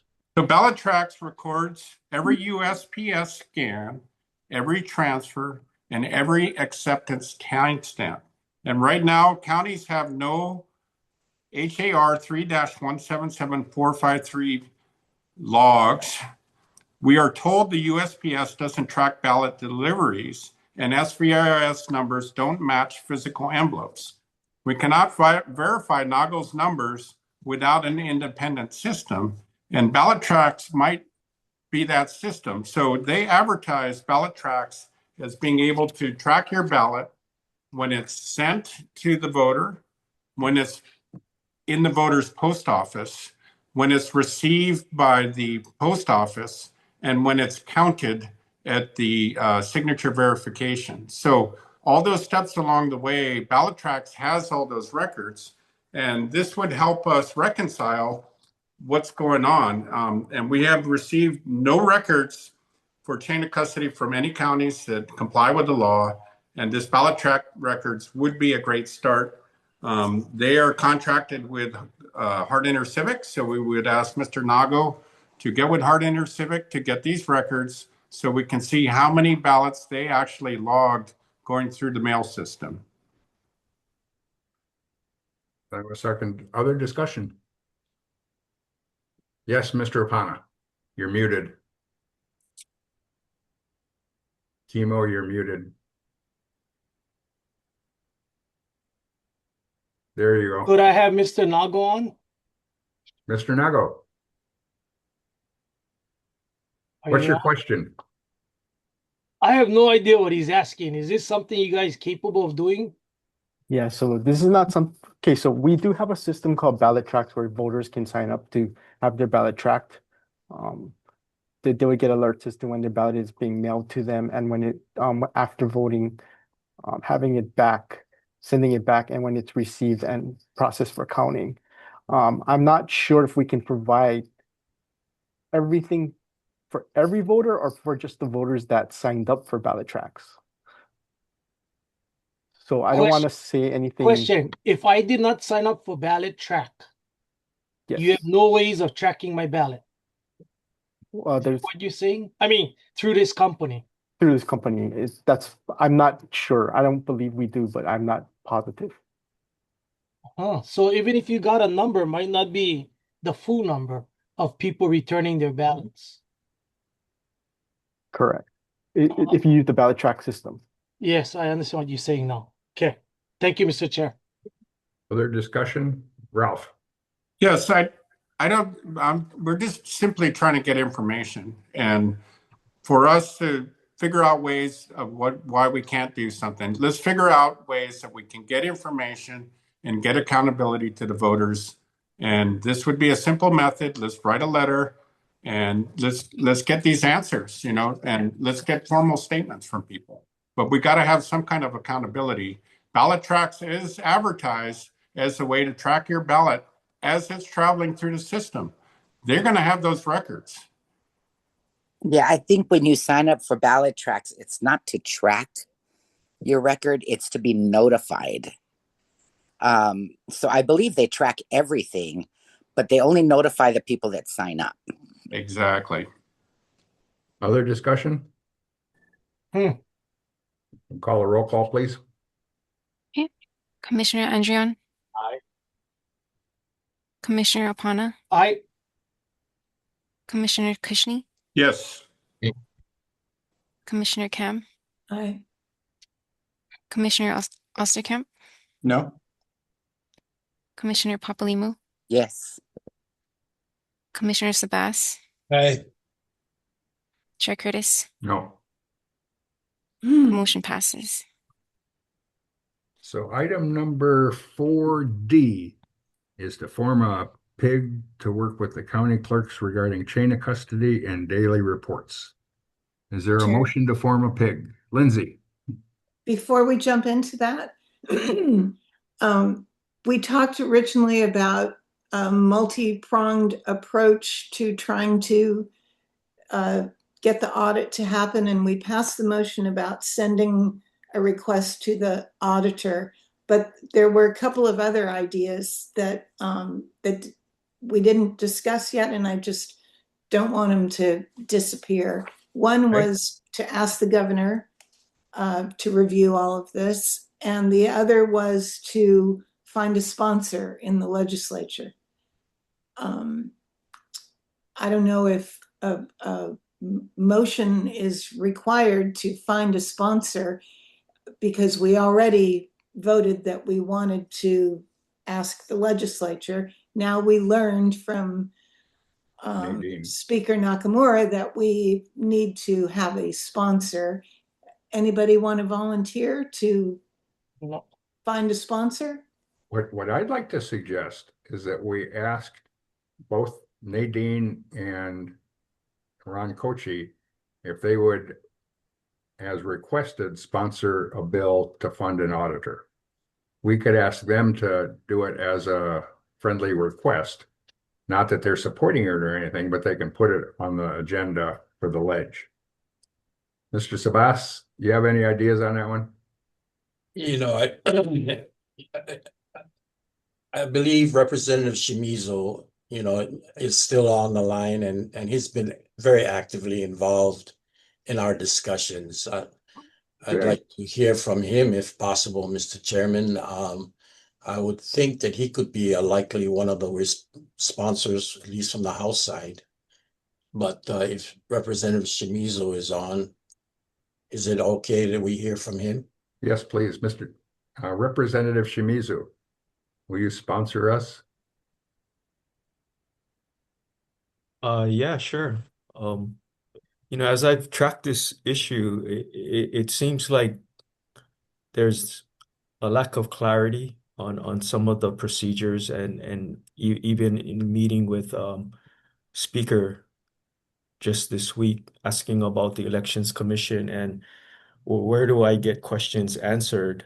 There is a lack of clarity, but specifically as far as sponsoring a legislation requesting the auditor to engage your motion, I would be happy to do that.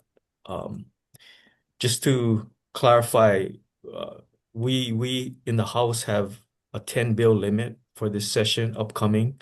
I have been working on bills, and I'm not sure where my limit is, but I would definitely want to make room for supporting the actions and desires of this commission. I would welcome any help or direction on the efficiency of this request.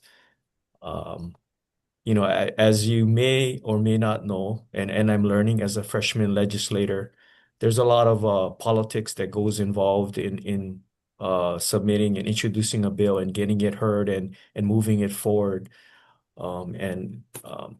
You know, there's a lot of effort that's put into a bill to effectually not only introduce it, but get it passed so that the governor signs it and it becomes you know, law to make it imperative to work upon.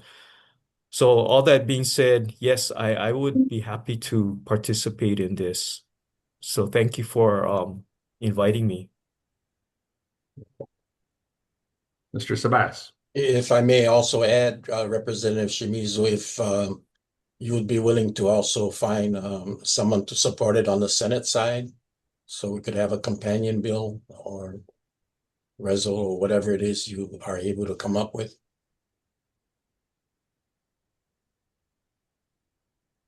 I would yeah, sure. I will do that.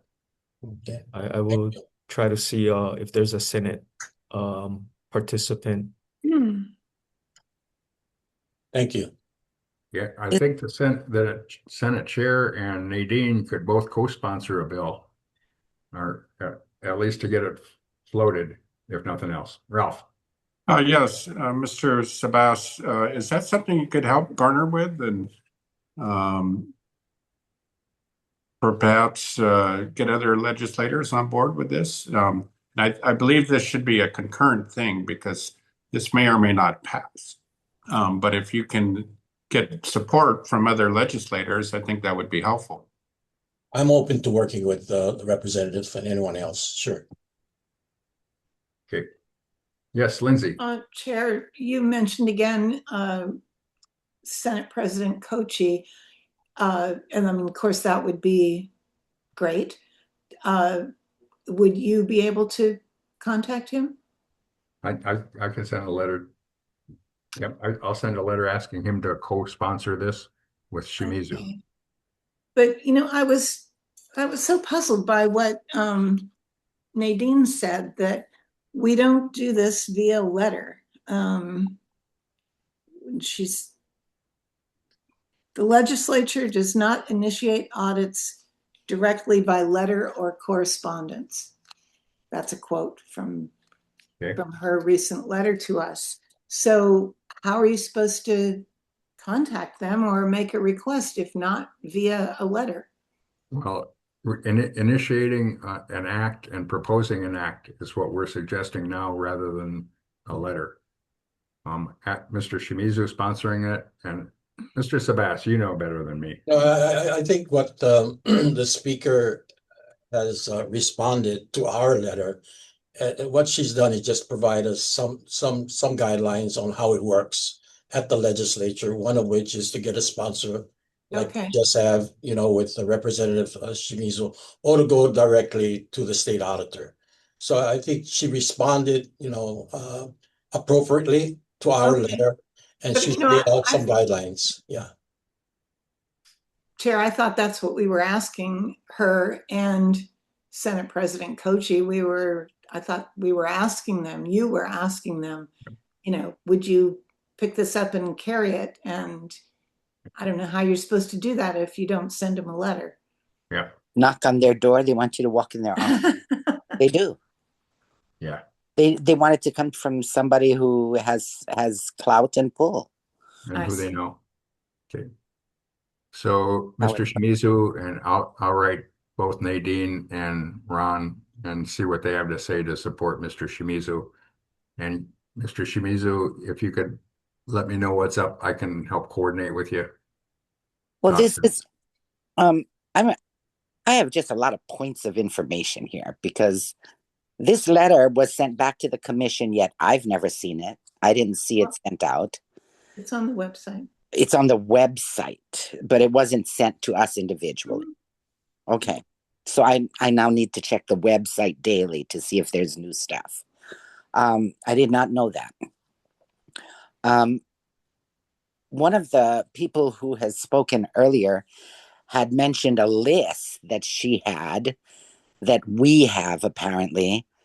And you had mentioned that you folks were working with some legislatures or for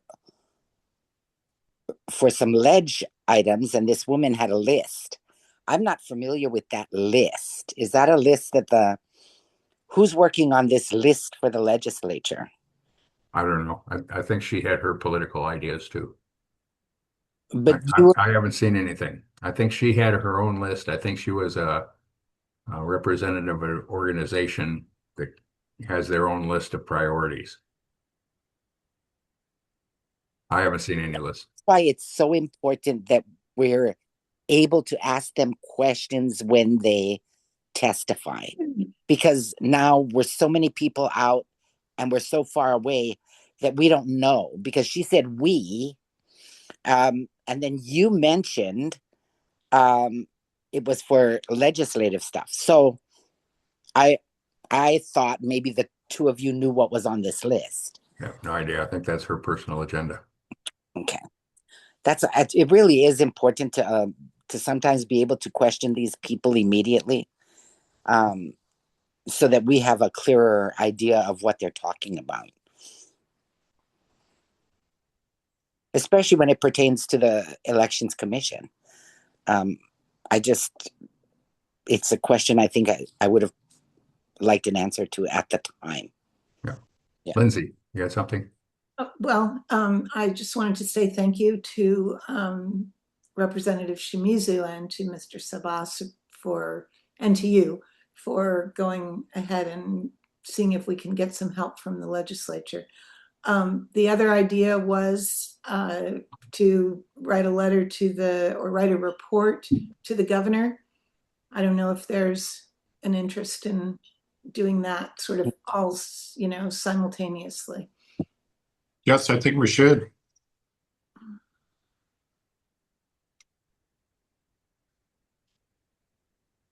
Okay. So, is there a motion on the floor? Okay, I'll make a motion.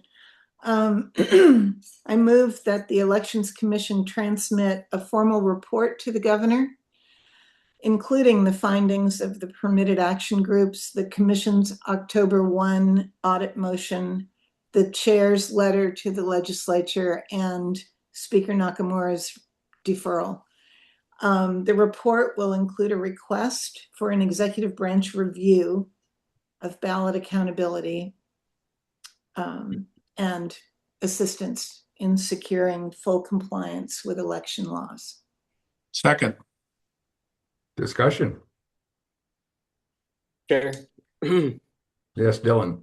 Don't know if I'm in favor of the motion in principle, because we need everyone, including our leadership, to have eyes on this. But I'm conflicted because I don't feel like it'd be, fruitful. I don't think it'll be productive. I think we have multiple audits in play and reviews in play that I think will be fruitful. And, if there is, allegedly, if there is a system of voting that's keeping a certain political party at an advantage or what have you, I think the outside approach of having audits that take place on the outside and reviews that take place on the outside is the way to go. So I'd love to hear more discussion from everyone, but as of right now, I don't know that I would vote in favor of the motion. Mr. Sabas. Yeah, I would agree again with Commissioner Andrian, and for lack of a better word, I would use the word premature again. I think, if we can get the audit done, we'll probably have some additional answers to the questions we have before we go upstairs to the governor. So I would vote against the motion. Thank you. Other discussion? Yeah, just don't feel that I will not be voting for that. I just don't feel that that is productive for us right now. Okay. Other discussion? Yes, Chair. Yes, sir. I think I don't think anything will happen from it, but I think it needs to be formally, I think we should formally send the reports to the governor, so he's been notified officially that we have some issues. Can I clarify, is the motion just to submit this all to the governor or for him to act upon it? You're just saying we submit it to the governor's office so he has all of that? Can you repeat the motion? Yeah, the motion asks them to conduct a review. No. See. Yeah. Yeah, see, so if the governor does conduct a review, and again, this is where I want to, we're talking about transparency, right? And having things that are impartial. For me, if we do that and empower the governor to take an audit or, review in his own hands, for me, I don't personally know that I would. All I'm saying is I don't think this is the right time to do something like this. Again, in principle, yes, I would vote for this to be submitted to the governor, but I don't think he needs to act upon it at this time if we as a commission are taking steps for accountability first. I think that happens at this level. My brain's so mushy already, guys, but I hope I communicated what's kind of going on in my head. There other discussion? I understand what you're saying, and yeah, I think this is our job to do, not anybody else's job to do. I'm not a fan of asking everybody else to weigh in or to do something until we know what needs to be done.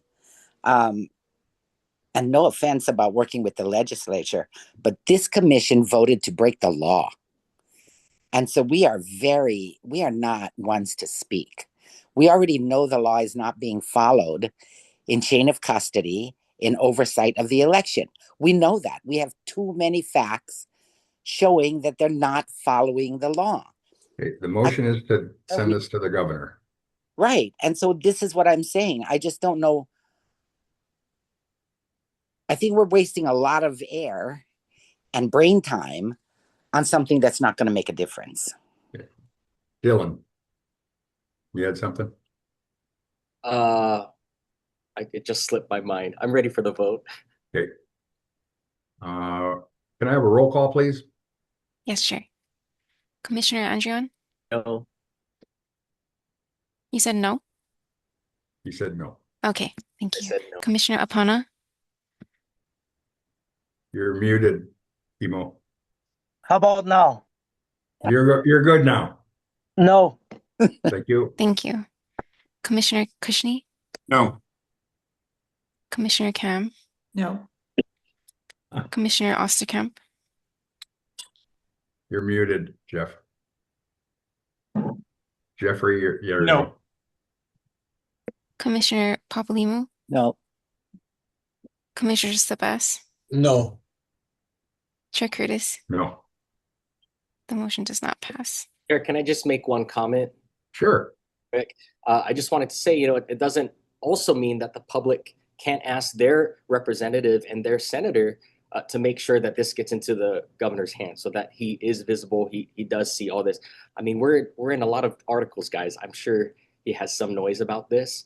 And I look forward to the time where all leadership is brought into accountability for what's taking place in our elections. That's it.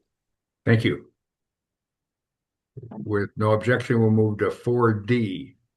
Would entertain a motion to form a permitted interaction group to work with the county clerks regarding chain of custody and daily reports. So moved. So who did that? Commissioner Andrion. Andrion moved, and is there a second? I'm going to second just for discussion. Okay, Ms. Papalimo, thank you. I have some concerns about. Wait, let's have Dylan start. He made the motion. Okay, you go, Dylan. Thank you. Thanks, Commissioner Papalimu. And I would always defer to ladies first, but as we move on, I'll just say really quickly. I think we discussed this earlier, and we were already all in favor. We were just waiting for this to be brought up as item D. I do want to clarify, and this, unless this needs to be an amendment to the motion, that this does include figuring out, what's taking. Part of the investigation would be to look at what's taking place in the past and why those chain of custody documentations weren't followed properly So what's that do to your motion? What is your motion? Could you reread the motion, please, as the secretary understood it? Yes, it's the formation of a permitted interaction group to work with the county clerks regarding chain of custody and daily reports. So that's kind of open-ended. Is there anything I'm okay with that. specifically I you want just to accomplish? stating out loud that because of Commissioner Cam's statement earlier, she wanted clarification. She thought it was just looking at how to develop efficiencies moving forward. For me, when I make this statement, I'm saying yes, that, but also what happened here and why wasn't it followed properly? So two parts of this. One's to perform a PIG, and the other one's why and the limitations and the specific scope of the PIG. You can define the limit and scope the way you're trying to do now, or we could start with a PIG and then define it and populate it. What's the commission's feeling on that one? Ralph? Yeah, so with chain of custody and what a big discussion is, most people that I talk to, I would say 99.9% of people think the chain of custody begins when the ballots are picked up from drop boxes and from the post office. And there's an exclusive thing on the Office of Elections website that specifically says, how do we know elections officials don't throw away our ballots? And basically it says that we count them daily and we reconcile those numbers daily. So when somebody goes to a drop box and say a van from the county and picks up ballots, what people are concerned about is when they drive off, they're not tailing that van. They want to know how many ballots were in that van when it left. And that gives us the assurance that no ballots were put in or taken out of that van when it got to its next point of destination. So chain of custody in the criminal world is the handling of evidence. So the evidence is the ballots, and the handling of the ballots is the evidence of the election. So we need to define when chain of custody begins with this, because everybody has a little different theory of when it begins. The Office of Elections says it begins when it's signature verified, but there can be up to an 8-day lag before a ballot's signature verified. So we would have no way of knowing if a ballot was added or subtracted, or a whole bunch were, like 19,000. So this is what we need to define as far as what does chain of custody mean and what are those procedures? Thank you. Discussion. Lindsay? Yeah, I think we know why there are inconsistencies and how they come about. And it's because the elections officials, both at the county and the state, believe that electronic records are sufficient. And the problem with that is that nobody can see them except them. And and we don't find out anything until we get a summary report after the election. So if an independent body, us or anybody, would be able to verify what the electronic records are, there has to be some kind of paper documentation. And it's easily done, but they have come to believe that it's not necessary because they have access to their records and they think it's just fine. And so they don't bother to keep those paper records, or if they do, they don't share them with anybody, whether those records are receipts or daily counts or whatever they are. There's nothing for us to see. And we know that that's why things don't add up. And so in order for us to do our duty and review the operations, we have to ask the county clerks to keep paper records that they will share with us. And it's not getting in the way of anybody's privacy or anything like that. It's just daily counts of things and receipts for envelopes. We need that granular data to verify the published election reports. So I'm hoping that that would be a part of what this PIG would do. No. Well, yeah, so basically what we're saying is the number of ballots that were collected minus the number of ballots that did not pass signature verification equals the number of ballots that are transferred to the state counting center. And from there, envelopes can be still removed, or ballots can be removed if there is no ballots in the envelope can be removed from circulation. If there are more than one ballot, that can be removed. And if it's the wrong ballot, it can be removed. So we need accounting for all of those things, including the transfer of the ballots from the county to the state. And all of those added up, basically we're giving a statement at the end of the election saying, here's the results. We need the balance sheet. How many in, how many out should equal the statement. And that's what we're asking for. All the stages of ballot handling, we need to have documentation. Otherwise, we can't do mail-in voting because it's too hard. And if we can't follow these laws, we need to make sure these laws are in place and followed. The laws are in place, they're not being followed. And see, this is why I have a problem with this PIG. The law is already there.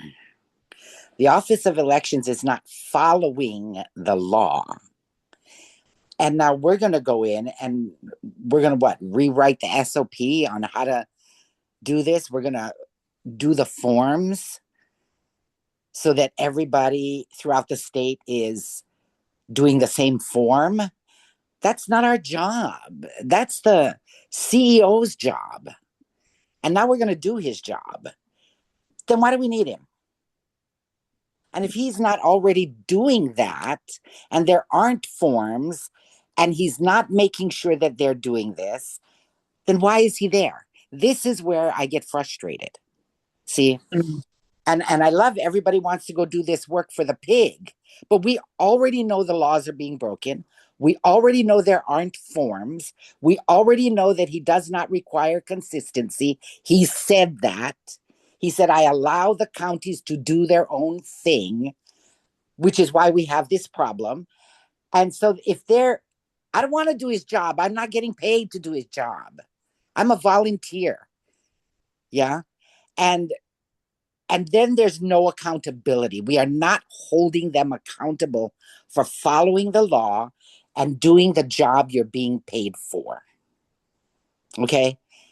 And so this is where I'm telling you, this is where 90% of the frustration comes from your voters, is because they know the law is being broken. They know there's no verification.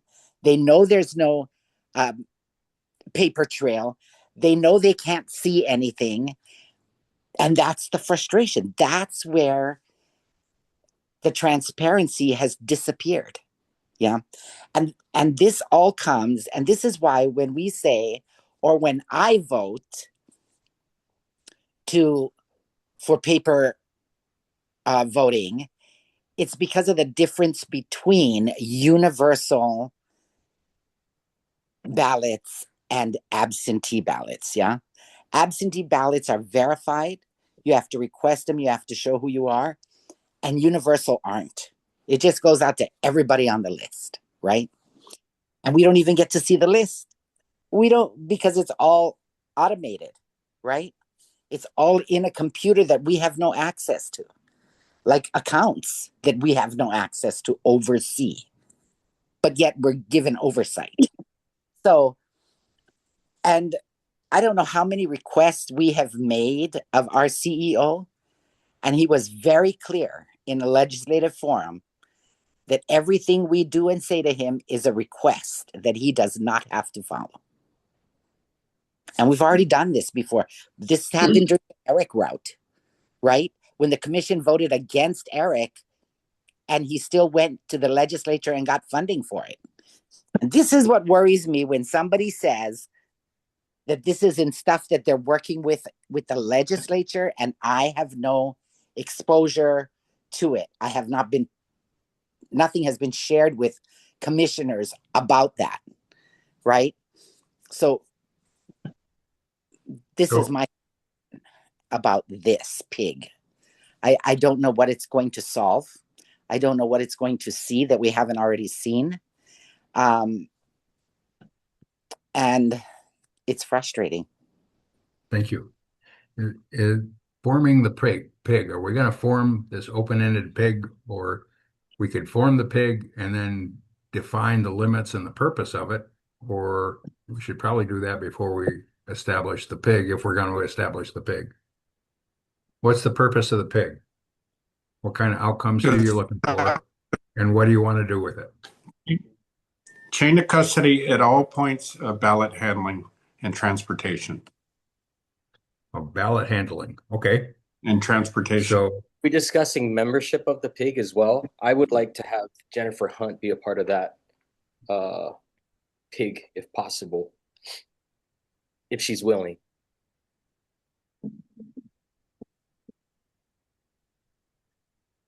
They do that?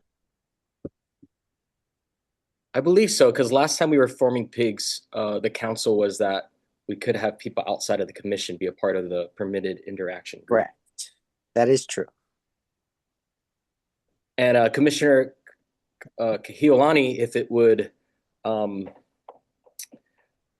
make a decision for you, you know, I hear what you're saying, and I would hate to waste time in a permitted interaction group and produce no fruitful results, but maybe you're the best person to be a part of a group like that so that there is pointed results at the end. And I understand you were not exactly in the loop with your last pig, and this might be a great opportunity for you to put energy into a pig that will actually yield some results.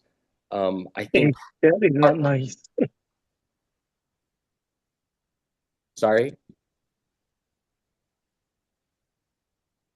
In any case, I don't know what we're doing here. If we need to define it, for me, it's looking at chain of custody documentation, making sure that's implemented, holding our chief election officer accountable to what the law states, and that he should be prescribing those forms, and having that from every one of our county clerks.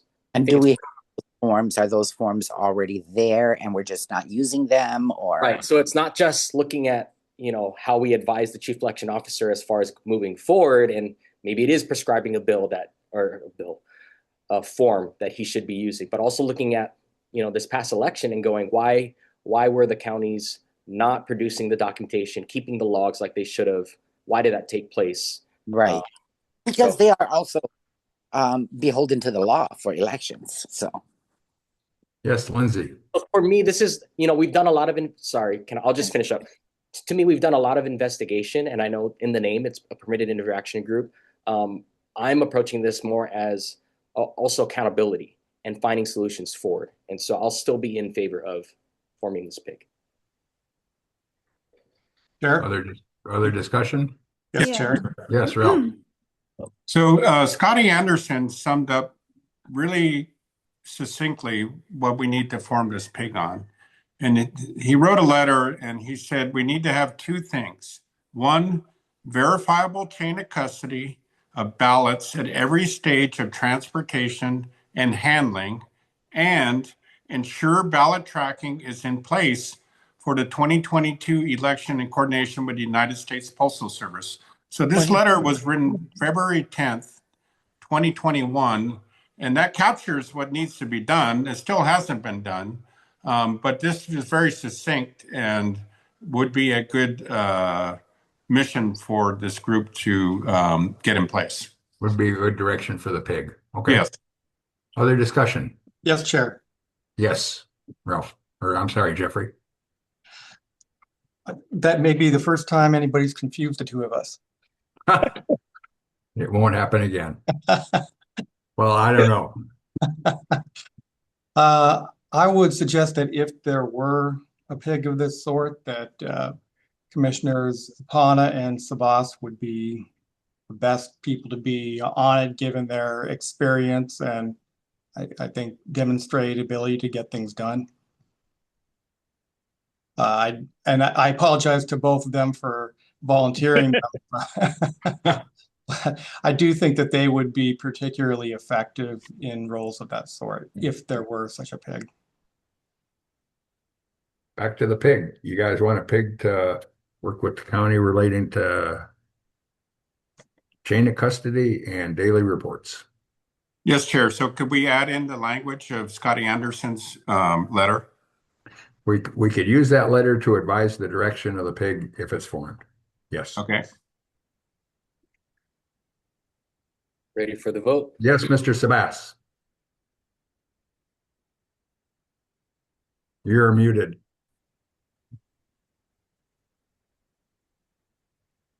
Okay.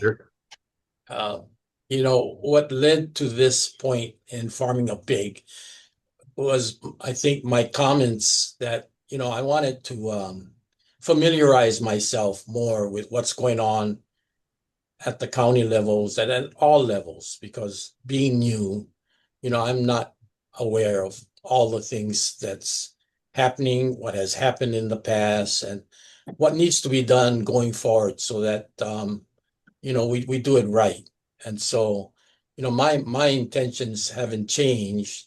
I still think that, you know, this is a small town and we need to build relationships. And right now, you know, this commission is so far removed from the locals, the local counties, I think. And I think what Mayor Apana has done already, you know, in talking story with his people on Maui, is the kinds of bridges we need to form on all the islands and all the counties. And so, you know, my motivation is to build those kinds of relationships so that we understand better, you know, how it works and what we can do to make it better. And you know, to appease, you know, much of the mistrust that's out there by the public.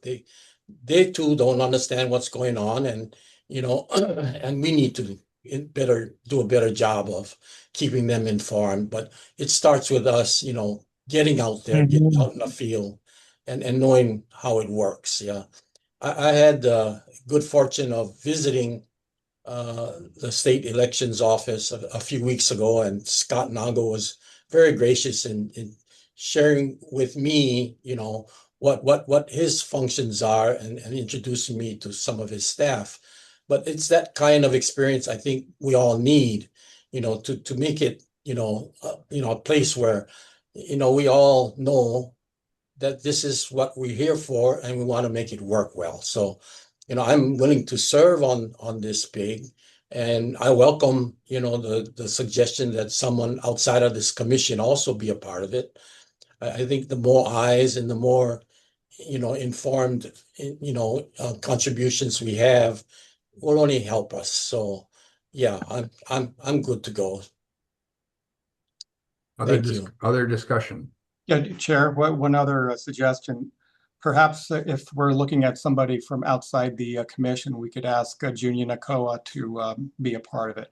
I don't know if he's online right now, but he also strikes me as somebody who has a fair amount of knowledge and may be able to ask some probing questions.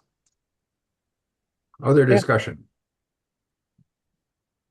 Ask for a roll call. Commissioner Andrew, oh, sorry. Commissioner Cam, you had a question or discussion? Lindsay, you're muted. I was wondering if Mr. Apana had anything to say. Seems like your name was floated. Are you willing? Yeah, of course. I started laying the groundwork a couple months ago.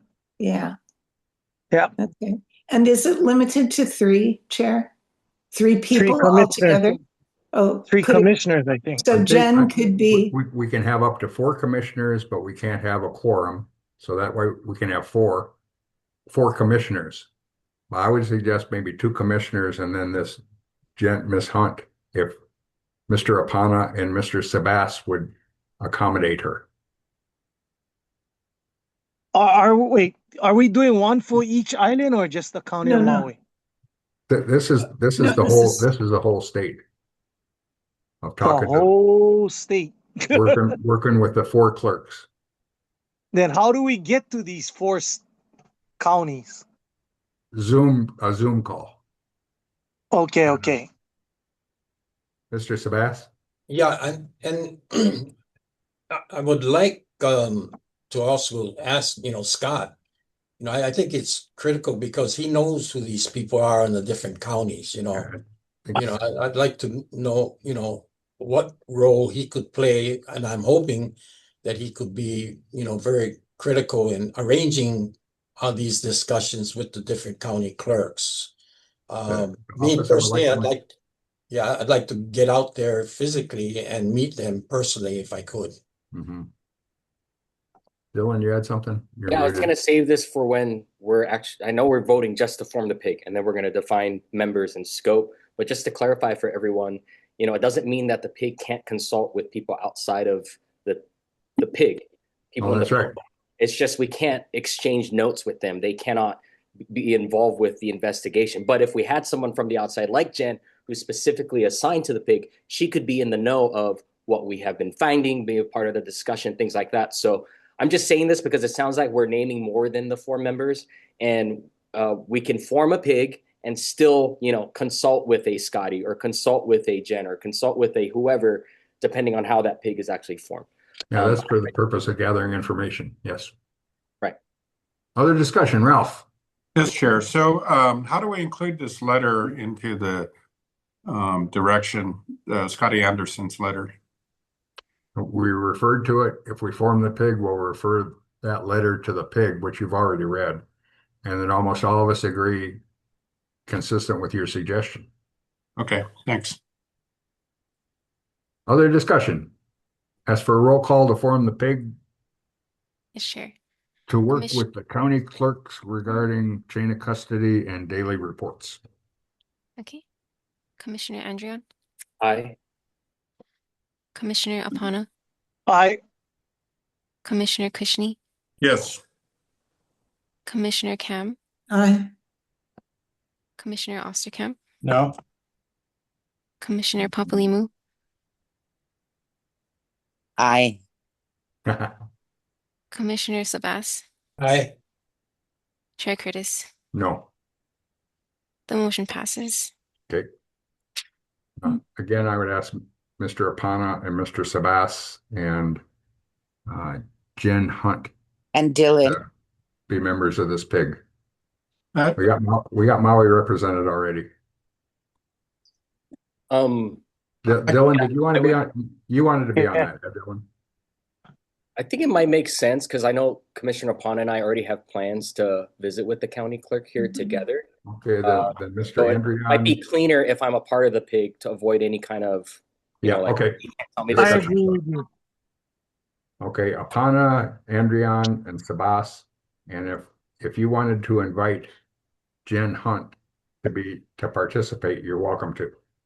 She's on the And- call right now. Maybe we could get an affirmative answer from her, if that's okay. Well, it's up to the PIG. If 2 out of 3, if you guys all want her, maybe, but you might want to read her letter to make sure you want her. So PIG's formed and got Apana, Sabas, and Andrian on it. And at your invitation, if the 3 members of the commission want to invite Jen Hunt to be a member also, I would not oppose it and would think the input would be valuable to the PIG. Thank you, Chair. I agree. Okay. We can go on to item 5 Chair, I have another motion, please. regarding 4D. Yes. What's your motion? I move to remove Scott Nago. He's not a member of the PIG. No, I'm saying on this motion that everybody's frustrated that Scott Nago hasn't done his job, and I'm making a motion to relieve him of his duties. So That's not a part of the agenda. We can put it on next month's agenda, but It that's is a a- major item that we will not not add to this agenda. We It don't is, need a motion. We don't need it to be agendized. It's a motion on the We agenda. certainly do. It's a major act that we can discuss at the next meeting, but we won't discuss at this meeting. Scott It's a major Nago is an change- at-will It's a employee. major change of the agenda that we're not going there. We can do it at the next meeting. Would you and put ask that them. on the No. next agenda? So I'd like this for the minutes to put this on the agenda for next meeting to discuss this, because as Kahialani Papalima just mentioned, this letter that Scotty Anderson sent out was in 2021 and nothing has happened. We'll let the pig bring that back to us. That's not part of the agenda No. today. The agenda today is item 5. the agenda today was to look at the pig reports and and the pig reports are stating that the law is not being followed and that these things are occurring under his management. It's very much part of this agenda. The pig findings, all 3 of them, including Peter Young's, have held that the CEO, our chief elections officer, has not done his job. Then we'll discuss it at the next meeting. Why would we discuss Right now, we're on item 5. when There's a it is suit filed in on- U.S. District Court, District of Hawaii. Scott Berniger Nago versus is an Nago. at-will employee. We can do This this is the anytime. point of Actually, it's the agenda. We cannot add major items to the We're not agenda. adding We to- have to give a 6-day we are making notice. a motion. No, you're overruled. We're on Based- item 5 on the agenda. will We're not adding that Rule. agenda item today. We appeal the I'm going ruling to of the chair. challenge the ruling of the chair, which requires a vote. I second. Appeal the ruling of the chair. That requires a vote. No, it doesn't. Yes, It it does, does. Chair. It may be according to Robert's Rules of Order, but not according to the laws or the Sunshine The Law, laws, which I'm trying to comply to. We can't add major items to the agenda we're not without adding public notice. to We're it. not doing that.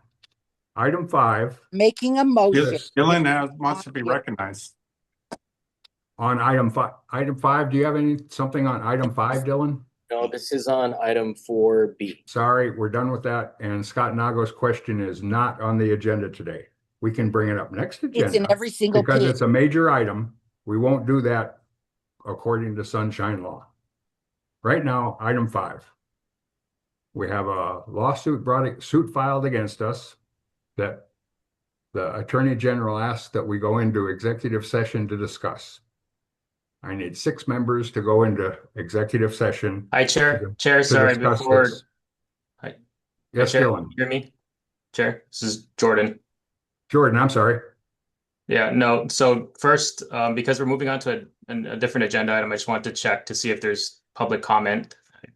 Because it's an agenda item, so we would need to solicit public comment on the matter. Okay, thank you. So we'll open item 5 to public testimony. I have a question before we start. Sorry, Ralph, you already wasted your time. We'll take testimony now on item 5. Can I say something real quick before we go to public testimony, Chair? If you can be quicker than Ralph. Ralph, you be quick. What you got? Well, I would like to know who asserted attorney-client privilege on this. We haven't voted to assert attorney-client privilege, and this That's right.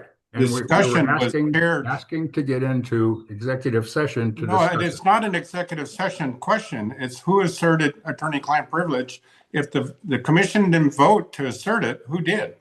And who authorized this to be shared with the Office of Elections? This was shared out to the Office of Elections. So who are we protecting? We're protecting the Attorney General from the public because the Attorney General doesn't want the public to know what he's telling the commission. That's all this is about. Thank you. Dylan.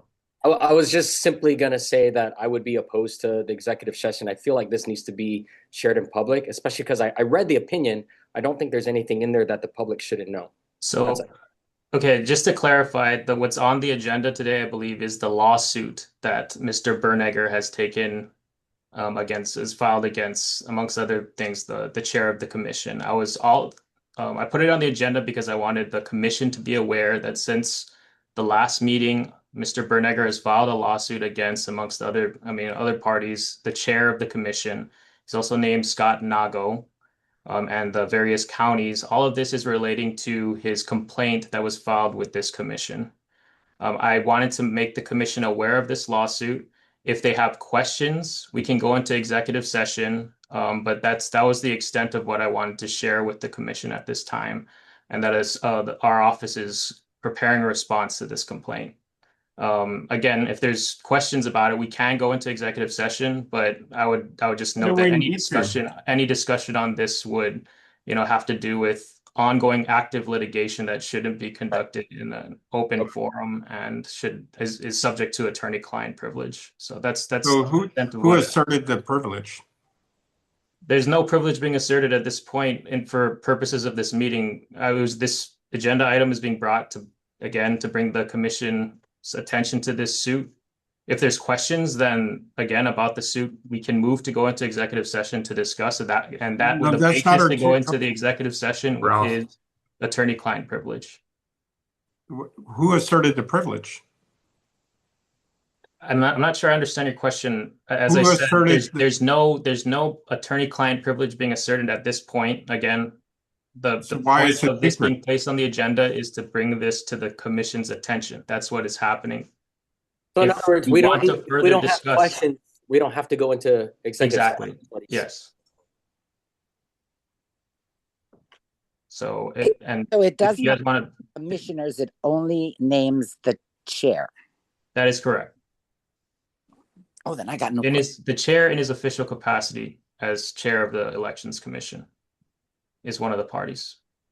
Again, and I'll just advise again, that's all I'll state for purposes of our open session. Because this is placed on the agenda, it is subject to public comment. So at this point, it might be appropriate to solicit that. Okay, let's do public comment.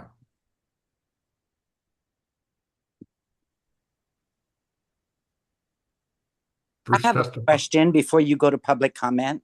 Sorry, afterwards. Public comment. The first testifier is Austin Martin, followed by Keone Payton. Aloha, and thank you guys for hearing me today. I'm Austin Martin. I'm the chairman of the Libertarian Party of Hawaii, and I'm extremely concerned because in this meeting, I saw violations of the law based on Chair Curtis's behavior, silencing people based on their viewpoint and on non-content neutral restrictions. When I had a question about those rules before I spoke, the chair, of course, did not want to answer that. And I'm curious now if there's a rule that can be cited which justifies bypassing the First Amendment of the U.S. Constitution. Because when people come here to redress grievances, they have a right to criticize their publicly elected officials and the employees that they hire. That is not a personal disparagement rule that can be enforced on the public without a compelling government interest that would allow for that restriction to take place. So I object to this. I want to bring up the conflicts of interest that attend the people in this commission who are working to oppose transparency. I think it's entirely appropriate to criticize not only Chair Curtis, but all of the people who are playing these ridiculous games. The public does see it. I will be running candidates against every member of the Hawaii legislature and every elected politician that wants to maintain this. And I invite anybody who is dissatisfied with this. We have easy ballot access. We have the ability to field candidates. And this is a single issue that I think is really important. And so if you want to find out another way to voice some dissatisfaction with this, I think it's important to note that most of the politicians who are elected may have benefited from this. And while I don't imagine that everyone in government is completely compromised, it is completely reasonable to think that a conflict of interest would exist. Like sending this to the governor's office is absurd. That would be one of the races that would be most important to rig and most likely to be affected. It's ridiculous to ask the number one suspects of the crime, like Scott Nago, to be the ones guarding the hen house. This suit is something that you guys should take seriously. It's a failure for you to hold the chair accountable. The attorney generals are also needing to be held accountable. You guys can overrule the chair. Someone else can take the vote. The Sunshine Law does not allow the chair to completely overrule the entire committee at all at any juncture. And they're going to try to play head games with you, but I think it's really important, and I really appreciate the commissioners with the courage to stand up to this. I know it's ridiculous, but hang in there. We will remove the politicians who are enabling this fraud. We're going to work hard to do it. I will work with any legislator. I will work with any representative. And let's get it done. There's something that I think every Hawaiian will agree on, and it's just basic decency. Don't lie to the people. Don't cheat our elections. Don't cover up the evidence. There are ballots missing from Big Island, or rather unaccounted for. And calling that 19,000 number something you can't address, something that you can't talk about. Thank you, Mr. Martin. Commissioners from talking to people while you argue with them, Mr. Chair. It really is. Thank you, Mr. Martin. The next testifier is Keone Payton, followed by Jennifer Hunt. Hello. Yes, sir. Yeah, me again. Okay, so yeah, and I wanted to also address, because I heard Osterkamp just say he wanted to appoint Apana and Sabas again, which would not give us a real pig. It's not going to happen. You have two people that always vote no. Therefore, they are biased already. Also, Sabas, man, your roles in these this agenda item's the suit, the district court. You're gonna this is my time. You're gonna let me speak. On the agenda item. Okay, so on the agenda item on page 17 and 23, you changed the minutes of my testimony. You guys are interpreting my testimony and rewriting. I want it put back verbatim for what I said. Not I'm a conspiracy theorist, none of that stuff. Put it back verbatim what I said. Sabas, you have legal and ethical responsibilities. Wait. He's not on the agenda. But This it's agenda ethical item's a district responsibility. court. He's connected to Carl Smith and Ball, which Carl Smith and Ball, he's going to prioritize things that benefit him and his company. So we think he should recuse himself or just step down from this election commission. Like he said, he's not getting paid. We also know he's a lobbyist. So what he does is he organizes these things, This but is there's something disparaging in an individual. It's You're not talking about disparaging. the issue. No, it's not. It's factual. And This I'm is talking an about the agenda issue. item. And this is my minutes. I'm claiming my minutes. You On need the to respect agenda, my minutes. you're allowed This to is part talk. of the You're agenda. allowed to testify This is part of the on the agenda. agenda You're not item. allowed to talk while I'm talking. You're allowed to talk if Pipe you talk down. about the Pipe agenda down. item. Pipe down. Stay in your place. You work for me. If you talk to All the right? agenda item, you can continue. This is the Otherwise, agenda I'm item. going to mute you. This is the agenda item. So language that you don't like, you don't get to mute language just because you don't like it. This is not about feelings. It's about facts. All right? Chair Curtis, stay in your lane. All I right? am. This is Stay in the your agenda lane. item that This we're is the discussing agenda. right now. You Why can are you guys discuss it. change? You guys are or you can changing my sign off. testimony. You guys are changing my testimony. And that's a violation of HRS 11.7.5. And I want that on record. You're off topic. Change it back. No, change it. I'm on topic. I just read it. You guys are Suit completely filed in U.S. it's District Court. completely restructuring what I'm saying. And it's You're based not on talking your about guys' the agenda. opinion of me. I'm going to It's based mute on you your right opinion. now. It's, Sorry. No, this is my The agenda is, you're limited to the agenda. Next speaker, please. The next testifier is Jennifer Hunt, followed by Junia Nakoa. Hi, can you hear me? Yes, ma'am.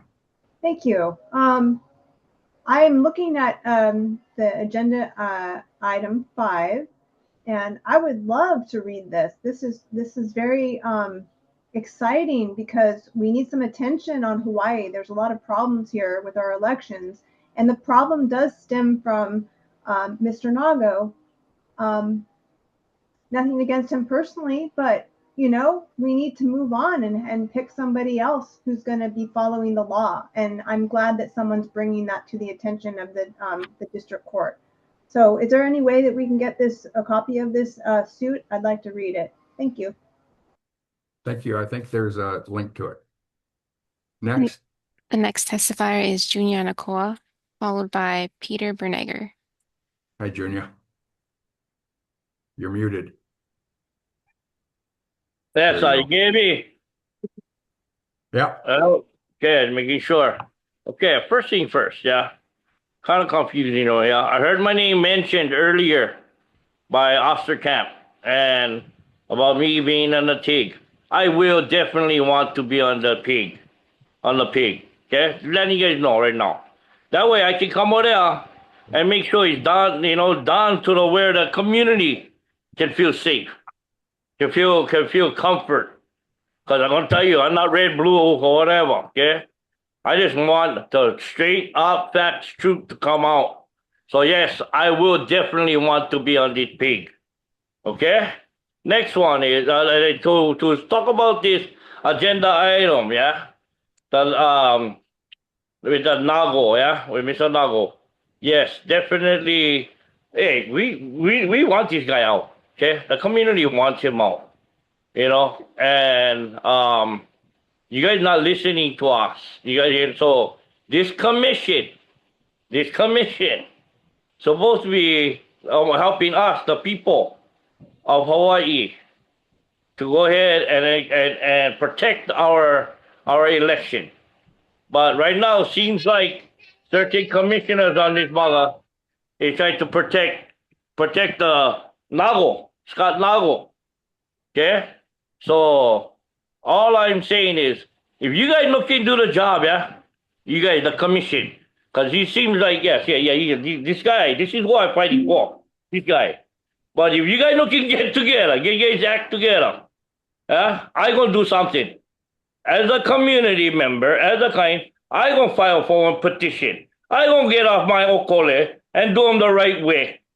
Because it seems like you guys are clowns. You guys going back and forth. You guys don't know what you guys are doing. Now we're going to come back to the next commission and we're going to talk about the same thing all over again and wasting our time. Yeah, and wasting our time, wasting our valuable time because the elections is right around the corner, guys. The election is right around the corner. So the games you guys are playing is like you guys are playing now is just affecting our lives. Okay, and our future, this guy's future right here. Okay, you guys are affecting these guys right here, and I get and I am more organized and mobilizer, and I'm gonna tell you guys right now. Okay, I will organize and mobilize the community of Maui because we're gonna walk into our elections office. We're not gonna wait for you guys because you guys don't know what the heck you guys doing. Seems like. So me and the community gonna walk in that office. We're gonna talk to our two elections, highly paid county clerks, overpaid. Okay, they get paid lawyer fees right now. Thank you. Go check their pay. Okay, mahalo. Because you guys gonna hear from me. I will be filing a petition. Yes, sir. Aloha. The next testifier is Peter Bernegger, followed by iPhone. Mr. Bernegger.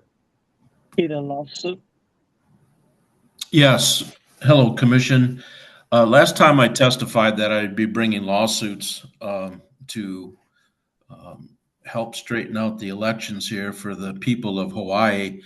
Since then, I have filed a federal lawsuit in U.S. District Court in your state and against 6 defendants. That includes this commission, the state of Hawaii Office of Elections, and then the 4 county clerks in their official capacities.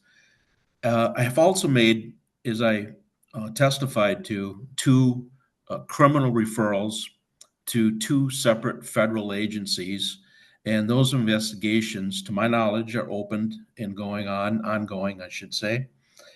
I want to point out that I don't think the commission is aware of is that I have put a litigation hold on the U.S. Postal Service records for all of the election mailings of November 5th, 2024 federal election. And what the U.S. Postal Service keeps is what they call a red binder. The red binder they must keep for 3 years at least, and it contains all the political mailings. Now, it also contains the election absentee mail mailings, postage, recordings, logs recording how many came in per day to which post office, how many went out, and to where.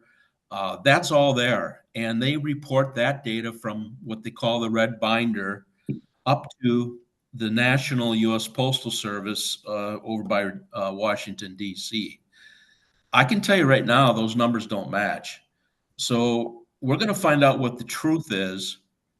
And I'll bring you more lawsuits. And I can tell you why Claire McAdams resigned. Yesterday, I filed a second lawsuit out in Hawaii. The defendants are going to be served shortly, if a couple of them haven't already been served today. And you're going to find out what that lawsuit is about, the second lawsuit. I will be bringing, I believe it looks like, more lawsuits because Mr. Scott Nago is not following state election law. Of course, we already know he's not following federal law. And I'll be bringing more lawsuits. A big problem you're going to have, this is going to get into your professional licenses. And I don't mean that as a threat. I'm just stating, I mean, you can't be, committing election fraud and just papering over it.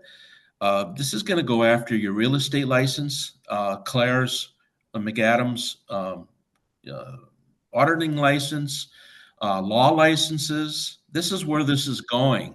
So I encourage you, please stop the election fraud, come out with what happened, and fix it so you have honest elections for the citizens of Hawaii. And thank you, Mr. Berniger. Thank you. Thank you. The next testifier is iPhone, followed by iPhone. Hi there. I strongly just feel like I shouldn't be doing the Attorney General's job just because I am a pre-law student. But I do want to go over the fact that the chair cannot block names just because the board doesn't like criticism. Under the Hawaii Sunshine Law, the public has the right to comment on any agenda items, including misconduct, project issues, decisions made by specific commissioners and contractors, actions taken by officials in their official capacity.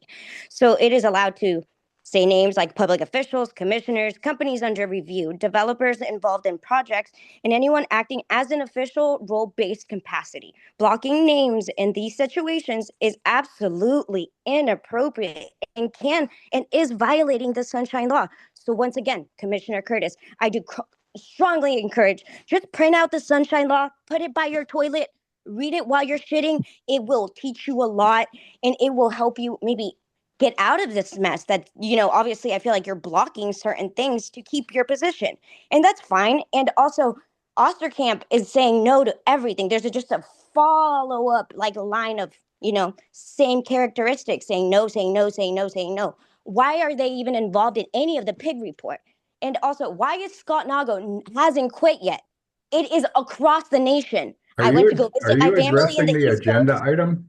Yes, I am. Are you going to continue interrupting me? Because are you going to come up with the time that you keep stealing from people? Because this is the reason why I'm actually talking about this. Because you violating the Sunshine Law is not in any earth capacity okay. And you know what? I'm done. You can have my 1 minute and 20 seconds to, argue by yourself. Thank you. The next testifier is iPhone, followed by Jennifer Cobb-One.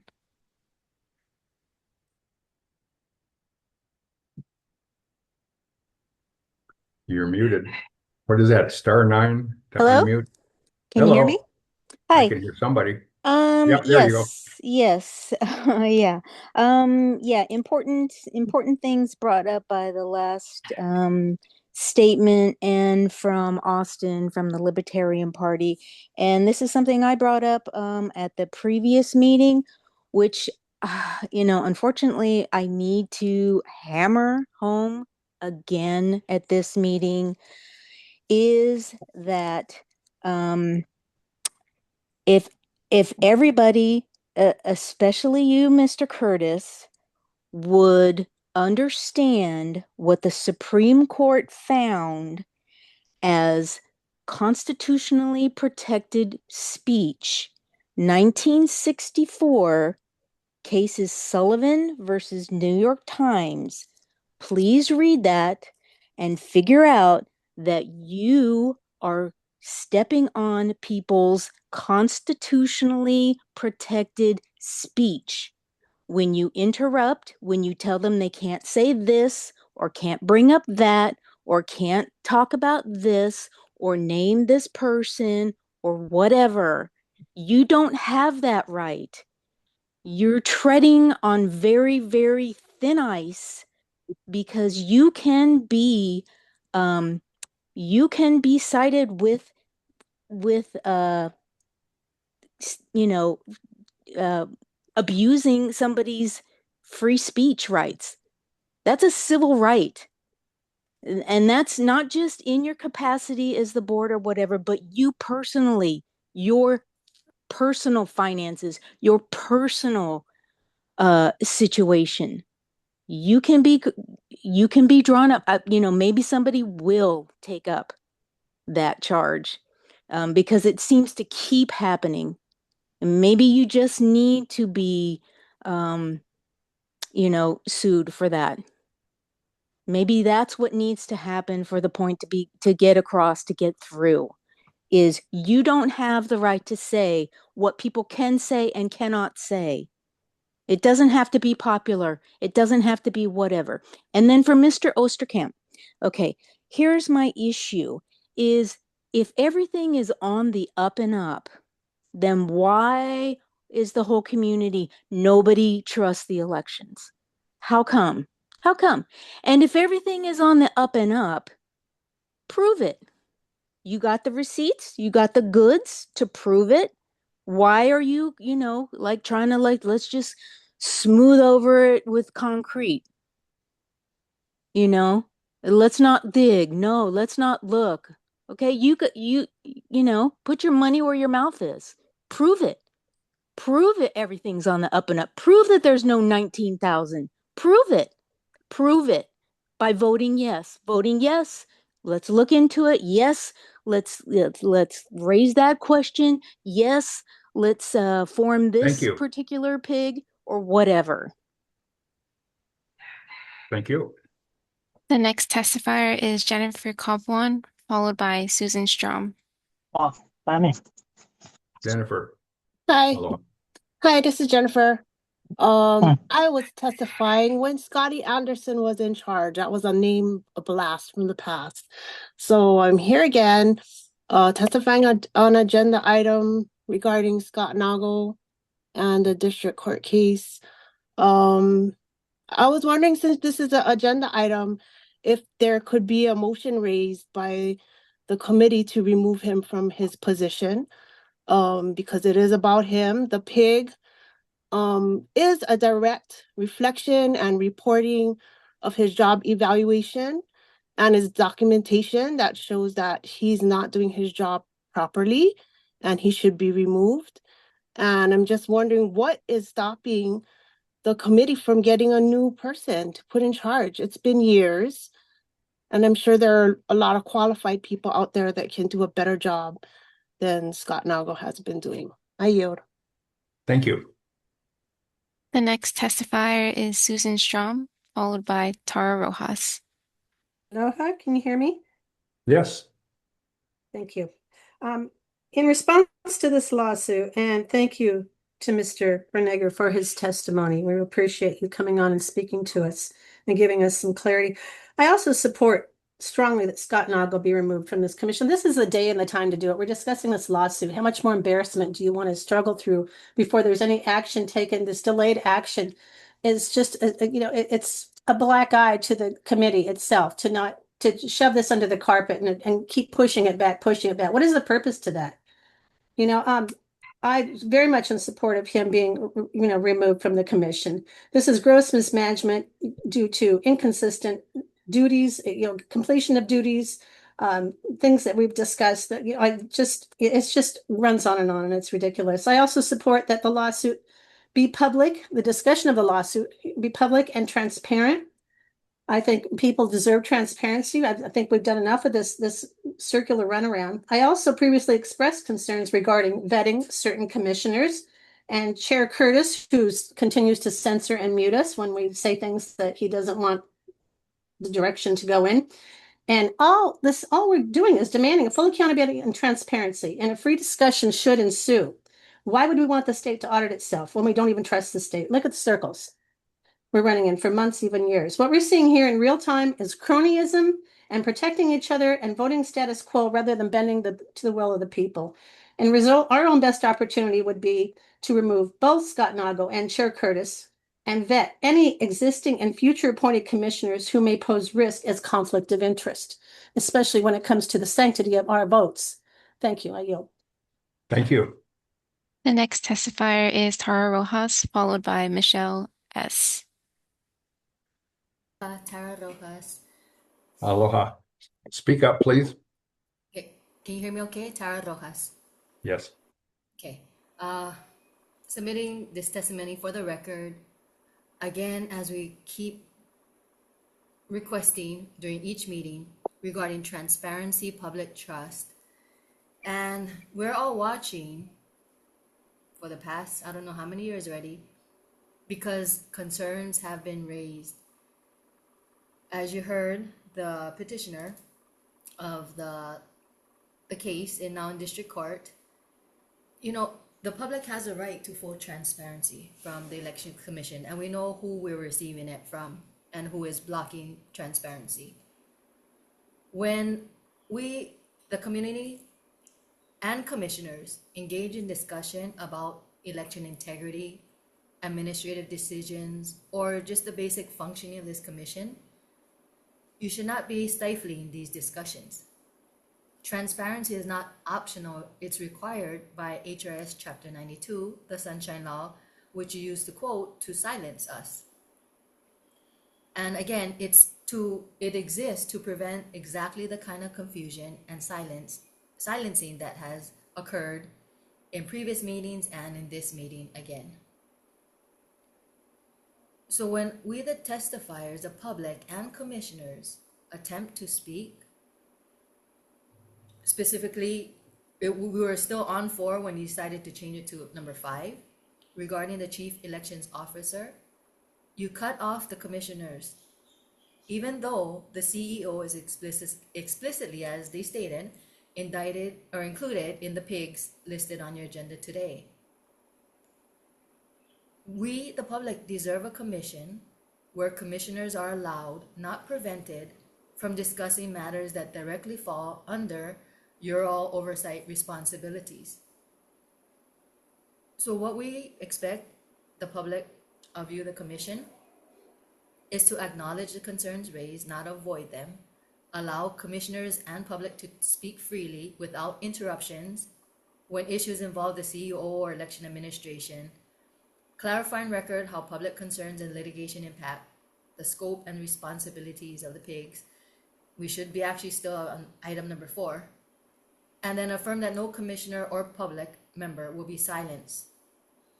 We need transparency and public trust. There's so much more I can say. No, there's only like 18 seconds left. But basically, the responsibility is to the people of Hawaii, and transparency is the foundation of public trust. Mahalo. Thank you. The next testifier is Michelle S., followed by Wallen Christian. Yes, thank you for allowing me a few minutes to speak again.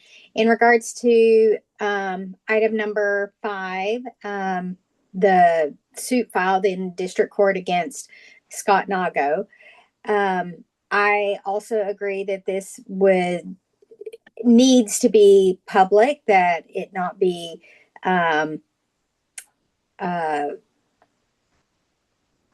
I can't think of the word I'm trying to say. I'm sorry, but that all the information needs to be out there for all of us to be able to know what the suit is about, what is going on with the suit.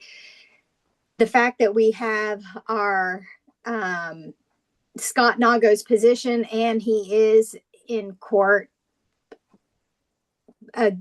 fighting a suit like this, that to me is reason enough to have the board make a motion to dismiss him, and find somebody new. We've been asking for this for a long time, and he's not doing his job. It's apparent he's not doing his job, and it's time to move on with somebody else.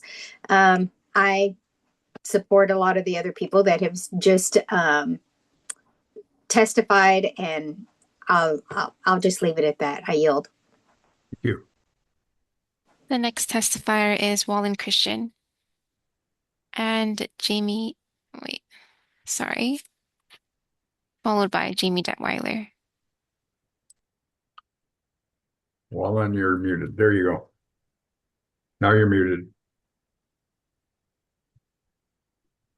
Still muted. Sorry, can you hear me There now? you go. That's okay. I got you. Okay, great. Thank you. So, Wallen Christian again. We've been going around this mountain forever, and really, I think what the people needs to see is the people need to see that the commission is actually working to fight for them.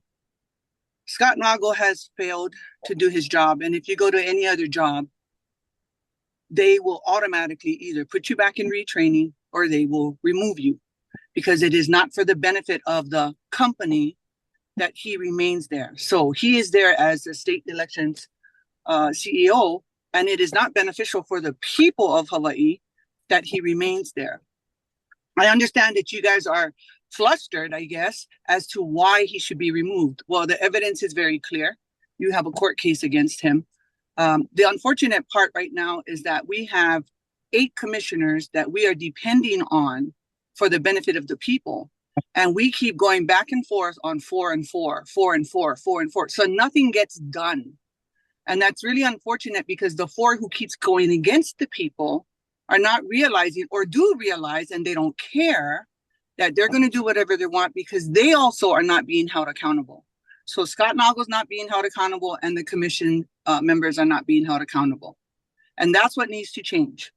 I will say this: how we get this resolved, remove the problem, find the root of it, and make a solution.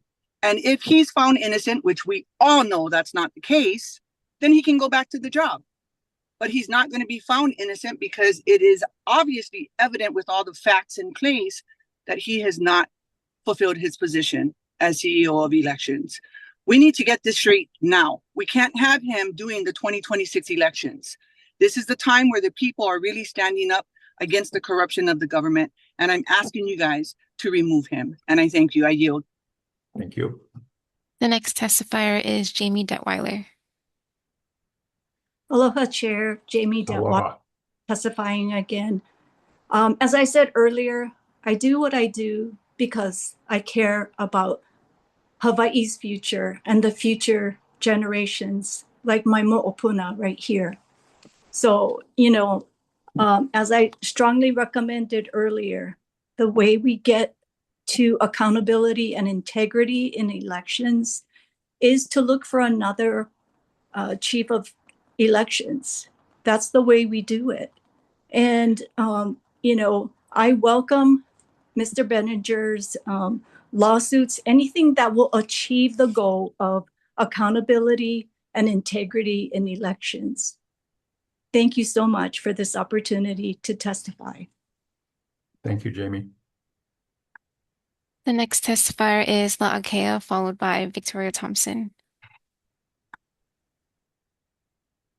Mahalo. So if you guys do go or plan to go into executive session on this lawsuit, usually the conversation of the attorneys defend the power of the jurisdiction of the commission and the state of our elections.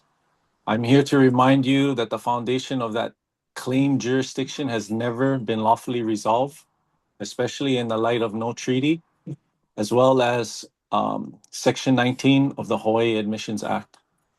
So please review, and I request an investigation or a PIG on those items as well.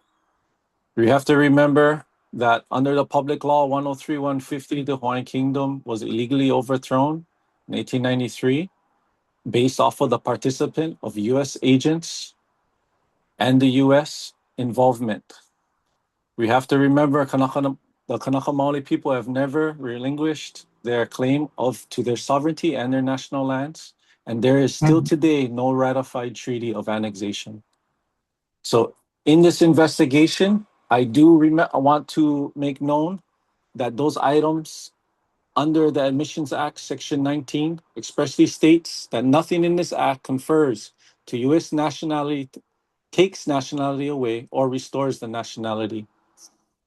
In these words, Congress knew that statehood did not by itself lawfully change the nationality status of its people in this country. The nationality is still handled by others by statutes, not by treaties. So because there is no treaty, there are still unlawful and illegal acts that still being committed today, which is called war crimes. Despite the state and the commission as they presume jurisdiction, this item still needs to be questioned and still needs to be investigated, because everyone on the commission is still liable and still valuable for these criminal acts. Please provide evidence of your jurisdiction and authority to hold such votes in the country that the US already proclaimed they illegally helped with the illegal actions that a corporation itself has done. Please review those items that is there publicly for you to read and view, because you guys all are committing these illegal acts clearly under your own choices, because it is already prescribed in case law of these truths. I yield my time under the protection without prejudice, knowing that our country still exists as well as our treaty. Thank you. The next testifier is Victoria Thompson. Afternoon. Can you hear me? Yep. Thank you. I think it's pretty relevant that the job isn't being done, and the employer, you are the committee that employs Scott Nago. That job hasn't been done and isn't being done, and you've been doing this for years now. That as an employer, you should find somebody new. I would be in favor of finding a new chief of elections officer. It is just kind of past his time, it seems, and maybe he needs to go find work elsewhere. People are obviously not happy, and you have the power to do that in this meeting, and it's been called for on several of the picks that his job is not being done appropriately. So he's the one that has the power to do these things. You are the ones that enforce and keep him accountable. So employer, employ you to please hold him accountable and to please find a better replacement for him. Mahalo. Thank you. Chair, there are no further testifiers. So that's for item 5. Now we're on item 6, communications and correspondence. I would entertain testimony on item 6. Chair, we haven't discussed this item yet with the commissioners. Also, did we give Ms. Mason an opportunity to testify? I see her hand raised. I didn't see that. Oh, Janet Mason. Okay, we'll give you a last one on item 5. Okay. The next testifier is Janet Mason. Chair, I'd actually thought you were finished with item 5. I want to testify on item 6. That's what I thought too, so we'll go to item 6. Chair. I'm sorry, wait, Miss Mason. You guys weren't done on item 5. What do you want to do with item 5? I have some questions, Chair. Okay. So there's if there are technical legal questions, I would insist that we go into executive session. I got some statements. So basically with this lawsuit, Scott Nago is supposed to have a HIVA compliant plan. I looked it up, and the last plan I think was 2004.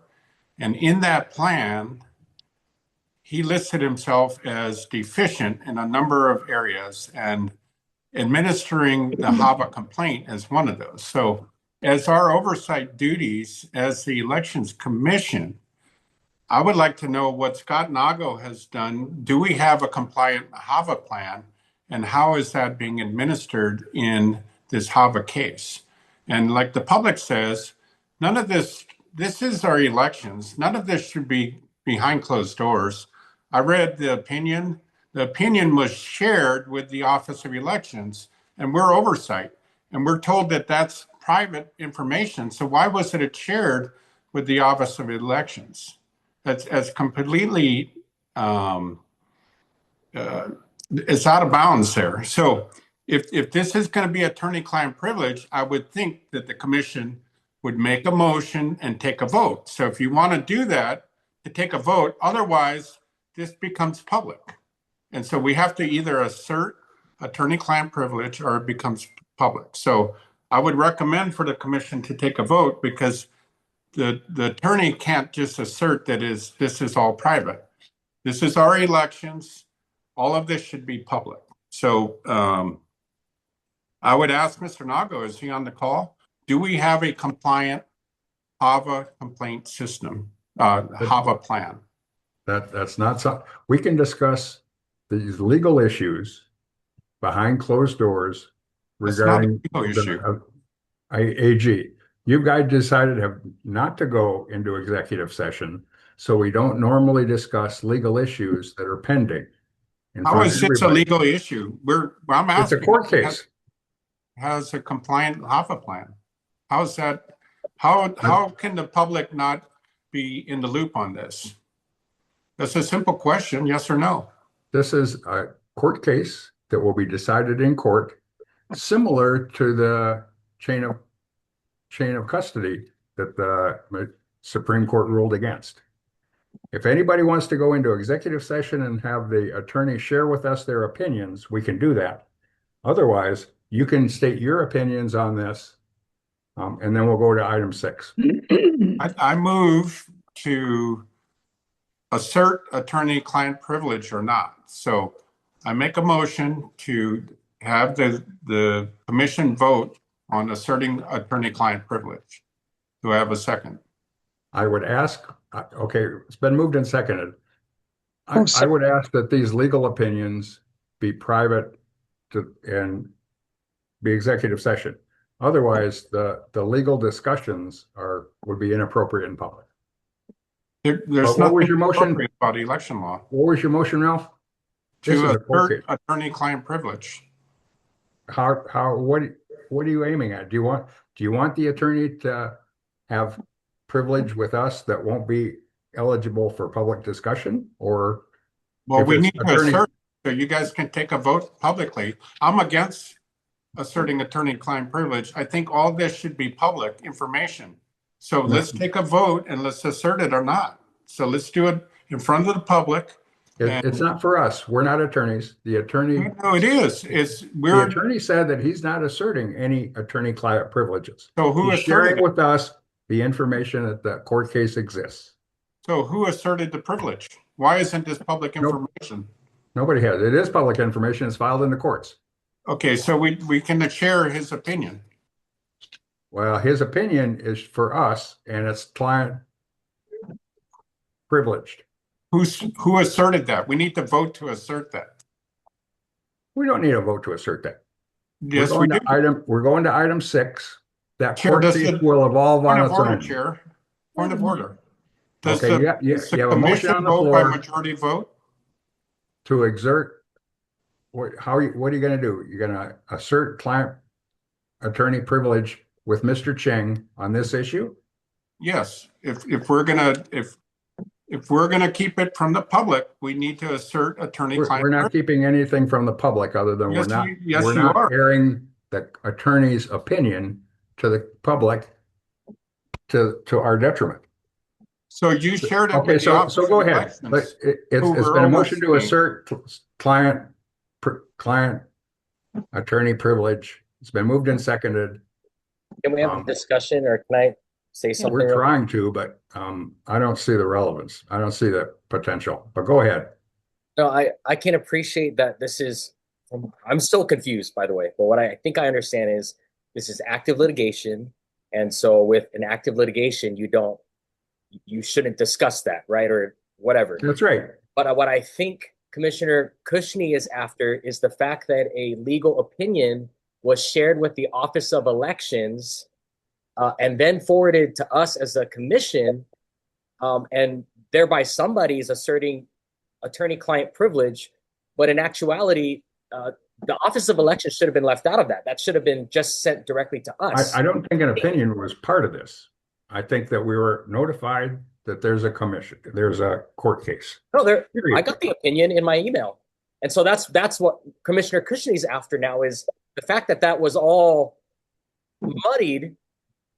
The public should be aware of what that opinion is, because it was also already shared with the Office of Elections and then forwarded to us as the client, but we're not asserting attorney-client privilege. I think that's what I understand correctly. So I would vote against the motion, or whatever we're doing. I would say, no, I don't want to assert attorney-client privilege. Let the public know. I'm kind of confused on what's happening, but I think that's what I understand. Lindsay? If anyone else can clarify for me, that'd be great.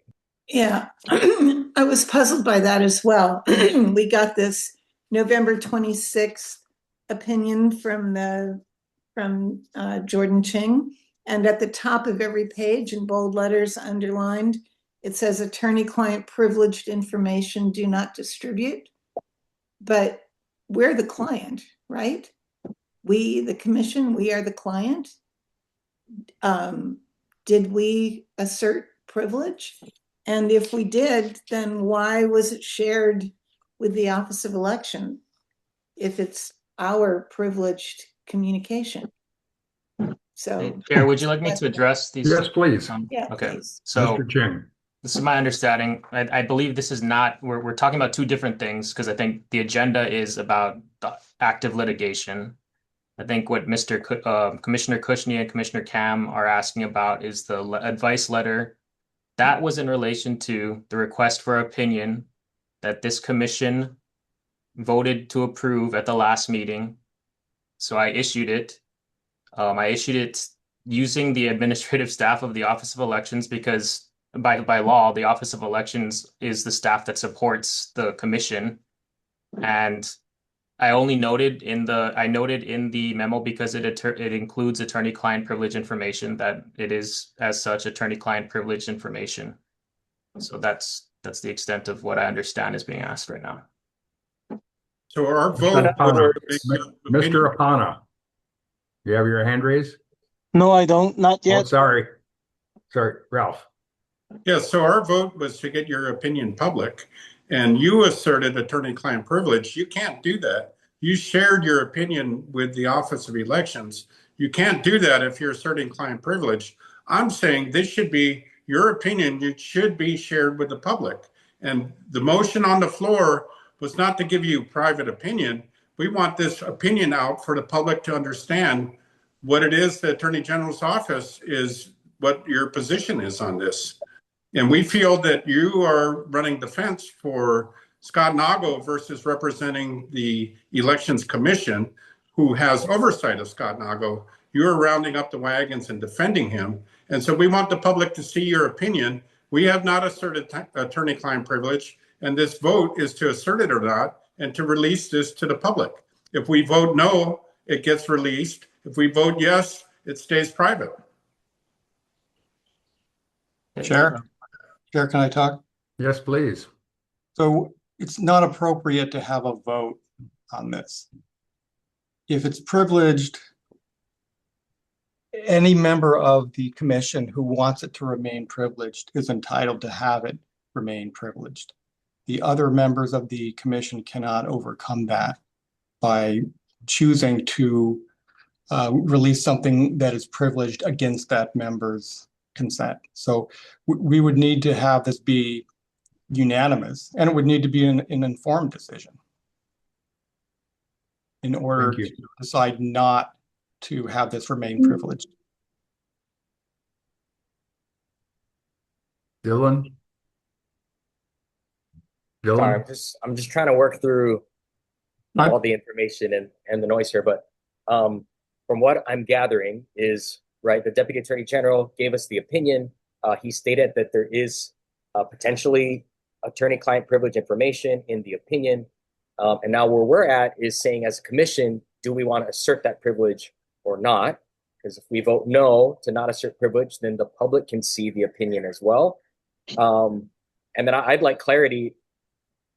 Where is it specified that the attorney-client privilege has to be a unanimous vote, or is it a super vote, or whatever? That's where I'm at. I've tried to make sense of all this. The law says the Elections Commission Ralph, shall go ahead. by majority vote of its membership. That's all we're asking. Let's get a majority to hold it private or not. And it's a very simple vote. No, you don't understand the basics, Ralph. It's not the way it works. I do. This The is about- Elections no, Commission shall No, act. no, Ralph, no. This Ralph. is about attorney-client privilege. Jeffrey has the floor. An attorney, each person on this commission has the right to maintain that privilege if that person desires. Other people cannot vote to release that person's privilege. And that's what you're suggesting here. Perhaps the Deputy Attorney General can explain it better than I can, but we Show me the cannot law. we vote to do something that a member objects to. Yes, we can. It says right here, the Elections Commission shall vote by majority vote. Shall Ralph, act. you're not listening, Ralph. We just did a Wait, whole wait, bunch of wait, votes. wait, It was wait, against wait. the other Mr. people Ching, who were against it. Can I ask Mr. Ching to clarify anything? Okay, so what I have here is that, again, this was a memo prepared by myself out of the direction of the office regarding attorney-client advice that the commission solicited. That as indicated in my letter, it included attorney-client privilege information, and I advised not to distribute. But you shared it with the Office of Elections. The Office of Elections, by law, is the administrative support staff of the commission, and they regularly, Ralph, again, listen. they regularly distribute information to the commission as possible. I don't have access to all of your personal information. I didn't forward this to any other individual other than the person, the Elections Commission staff that handles this.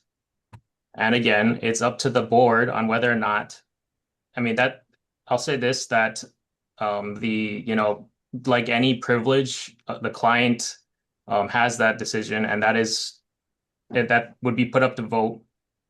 And if there's a majority to waive that privilege because the privilege applies to the commission as a whole, as a body, then that would be the commission's decision. But with that said, I would advise against it because it includes information that is relevant, again, to ongoing litigation that would serve against the interests of the state and should not be shared. Thank you. Ralph. Yes, Chair. So this is our elections. There should be nothing hidden from the public. We don't take a negative vote. We assert the privilege or not. So let's vote and to assert the privilege and move on. So if we vote no, then the privilege is not asserted and we can share that with the public. There's Mr. nothing. Sabas. Why are we hiding this from the public? Mr. Sabas. With Dylan, I'm totally confused.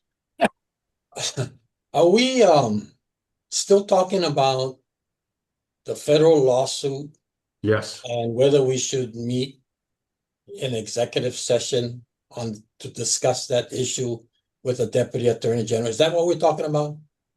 No, we voted against the executive session to where we can't discuss in public an existing court case or attorney-client privileges.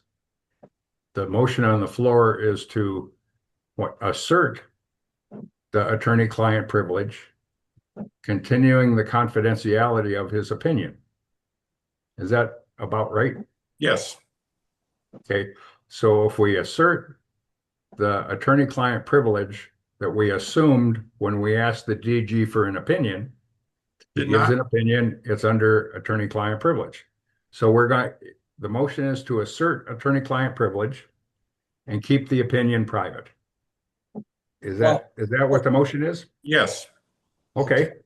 I'll vote against that motion because I would prefer that we meet to discuss with confidentiality what this lawsuit is about with the Attorney General. That would be my position. In executive session In without executive public. session, right? So Right. this motion, approving this motion asserts that client attorney privilege and privacy. We can still discuss it in executive session when this body decides to do that. We decided not to go into executive session. So now the motion is to maintain the attorney-client privilege that we had asked last meeting of the Attorney General to give an opinion. He gave an opinion as requested by us. And we're just asserting that he's our attorney. Yeah. Ralph, did you have something else? You had your hand up. No, that's it. Okay, I'd call for a roll call. Can I just get a couple more? I'm not sure if I'm ready for the Sorry, vote. So Mr. can I just Apana, get a wait, couple- let's have Mr. Apana first. I just want to know, I thought I knew what you guys were saying. What does the yes vote mean? Keep It it asserts secret. the attorney-client privilege on the opinion letter regarding the court case. It means keep it secret. That means keep it private according to attorney-client privilege. That means we would go into executive session if need be. No. If need be. No. If we decide it later, we can. But right now, this opinion is still private if this motion passes.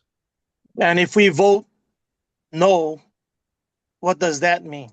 Then Sure. then the opinion is eligible for publishing unless any one of us wants to assert our client attorney privilege and prevent that. Is that correct, Jordan? No. No, Okay. the commission is on as a client in whole. When we vote in whole, if it passes, there is attorney-client privilege. If it does not pass, there is no attorney-client privilege. So stating on there, attorney-client privilege, the Attorney General's office gave it attorney-client privilege, but we are the customer and we did not give it attorney-client privilege. I'm sure they want us to, and that's why we need to take a vote on it. But it's as a whole. It's not individual. One person cannot say, oh, I don't want that. I want my attorney-client privilege. And then it's not, because the commission is the client, not individuals. Thank you. Dylan? Thank you, Chair. I'm just trying to peel back the layers to fully understand everything. But I think even where the frustration is that if we're the client and there's attorney-client privilege being asserted, it was broken the minute that it was shared with the Office of Elections, right? Because we oversee the Office of Elections. So it's kind of like, you're giving the disciplinarian, you're feeding the person that we're oversight over the opinion of what we should have confident eyes over, just us having oversight over. I think that's, I've sat on other boards and commissions too, and I'm recollecting that the council would actually send it directly to, in the BCC, us versus the whole Office of Elections. I don't know if Raymond read through it or if Raymond, if the whole Office of Elections has access to it or not. But that's the point, is that the attorney-client privilege was already broken because it wasn't shared with us, the client, confidentially. So I think that's why we're at where we're at. My brain is super mushy. I think I'm against asserting the attorney-client privilege because it's already been broken. And so we should bring in the public into the fold of this. I think that's where I'm at. I'm open to hearing more discussion, but that's where I'm at with this. Thank you so much. Yes, Mr. Apana. Yeah, Mr. Chair, I'm just going to recollect history from where I came from as being the mayor of the county. If one of my employees got caught in a lawsuit, the attorneys would talk with that person and their supervisor what happened, and then they'll report back to me, and then we decide to go to the council and said, this is an ongoing lawsuit. Somebody's suing one of our county employees. This is what's going on. Attorney-client privilege. The employee knows, the director knows, the supervisor knows, I know, and now the council knows. But we are all of the same system, the county. I think it's still intact, and we have gone into executive session because it's a potential lawsuits, or it was personality or people's I don't know, character, whatever, that we don't want to slight. Personality, yeah. So we went into executive privilege, but the attorney would tell us in executive privilege, this question is not allowed in executive session because it's a general question. You need to take that outside. Or the attorney or our county attorney would say, we are crossing the point where we should enter executive session because we have an ongoing lawsuit. It diminishes our, I guess, position or maneuvering or settlement or whatever it may be. And we would take their advice. But to say everything should be in public from the get going without knowing everything, I think it's kind of, I don't know, premature that we should at least know what the scope is. And I just want to say this particular attorney that came, or whoever he was, he said he got one of our commissioners to quit because he bullied her. And then he mentioned a few more people that they're next in line. I think we need to know what our attorney will tell us what to expect, and then we can move from there instead of just saying, we want the whole public to know before we really know what's going on. I mean, that's my opinion. Anyway, thank you, Chair. Thank you. I have two questions, please. Yes.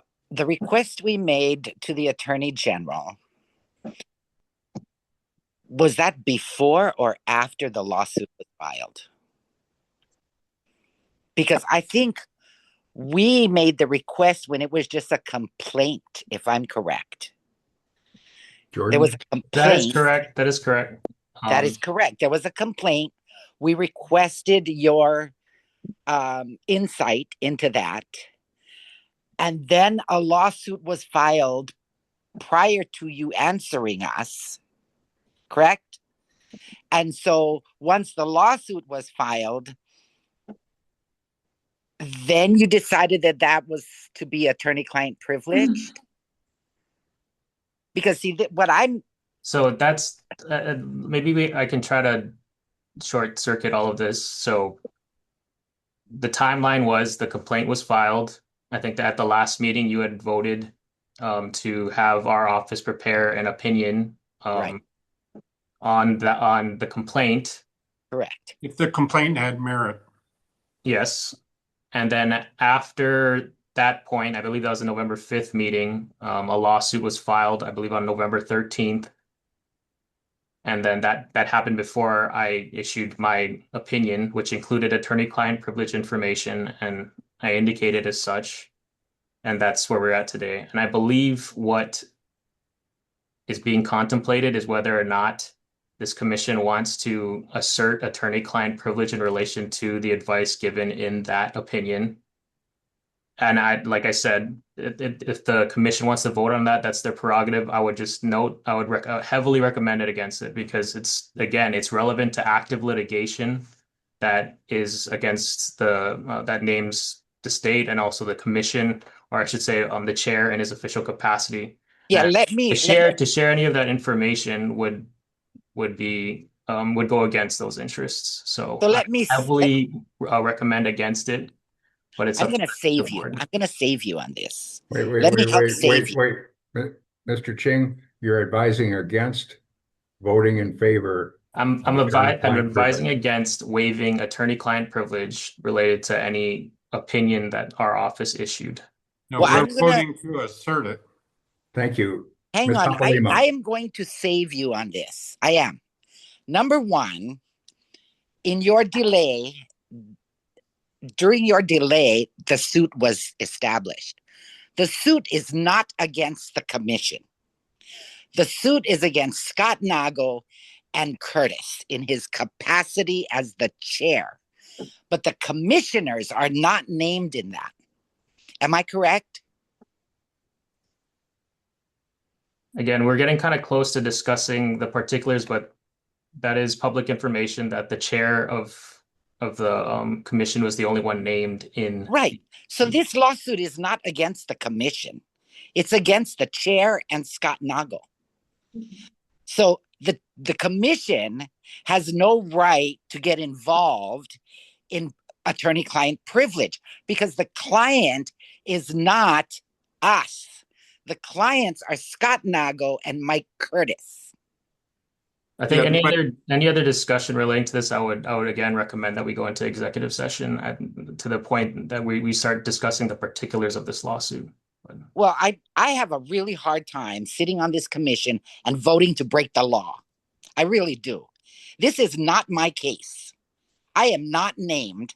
I have no place in asserting privilege. Period. Any attorney will tell you that. I'm not named. So I am gonna not vote on this. I'm not even gonna participate in this. This is Mr. Curtis and Mr. Nagle. It is up to them to determine whether they want this case to be public, and they are the ones that need to assert privilege. Ralph, you had something? Yes, Chair. So this brings the question on representation. So the Attorney General can't have dual representation, that the representation of one client adversely affects the other client. Exactly. So we should have separate counsel assigned to the commission. And if Deputy Attorney General Ching wants to represent you, then that's perfectly fine. But he can't do this and then withhold information from us or tell us that we are asserting attorney-client privilege or not. The commission acts by majority vote. So it seems like there's a conflict of the attorney's representation, and he's got dual representation. He can't represent Scott Nagle either. And right now he's having private communications with you, Chair. You're having private communications with Raymond and Scott Nagle. We have the emails where you're redacting that. You guys are colluding, and I'm saying that you're blocking our oversight duties. We know that the HAVA plan for the state of Hawaii is not compliant. Okay, we asked the opinion of the Deputy Attorney General before he was listed as as counsel for you individually, Chair. So there's a clear conflict of interest on the part of the Attorney General. And this is what I'm trying to get to the root of. So we need to either vote as a commission to assert or not assert attorney-client privilege, and we need to vote. We need to have separate representation. And he's welcome to represent you, but he can't represent the commission at the same time because we know the HAVA plan is not compliant. So, Dylan. Thank you, Chair. Something Ralph, Commissioner Cushing just said, I think is key in that the root of this is actually the multiplicity of representation by the Deputy Attorney General. I think there is conflict there. But besides that, I want to say I'm changing my vote here, and I want to explain to the public why and to the commissioners why. I will vote in favor of asserting attorney-client privilege, and this is why. With any legal case, I don't want to be responsible, right? If this legal case, if the result of it is holding leadership accountable, holding the people are different, whatever, we're accountable, those people that are named in the suit accountable, I want to see that brought to fruition, and I don't want the actions taken by this commission to prematurely expose whatever, I don't know, all that legal mumbo jumbo, but I'm not going to be responsible for jeopardizing the result of this is probably one of our most, Mr. Brinegar has put a lot of work and effort into it. And I don't want to subtract from that by, as we all have said, potentially opening us up to, my brain is so mushy, but do you get it? That's what I want to communicate. I will be voting in favor. I would actually think going into executive session to discuss and then bringing out of that things that we can share with the public, whatever the public can know. Okay, so everyone out there, I'm not against transparency. I'm not against all that. I'm trying to make sure that we can see something that seems to have good wings on it all the way through. Thanks. ready for a roll call? No, Chair, I got one more thing. So we need to either assert attorney-client privilege. We need to get independent counsel. The counsel, his representation of the commission is in direct conflict with his representation of you. We want to make sure the election laws are enforced and that we're complying with the law. He's defending you and Scott Nago against possibly breaking the law or the HAVA plan. So I want to have our own representation and not be lumped in with the rest of this lawsuit. Just quickly to that, I'll just note that I am the deputy assigned to represent Chair Curtis in his official capacity. I'm not representing the Office of Elections in this litigation. How about the Elections Commission? Who's to the extent that I'll say this too, or maybe I won't, because I think, again, we're getting close to discussing, the merits of this complaint in an open forum. So explain the representation of the commission. I represent the commission. I am the Deputy Attorney General assigned to represent the commission. Chair Curtis is part of that representation, and I am representing those interests in this, and as part of the sunshine meetings and also part of these litigation. Mr. Sabas, you had some questions? So Jordan, again, just to help me be less confused, your recommendation is that we vote this motion down? Yes, my recommendation is to not waive attorney-client privilege in relation to any of these matters. So vote this motion down. However it's characterized. I don't know how it's going to be characterized yet, but I'm recommending that we do not waive attorney-client privilege. So what's the motion again? We're voting to assert it. It's never been asserted. Okay. No, that's not correct. The privilege exists. It doesn't need to be asserted. It exists as a matter of law. That is correct. So vote the motion down is your recommendation. That is correct. So it was already broken when you shared it. Thank you. No, it's the client's. The client owns the privilege. Right. We didn't vote on it. Please the client would need to address the chair. Mr. Cushing. Chair, the client would need to release it. It doesn't work the way that it is being explained. Okay. Ralph. Yeah, so the client is the Elections Commission. The commission votes by majority vote, and we have to assert attorney-client privilege. You've already shared this opinion with the people that we're overseeing. You tipped our hand to them already. It's already been broken. So all we're shielding is the public right now from what the Deputy Attorney General has his opinion. And the only reason for that is to protect the Deputy Attorney General. He's not acting on behalf of the public. I want to show the public that the commission is acting on their behalf, and we're not doing that. Any other discussion on the motion? Yes, Mr. Chair? Apano. Just to be clear, based on the motion, a yes vote means to retain attorney-client privilege. That's what a yes vote means. Yes. I think it's to obtain. To retain. Assert it. Yes. No, keep it. we already got it. And a no vote means laundry in public, Yes. basically. Yep. I just want to be clear what we're voting on. Yes, that's correct. And how it's worded. Mr. Sabas. Wait, again, I'm getting confused again. So Jordan, you still recommend that we vote this down, given what Mayor Apana has just commented on?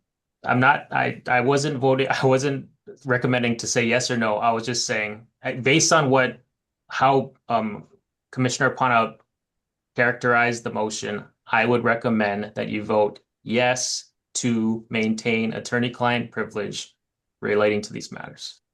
Thank you. Okay. Thank you. Now, can we have a roll call, please? Yes, Chair. Commissioner Andrion, Yes. Commissioner Apana, Will not participate. okay. Commissioner Kushney, No. Commissioner Kam, Yes. Commissioner Osterkamp, Yes. Commissioner Papalimu, Abstain. Commissioner Sabas, Yes.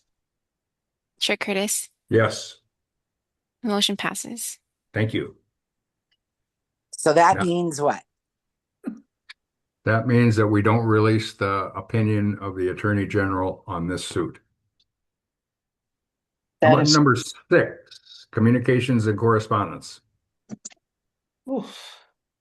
I'd like to take testimony on this and the other item, formal complaints. EC 2511, 2512. So number 6 and number 7 are the items that I would open to. Yes, Lindsay, Oh, you were raising your hand? yes, I was. I got confused when you said number 7. Oh, I'm sorry, 6 and 7. Item 6 okay. and 7. We just finished item 5. Right. So for number 6, Yes, there's all these things from the Office of Information information practices, yeah. asking you to explain whatever, Right. like 4 or 5 different things there. So Yep. do we get to see your responses? I'll share mine when and if I make them. But right now, I'd like to open 6 and 7 to public discussion, Oh, public sorry. testimony. Okay, sorry. Thank you. Chair, real Dylan, quick. what'd you have? In the near future, can we also take another recess, quick one? Let's do it right now. Let's take 10 minutes. Can you run 10 minutes on the timer?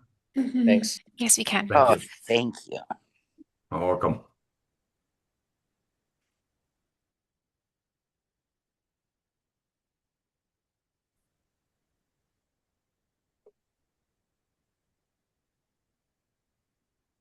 How do you do this?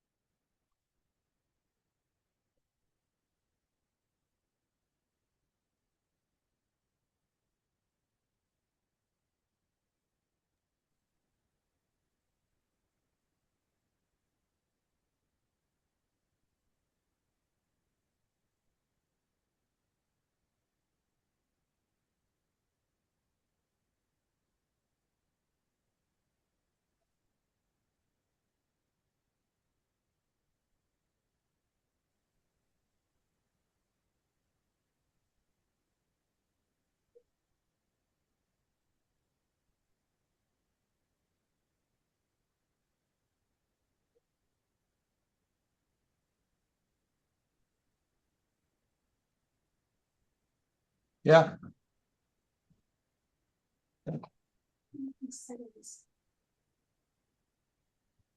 Let's do it.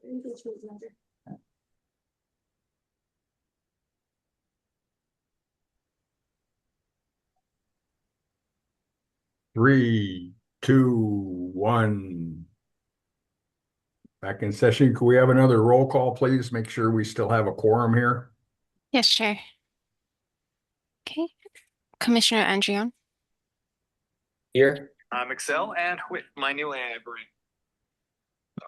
Commissioner Apana, Here.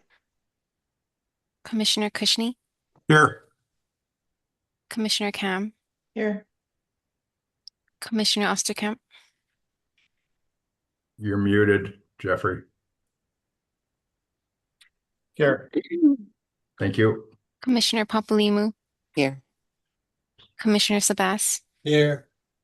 Chair Curtis. Here. Okay, so have quorum. So going back to public testimony for number 6 and number 7 on the agenda, communications and formal complaints. Okay. The first testifier is Janet Mason, followed by Austin Martin. Thank you, Chair. You're welcome. Item 6 included a letter from Speaker Nakamura describing the procedures for initiating audits of state operations. The League supports regular periodic management audits of the Office of Elections by the state auditor. And we're glad to see that it sounds like you may be pursuing this.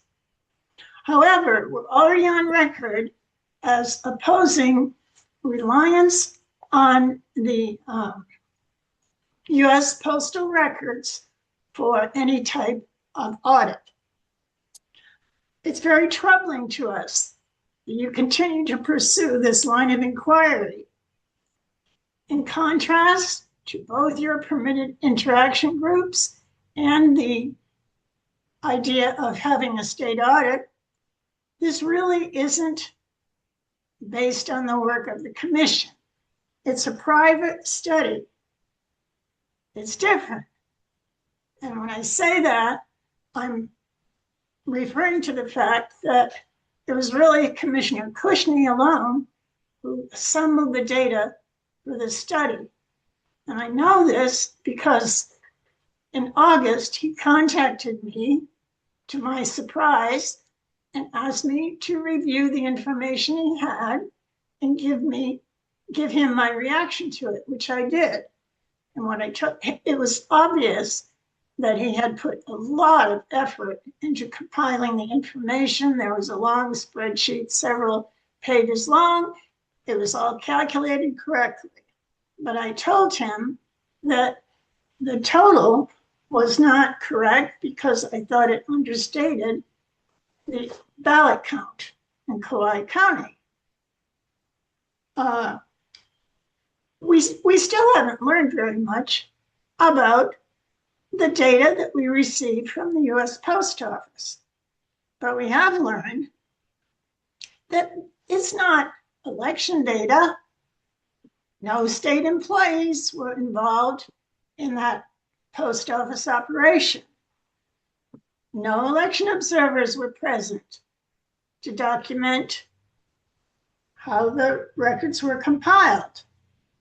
And I'm not sure that it was contemporaneous in dates with the election cycle. So I'm hoping that you will completely disregard use of the post office data in the work that you do going forward. You have no authority over the work of the U.S. Post Office. And so I don't see where that is going. I think the auditor will be able to do an audit based on the procedures used by the Office of Elections to count the ballots.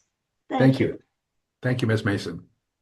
The next testifier is Austin Martin, followed by Tara Rojas. Aloha, and thank you for having me once again. I am Austin Martin. I'm the chairman of the Libertarian Party of Hawaii. I was an election observer in 2022, and I have filed several complaints, which, to my knowledge, have been ignored by this commission and not acknowledged, despite me trying several different methods to bring that to y'all's attention. I appreciate Ms. Detweiler for bringing her complaint and Mr. Cushney, and I want to offer a mahalo to them. I think the issues that they raise are clearly substantial. And I think that the overwhelming evidence of the community having the same opinion is pretty clear. This commission can clearly tell where the ground is. I'm not a Republican. I'm not on Team Trump. I'm a libertarian. I'm here because we're being defrauded. And it's pretty clear to anyone who cares about it. If you follow any of the details going on, you know that this is we've got the smoking gun already. And these guys are basically, it's a clown show where Mr. Curtis sits here and obstructs the ability of this commission to hold anyone accountable by simply misinterpreting and playing lawyer games with Mr. Osterkamp and others and the Attorney General as a necessary party. And they're running a interference operation right now. It is not in the interests of the state to conceal crimes against the state if the state is we the people. If the people are what decide who is in charge of the state, right, then the state doesn't get to organize itself as a political entity against the people and try to work against our interests. And that's exactly what's happening, because there is definitely conflicts of interest. I pointed that out in my own lawsuit. And the corruption on this goes really deep. Unfortunately, most of our government is in some way affected by this. There are people in their networks and in their office places that they have to live with who are connected to the results of this, even if they're not directly involved in it. So in for a penny, in for a pound. And that's the problem with organized crime and racketeering when it enters your local government. Holding them accountable is hard. We don't like that kind of conflict. We don't want to be in tension with our leaders. We want them to care about what's going on with us. And it's pretty clear that these people do not care. It is pretty clear that they are serving some really corrupt interests that need to be stopped.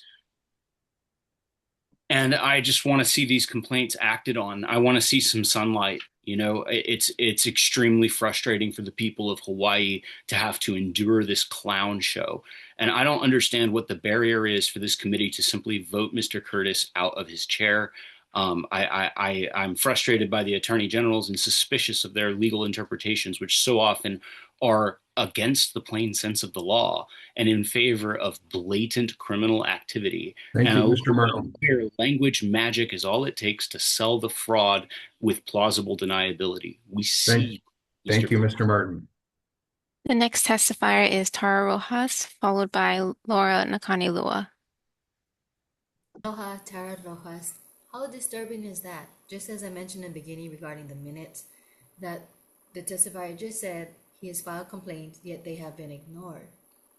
So my comment for these two agenda items are that, as you heard, complaints were ignored, unacknowledged, or never acted upon. Not in this meeting we heard it in many previous meetings when we started showing up. So this is not a small administrative issue. This is a failure of process. Again, a breach of public trust and a direct violation of the Commission's responsibilities under Hawaii law. We see those commissioners who hear us and speak on behalf of us, and we see those who don't. So these complaints in these two items have specific concerns and is grounded again in these materials. The problem is that the public has done their part. The problem is the commission, not all commissioners, majority, not majority, just the problem is the commission has not. And we see the reasoning why, the unequal votes.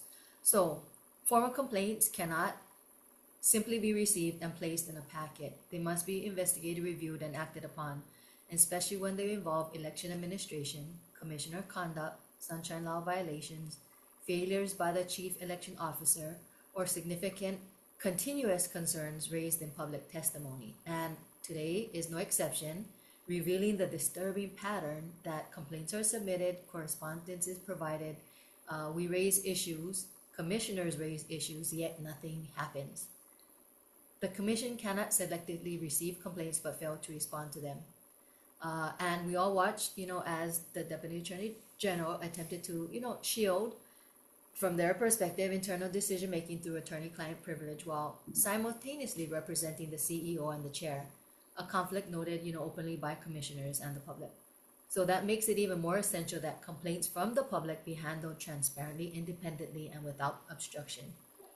Therefore, for the record, I request the Commission take the following actions: formally acknowledge each complaint under Agenda Item 7, and state publicly the nature of each issue raised, provide a clear public timeline for how each complaint will be reviewed and responded to, affirm that no complaint will be dismissed or buried due to conflicts of interest involving the AG, the chair, or the CEO, require that any complaint alleging misconduct, mismanagement, or sunshine law violations be handled in public, not behind closed doors, commit to transparent follow-up communication, ensuring that no member of the public is ignored again, and that commissioners are allowed to ask questions of the testifiers, and guarantee commissioners' right to speak on these items without interruption, especially those who have been advocating for transparency today.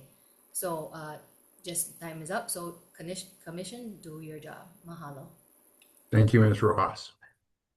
The next testifier is Laura Nakani Lua, followed by iPhone. Thank you. Aloha, commissioners. Aloha. First, thank you again for aloha.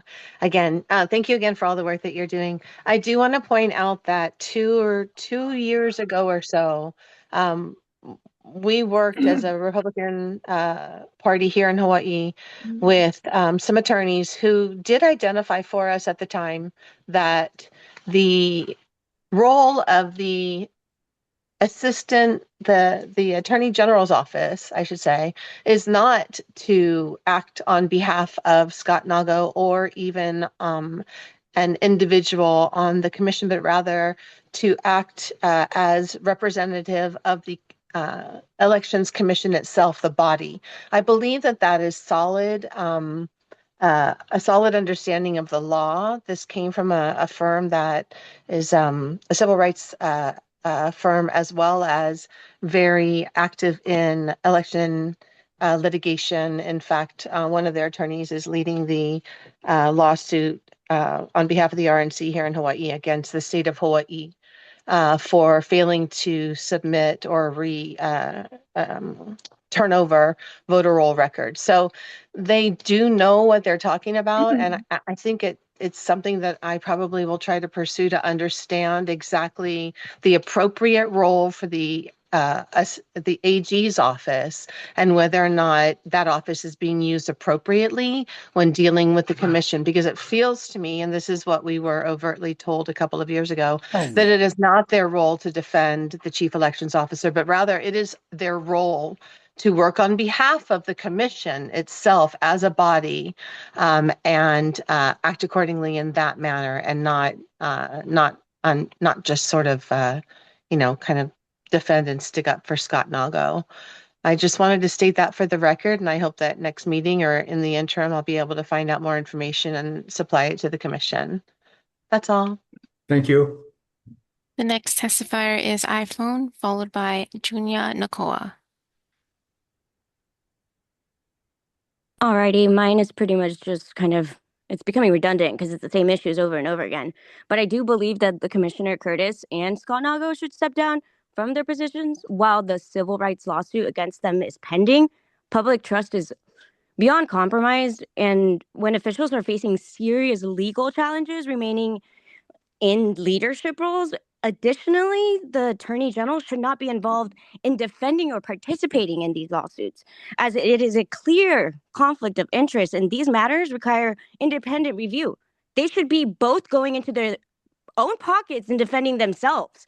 If you're going to really stand up by your actions in this commission and in your role, you should really be paying out for your mistakes out of your own pockets, not using the Attorney General. And I just see this Attorney General on this call, but yet he does not interrupt when the Sunshine Law is being pretty much just walked all over by Curtis. Like, he just sits there and just twiddles his thumbs. Like, what are you getting paid for? So with that, I'll just rest it. Thank you. Thank you. The next testifier is Junior Nakoa. Welcome back, Junior. Yes, sir. Okay. But you guys can hear me? Yeah, shoot. Yeah. Yeah, bro. You know what is funny right now, bro? It's finished one circus right now. I think we need one, us, the public, we need a commission for the elections commission right now. It's funny, bro. Funny, but not funny. Okay, because there's a lot of things that is wrong in this whole thing. But you guys are grumbling against each other, commissioners against commissioners, commissioners against commissioners. So it's almost a kind, and then like the Wahini just said right before me, yeah, this I know for a fact. Yeah. The Attorney General, first thing is first, the Attorney General, get off your cole and start helping control this meeting. Okay? Start guiding these guys who gotta keep on asking questions. Is this legal or is this right? Is it that? I think that's what you gotta stay there and sit down and do it all day long. Yeah. You see, you're there for protect them, the commission. Yeah, that I know. So, like the Wahini said before this, Nago gotta go get his own attorney. Curtis, you gotta go get your own brother. Okay. The commission is represented by this Deputy Attorney General. So they clear the smoke, guys. Woohoo! Clear the smoke, guys. So simple. You guys gotta, I say in these meetings all day, all week, all for the past 20 years. Okay? Aparna, you see me, you heard me talk planning before. Yeah, I don't stop. I still do them. Okay? And it's just frustrating that the people on this commission is put on there to watch the elections. Make sure no more jam up. Make sure it's done right. Make sure it's porno. Okay? And like I said earlier, just do them. Just stop pointing fingers at each other. Okay? If Ralph make Curtis shut up, well, let Curtis go do his stuff. If Curtis like the guy Ralph shut up, then go do what he gotta do. Go do what you guys gotta do. Go investigate the Big Island 19,000 thing. Maybe that, and if you guys find out that Ralph is wrong, good, he shut up then. Yeah? Cause this is getting crazy frustrated. I thought you guys was ready for rock and roll and do something and hold these politicians accountable. That is what this commission is here for. We need politicians in office. And that's what you guys are there to make sure us guys, the people, get politicians. Yeah, guys, so come on, man. Take off the gloves, work together, and make it the right way for the people. Shoot! Sorry, I went over a couple of seconds. Thank you, Junior. Yeah, peace. The next testifier is Michelle Stefanik. Hello, thank you for your time to let me testify again. First, I want to say I support everything that Tara Rojas and Junior just said, as well as a couple other people that testified before me. In regards to these formal complaints, I do believe that the board or the commission needs to address them and make action on them. I feel that a lot of the complaints that are coming in basically just get, okay, we received it and filed away instead of actual formal things being addressed, fixed, and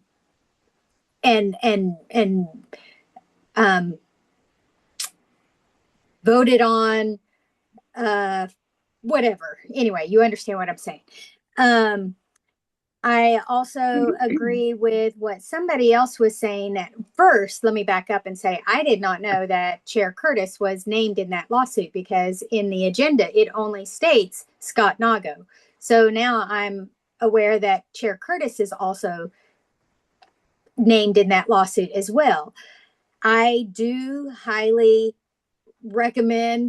urge the rest of the board to do what's right and vote to remove Chair Curtis, because if he's involved in a lawsuit, and Scott Nago, how can they justly do their job and us trust what's going on? You know, I think that I should not, as a taxpayer, be paying their attorney through the Attorney General's office. If they're being named individually, then they need to be paying for their own attorney to take care of that. If they're not being named individually, then okay, you know, but they're, from what I just heard, they're named individually. So I don't know about the details, because not all the details have been shared with all of us. So anyway, I'll leave it at that. I do think that something needs to be done with all these complaints, and they need to be resolved and not just filed away like, okay, we received it, done, you know. So anyway, thank you for your time. I yield. Thank you. The next testifier is Andrew Aker, followed by Jamie Detweiler.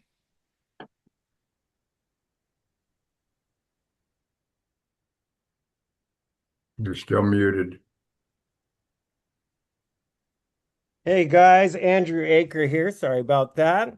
Can everybody hear me loud and clearly? Yeah. Great. So yes, Mr. Curtis, Mr. Nago, even Deputy Attorney, you guys might want to lawyer up on your own. I'm echoing that sentiment. And I completely agree with what Dylan said earlier, that if this was blown out to the public right now, it actually might block us from being able to hold you guys accountable. So yeah, I'm glad that you retain your attorney-client privilege for now. And let's see how things go. And we'll see you in court. I yield my time. Thank you, Mr. Aker. You're welcome. The next testifier is Jamie Detweiler, followed by Jennifer Hunt. Aloha, this is Jamie Detweiler. I want to say, first of all, thank you to the Office of Elections and Scott Nago for replying to my complaint in writing. I just received that reply to my complaint on December 2nd. And it's interesting because, in a nutshell, it was not accepted to a degree, because it said I did not meet the 90-day statute of limitation to file a complaint. So that would have been 90 days from the last general election. But it's so ironic, because when I sent a certified mail correspondence to the Office of Elections in November of 2022 to request an audit on the election of District 37, I did not receive a phone call, an email, a letter for, 12 plus 4, 5, 12 plus 5, 17 months. 17 months. And it was because of the commissioners, some of the commissioners on this commission, who advocate every single time for truth, transparency, and integrity. They pushed and advocated for me to at least get a response. Even Representative Tarnas, the chair of the Judiciary Committee of the House of Representatives, asked Mr. Nago during a testimony why his office did not respond to me. So I find it really ironic and comical, quite frankly, that I got a denial, basically a denial letter on my complaint that I submitted, because I didn't do it within 90 days of the election. Give me a break.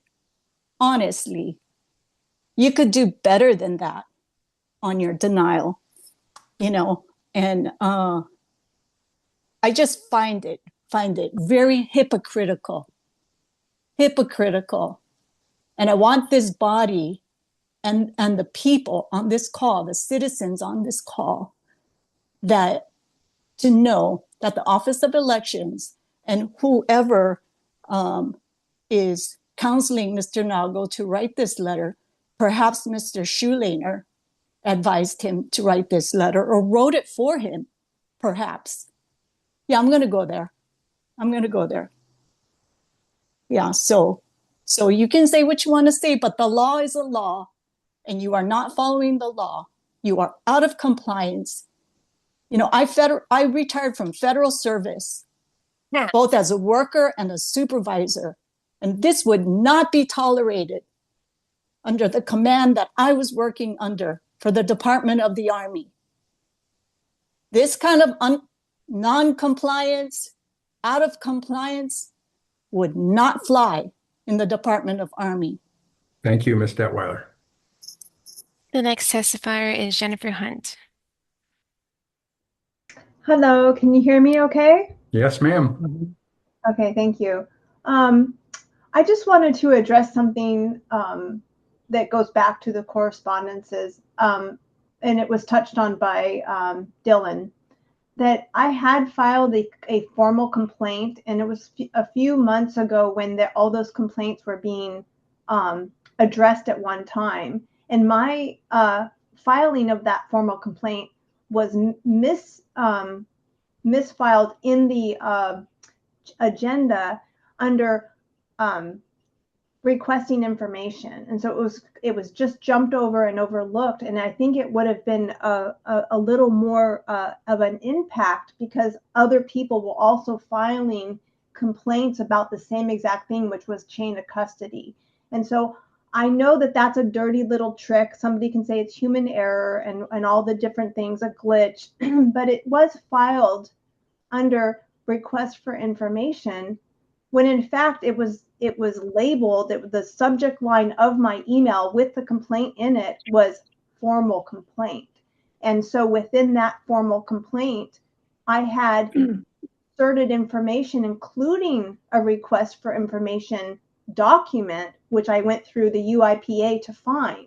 And so that's what that attachment was. And so it was miscategorized, or, you know, like I said, human error maybe, but most likely the dirty little tricks that happen, as we know they happen throughout the legal system. It's not the first time that, you know, these tricks are, you know, sending things to the wrong address or whatever. So I just wanted to point out the fact that the more the Office of Election and the Commission, whoever's responsible for sending these complaints to whoever reads them, the more you guys play around and do these kind of things, the more you bring more suspicion to what you're doing, and why you would want to gaslight the public, who has a duty to hold you accountable and to watch what you're doing. That's what we're here for.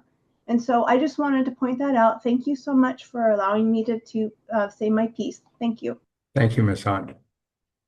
The next testifier is Jennifer Coblon.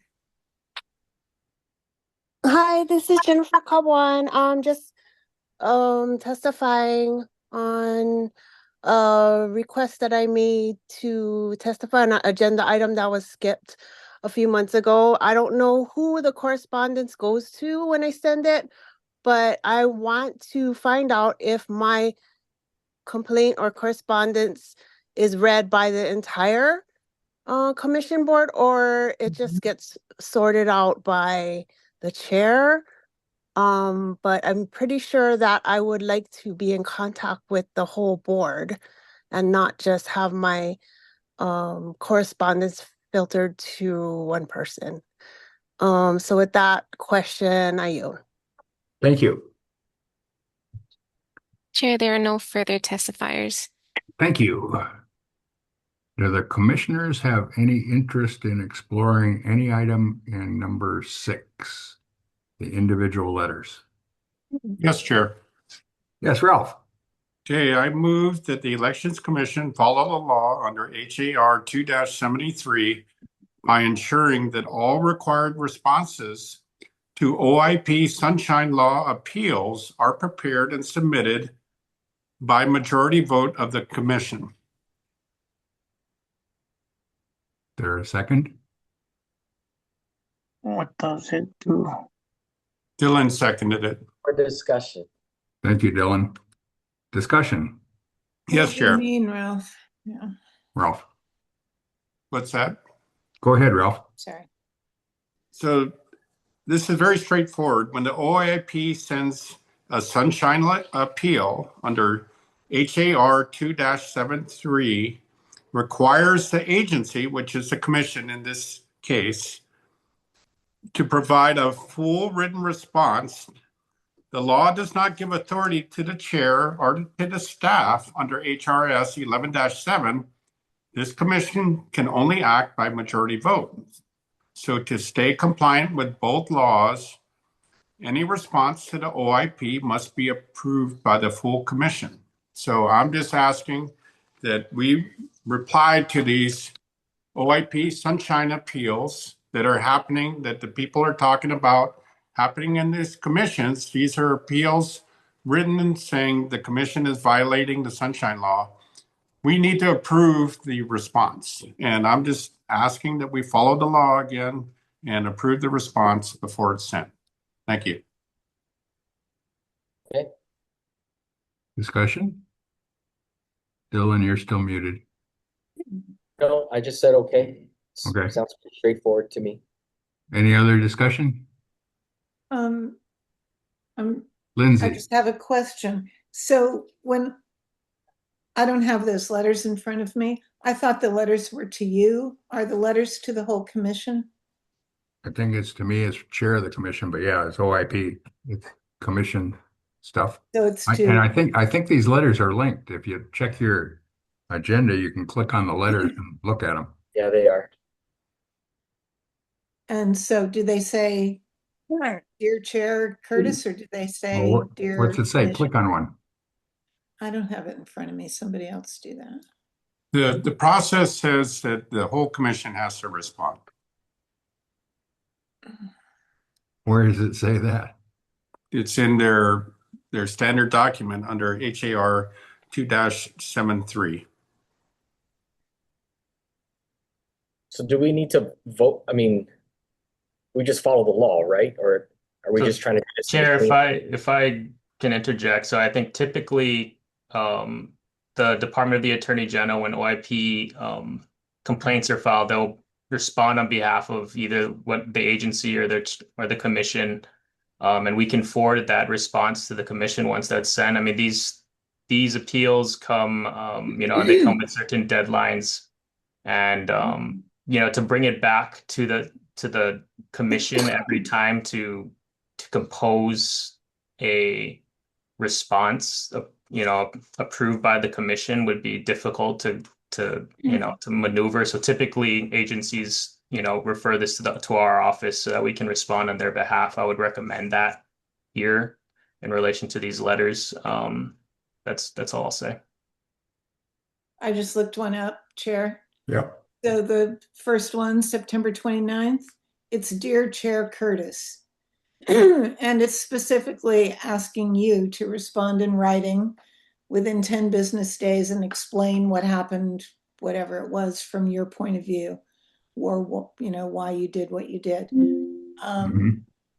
So that seems like that's on you, not on us, but I do feel like we ought to see it.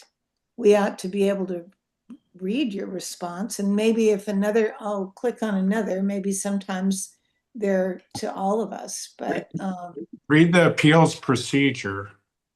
It's the second page. The second document is a form letter on the procedure for handling complaints. All right, just a second. Where is that, Ralph? Yeah, where? It's the second page after the cover letter, the appeals procedure.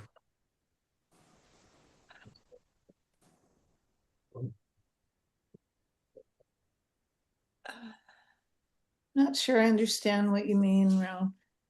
There's attached to the appeal is an appeals procedure. There is? Oh, okay. No, it's just, okay. Appeal procedure. Okay. Agency response. The agency's written response is due 10 business days after it receives the notice of appeal. Its written response must include a concise statement of the factual background, an explanation of the agency's position, including justification, and any evidence necessary to support the argument, and contact information for the agency officer or employee who is authorized to respond and make representations on behalf of the agency concerning the appeal. If checked, the agency's response must include the records, the minutes. Okay, is that enough?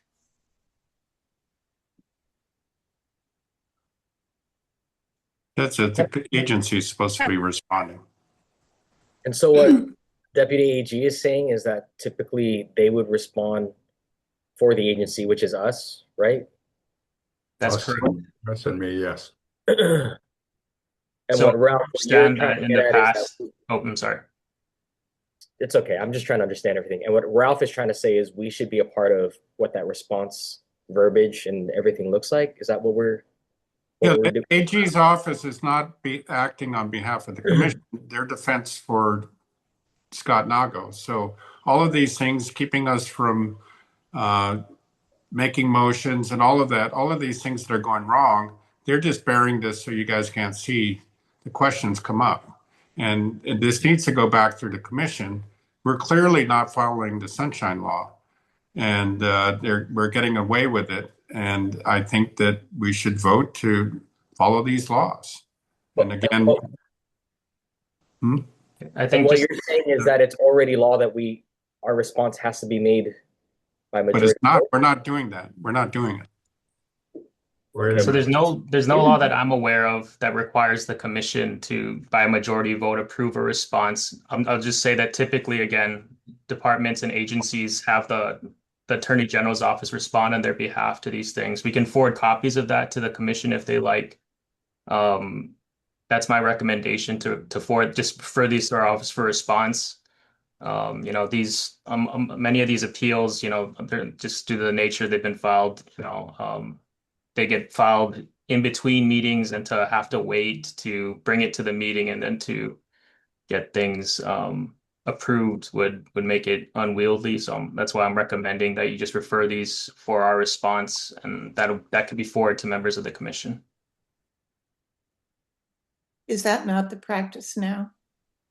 No, so all of this stuff is being done in the back room, and none of this gets shared with the commission. There's lawsuits that go on, and these guys are representing us. They don't tell us anything.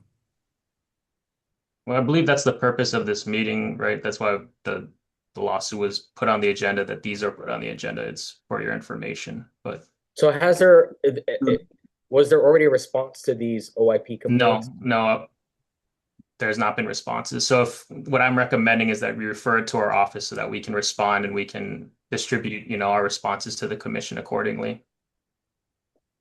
I think just out of abundance of caution, because I believe that in past meetings it's been discussed. Sure. Okay, but there's been complaints or Sunshine Law complaints filed prior to September 29th, correct? Jordan? Against for the Office of Elections, that is Yeah. correct. And so Where are those? did you respond to those? I believe those were handled by my predecessor. So Oh, okay. I think just to be certain, I wanted to put this on the agenda to have the commission refer it to me so I Okay. can respond.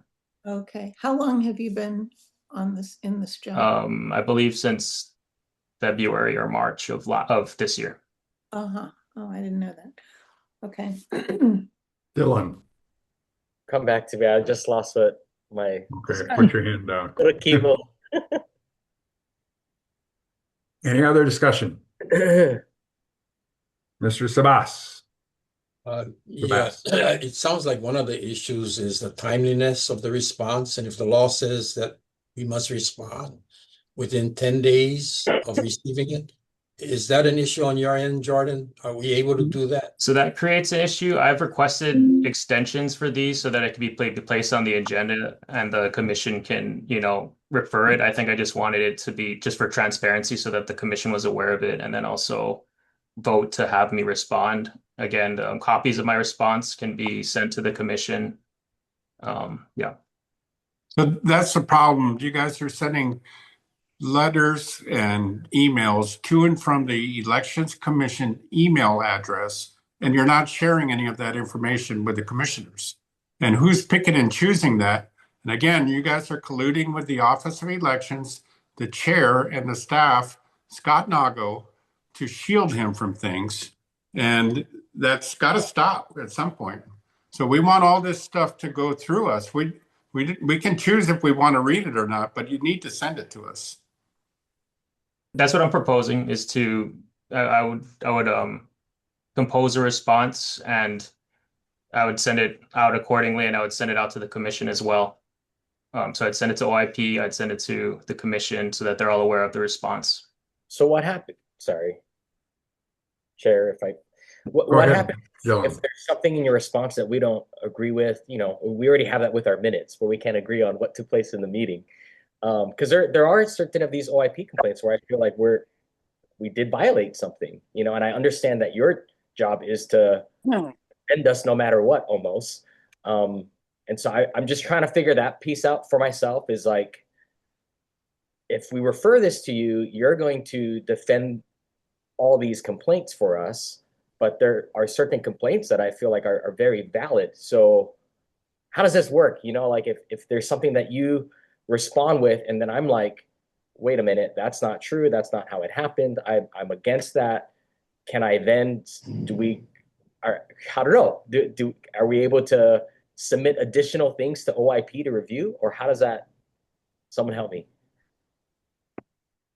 Well, I think it's just it's within the purview of the commission whether or not, you're going to delegate these responses to our office and, trust that we will respond in the best interest of the commission. The Attorney General's office is assigned to, protect and prosecute all claims of their clients, including the commission. So again, that's just what's being recommended. I would foresee a lot of variables like that would make it very difficult to, bring this to the commission every time an appeal has been brought. And if the commission can't come to a decision, a meaningful response can't be given, things like that. So that's why I'm making this recommendation. Yeah. I have a question. So these are just appeals to a decision that was already made previously? No, these are they're characterized as, I think I'm not sure if it says appeals, but they're complaints filed by members of the public. It does say appeal, but that's a misnomer. I challenge that too. So these are complaints that the public is sending to the commission. No, it's just complaints to the office of OIP. To the office. These are letters from the Office of Information asking us to defend what we did. Right. Got it. I read them and I was trying to understand that these are complaints coming in to OIP saying that we violated something. Mm-hmm. And we have not been addressing these on our own. The Attorney General's office has been addressing all of these. And that's why when people say they had complaints, we know nothing about it. Okay, so that's the whole thing. So maybe the complaints need to come to us prior to the response going out. Because why? Well, because I think people are having issues with the response that's going out. Like So Dylan, I'm sorry, just to clarify. Oh, I'm sorry. You can finish. Well, I was just reiterating what Dylan was saying. Sometimes he looks at these responses and he doesn't feel that that's what happened, or there might be some proof that this is exactly what occurred, and so maybe we have a difference of opinion on how those OIP complaints should be addressed. And I get that the reason why. So, and it's interesting because you just took over this job, and so you're sharing these complaints with us now. But previously, those complaints were never shared, and the AG took care of them. Is that what I'm hearing? I can't speak to my predecessors how they handled it. I believe they did bring it to the commission though, but that was before I started, so I can't say. Okay. Ralph. Yes, Chair. So this just comes down to leadership by you that is insufficient, and we're not following the Sunshine Law. The AG is going to protect you, say nothing to see here, but these are things that the public has complained about. I've been cut off. I'm trying to make motions on agenda items, and you cut me off. You mute my microphone.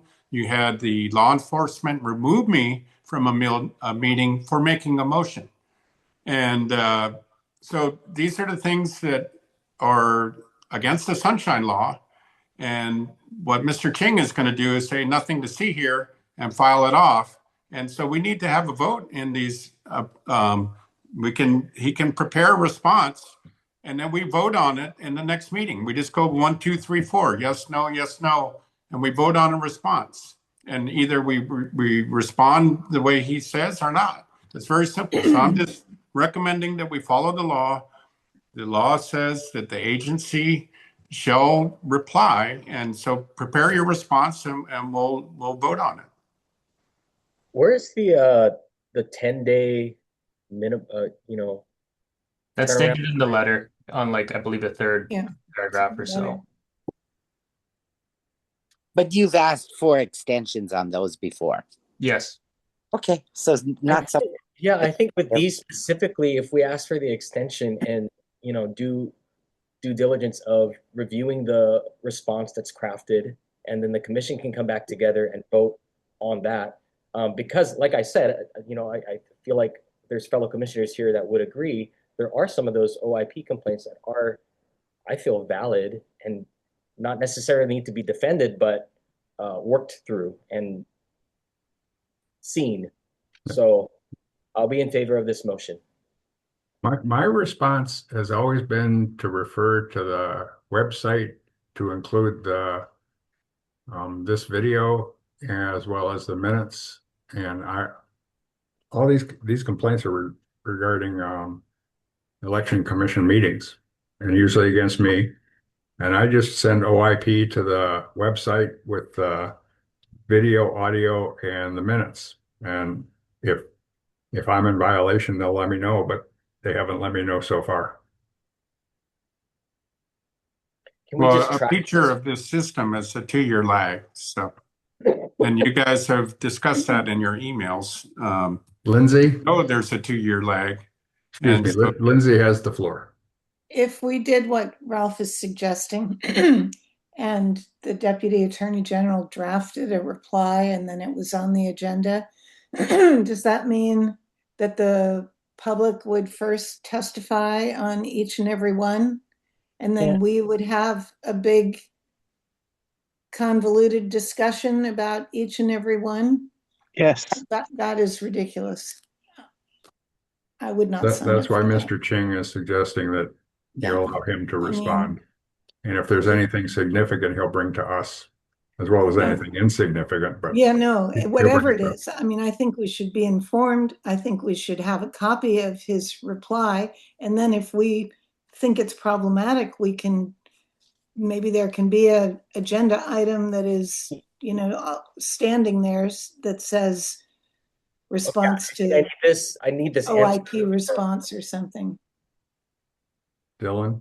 What Lindsay said is what's in my mind right now, right? Like, if there's something in his response that we don't agree with, isn't it too late already once he has sent the response to the OIP? The OIP is looking for one response from the agency, and then they're going to make their decision. And after that, I don't know if there's an appeal process. This is already in there, right? So that's why I'm in favor of the motion, Commissioner Cam, and the rest of my commissioners is particularly for this, now that Deputy Attorney General Ching has brought this list to us and we know what the OIP complaints are, and there are specific complaints on there, if you read through them, I think a number of you would agree that there are places where we may have very well violated sunshine law. And the job of our Deputy Attorney General is going to be to defend us from all that. I'm saying let's be accountable to it. And if there's something that we did violate, let's not make an excuse for it. Let's work through it. And even, lack of better words, admit to that in a response. But for us to delegate that to the Deputy AG is passing off accountability and saying, take care of this for us, make it go away. And if there is something we violated, your job is to defend us anyway. So do that. I'm saying for this set of OIP complaints that have been brought to our attention, let's try it this way, where he can draft a response. Let's get it on the agenda for the next one. Yes, we have 8-hour meetings all the time. And I'm not saying it should be like that all the way, but this is one of those things I don't think we pass off and say, let's not have a conversation about it. Let's do it this way. Let's do the strenuous, tedious task of getting it done this way. So it's open, it's transparent, and all that good stuff. My brain's very mushy, but I hope I've made my point. Mr. Afana. Let me get this straight. These are letters to the Office of Information Practice saying that our commission might have done something wrong. And it's OIP's letter to us regarding the complaint. Yeah. So OIP, the way we deal with them in the county is they will tell us after reviewing the complaint or letter, we have found you in violation or you are not in violation. If we are in violation, they ask us to change our system or whatever we're doing to meet the letter of the law. They are the judge and jury. Now you're asking us, the proposals for us to judge and jury ourselves. Is that what is being asked? Can I respond? Sure. Yes, Dylan. I don't think that's what's being asked, Commissioner Opano. What's being asked is that they're already asking us to justify. They're still the judge. They're asking us to justify what happened. And I'm saying, I feel like there are valid points of these complaints. And if we pass these particular complaints off to the Attorney General, his job is to defend us and to say nothing happened, right? So okay. I don't know if that's presumptuous. I don't know if that's. He can't defend us if we're wrong. So let me get this straight. Lack of better words, I'm saying we should. Wait, Dylan. Dylan has the floor. Dylan has the floor. Mr. Afana, Dylan has the floor. I wasn't finished. He wasn't finished. Dylan, go ahead. I'll be okay. Mr. Afana. Lack of better words. All we're saying is we want to be included in how the response is crafted. Yeah. That's it for this particular. So our response will go back to OIP before it goes back to the general public. Is that correct? No, it's part of our public record, which is where the public sees. No, but we're gonna write one formal response to the public who ask OIP to look into this. No, that's OIP's decision. Yeah, but they're going to eventually write a letter to that constituent or whoever they are. And to us. And to us, correct. Based on their decision. If they find a violation, they'll let us and the complainant know. If not, then not. Okay. I think I should know. So these 4 letters to they were filed by Commissioner Cushney. So I don't know if everyone read them, but yeah. Mm-hmm. Ralph. No, I did not. Ralph. Yes, so I think we can eliminate this problem by getting a new chair. So that would eliminate most of these issues. And it would speed up our meetings to have somebody who's effective in the leadership role. It would make a huge difference. And all of this stuff is unnecessary noise. But we can't even have our commission meeting process correctly. How is our elections going to be done properly? So, Mr. Sabas. I'm just trying to work my way through the process of how we get this done. A letter comes from OIP saying that we may or may not be in violation. A complaint is filed with them. Yes. And then there's a complainant out there waiting, and by law, we should be responding within 10 days. Yeah. Correct? Yeah. So, Jordan, when anybody receives this letter, do we at least inform the complainant that your letter has been received? It is under review, so that the complainant, the public out there, knows that they've gotten our attention and we're giving it the respect that it deserves. No, the response is given by the Office of Information Practices. They send a response to the complainant informing them that they've received it. And I believe they give the relevant appellant procedures. Good. And then from there, it comes to you folks and the commission chair. So what I'm proposing is that when that happens, that that the commission refer these letters to me for our response so that we can issue a timely response. And then at that point, when we issue it to OIP, we can issue our response to the commission as a whole. I believe Commissioner Andrion has an alternative, but I'm recommending that you refer it to our office for a response. That's okay.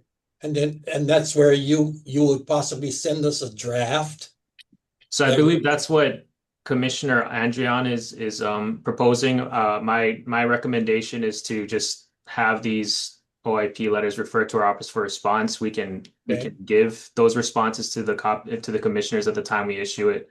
And if there's issue, you can always bring it up at a agendized meeting, as opposed to bringing it back and forth and requiring a commission vote on our responses every time these appeals are filed. Right. That's just my recommendation, but I think there's other options that are being. Would it be helpful that when you send us the draft, that you inform us that this letter has been received at a certain date? I would like to hear back from you, commissioners, if you have any input that you'd like to add to it. Well, I think we couldn't do that because that violates the Sunshine Law, and that we're all conducting, Okay. So then it has to come back to the commission. So that's why I'm meet once a month. Yeah, that's why I'm recommending that you refer it to our office for a response, and then at that point we respond and provide commissioners with a copy of the response, and if there's issue, you can ask that it be placed on the agenda, but that kind of that's typically my understanding how other agencies handle it. But I just wanted to bring it to the commission so that it's clear on what I'm authorized to do. Thank you. The total time that we're looking at before the complainant can receive a response would be when we meet again, a month. That would be the 2 months. I think that's what would, if you guys vote to have it re-referred back to the commission, it would be, it would have to come back in a month, and then depending or not if the commission is able to vote on it or come to a successful vote, that'll affect our ability to respond as well. And it sounds like some of the testifiers, I'm sorry, Mr. Chair. Sounds like some of the previous testifiers said it took a year or two to get a response. I think that they're referring to, the commission complaint process, not necessarily the OIP complaint process, but. Okay. And our response is to OIP. That is correct. Our response is their decision. Yes. Dylan. Can I just clarify, and maybe I didn't hear the motion correctly, and this needs to be maybe a friendly amendment. Move on, we'll accept it. But I thought we were just specifically talking about these complaints. I'm not talking about future complaints. I think this is specific, and what I'm saying, we try it this way, and I want to urge everyone to vote yes on this, is right. If you did read all these complaints, it is coming from us or from specifically Commissioner Cushney. And so I think this even relieves the Deputy Attorney General of any conflict if he were to bring it back to us for us to approve his draft, so that there is a sense of impartiality on the response being given to the OIP. So I just want to express that I understand, the timeline of how elongated it would be if every OIP came back through us. I'm talking about the specific ones that are on our agenda today. I think we as a commission need to have input on what that response looked like, especially because Commissioner Cushney is the one that filed it. But I think on the commission, there would be a number of us that would agree on, again, sharing the accountability of possibly have violated the Sunshine Law. So please don't make me talk again. I've just tried to communicate where I'm at, but I will vote yes on this specifically for this subset of OIP complaints. Okay. Lindsay. Chair, thank you. Dylan, thank you for clarifying that. I thought you meant always and forever. So if you just mean these 4, 1, 2, 3, 4, you just mean the 4 that are on this list, then, okay. Then I will vote for that. Ralph, would you accept that as a friendly amendment? Yes. I'm ready to vote. I So- think maybe so just the the- last thing I'll note that of a potential complication through this is that, I mean, you're inviting a process where, you know, in this case, these 4 letters were, you know, filed by Commissioner Cushning, and then you know, in a sense, he's going to be involved in the decision making on his own complaint and on what our position will be on his own complaint. That might complicate things, but it's again, this is up to you. I mean, I'm just pointing that out as a potential complication. Yeah, I have a comment on that. Please. So when the chair tells us that we can't make a motion or have discussion, and he gavels over us, he mutes our microphones, whatever it may be, how are you going to have the grievance process? I got to be able to have an input to that. I feel that my rights were violated, and that's why I filed the complaint. So to say that I got to recuse myself from the vote is pretty ridiculous. So we're either following the Sunshine Law or not, and it's pretty simple.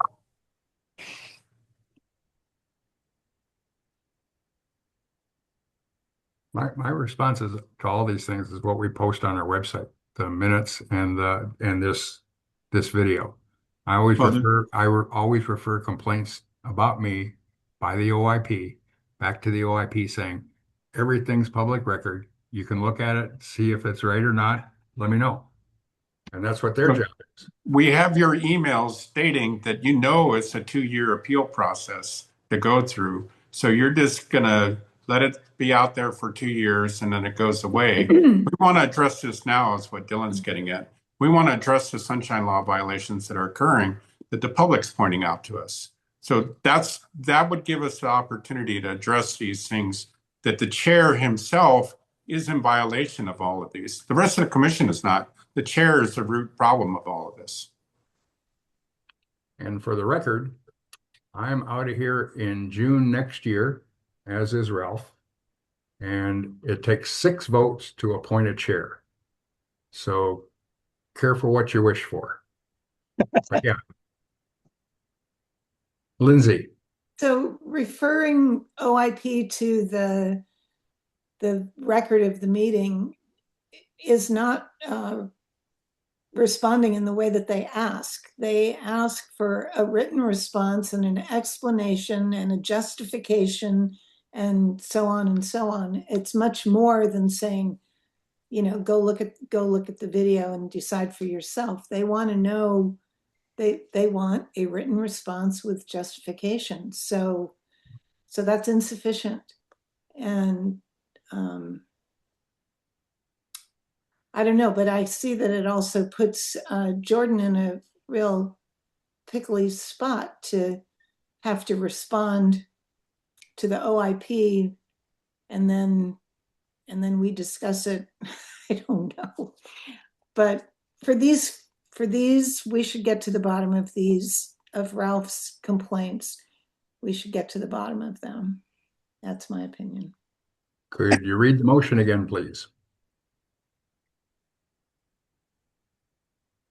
Motion for the Elections Commission to follow the law under HAR 2-73 by ensuring that all required responses to OIP Sunshine Law appeals are prepared and submitted by majority vote of the commission.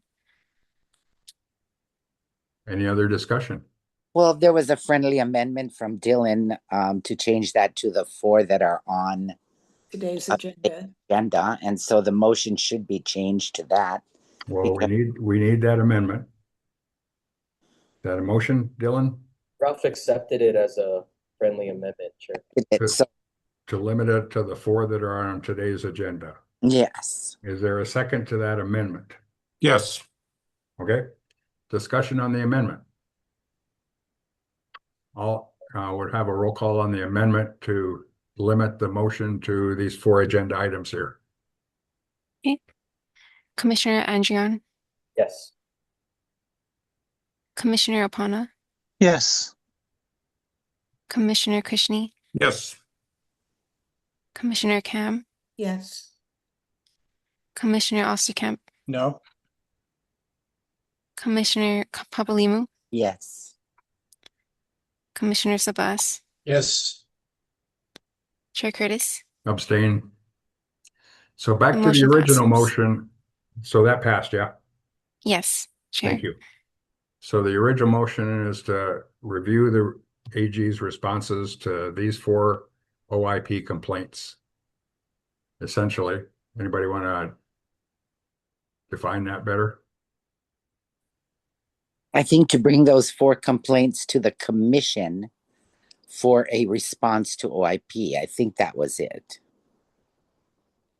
She already read the motion. Yeah, I think the motion is stated right. Okay. Could you Question. reread the motion again, please? Yes, Chair. Motion for the Elections Commission to follow the law under HAR 2-73 by ensuring that all required responses to OIP Sunshine Law appeals are prepared and submitted by majority vote of the Commission. So the only change is it's not all OIP. Yeah. I mean, the 4 required. Yeah, that motion is not correct. The amendment passed. Yes, but the motion that you're going to vote on must be stated with the amendment in it because the amendment was approved. Correct. Okay, amendment's approved. The motion doesn't change other than limiting it to the 4 items on the agenda. Correct? Yes. I would ask for a roll call. Wait, question. Yes, sir.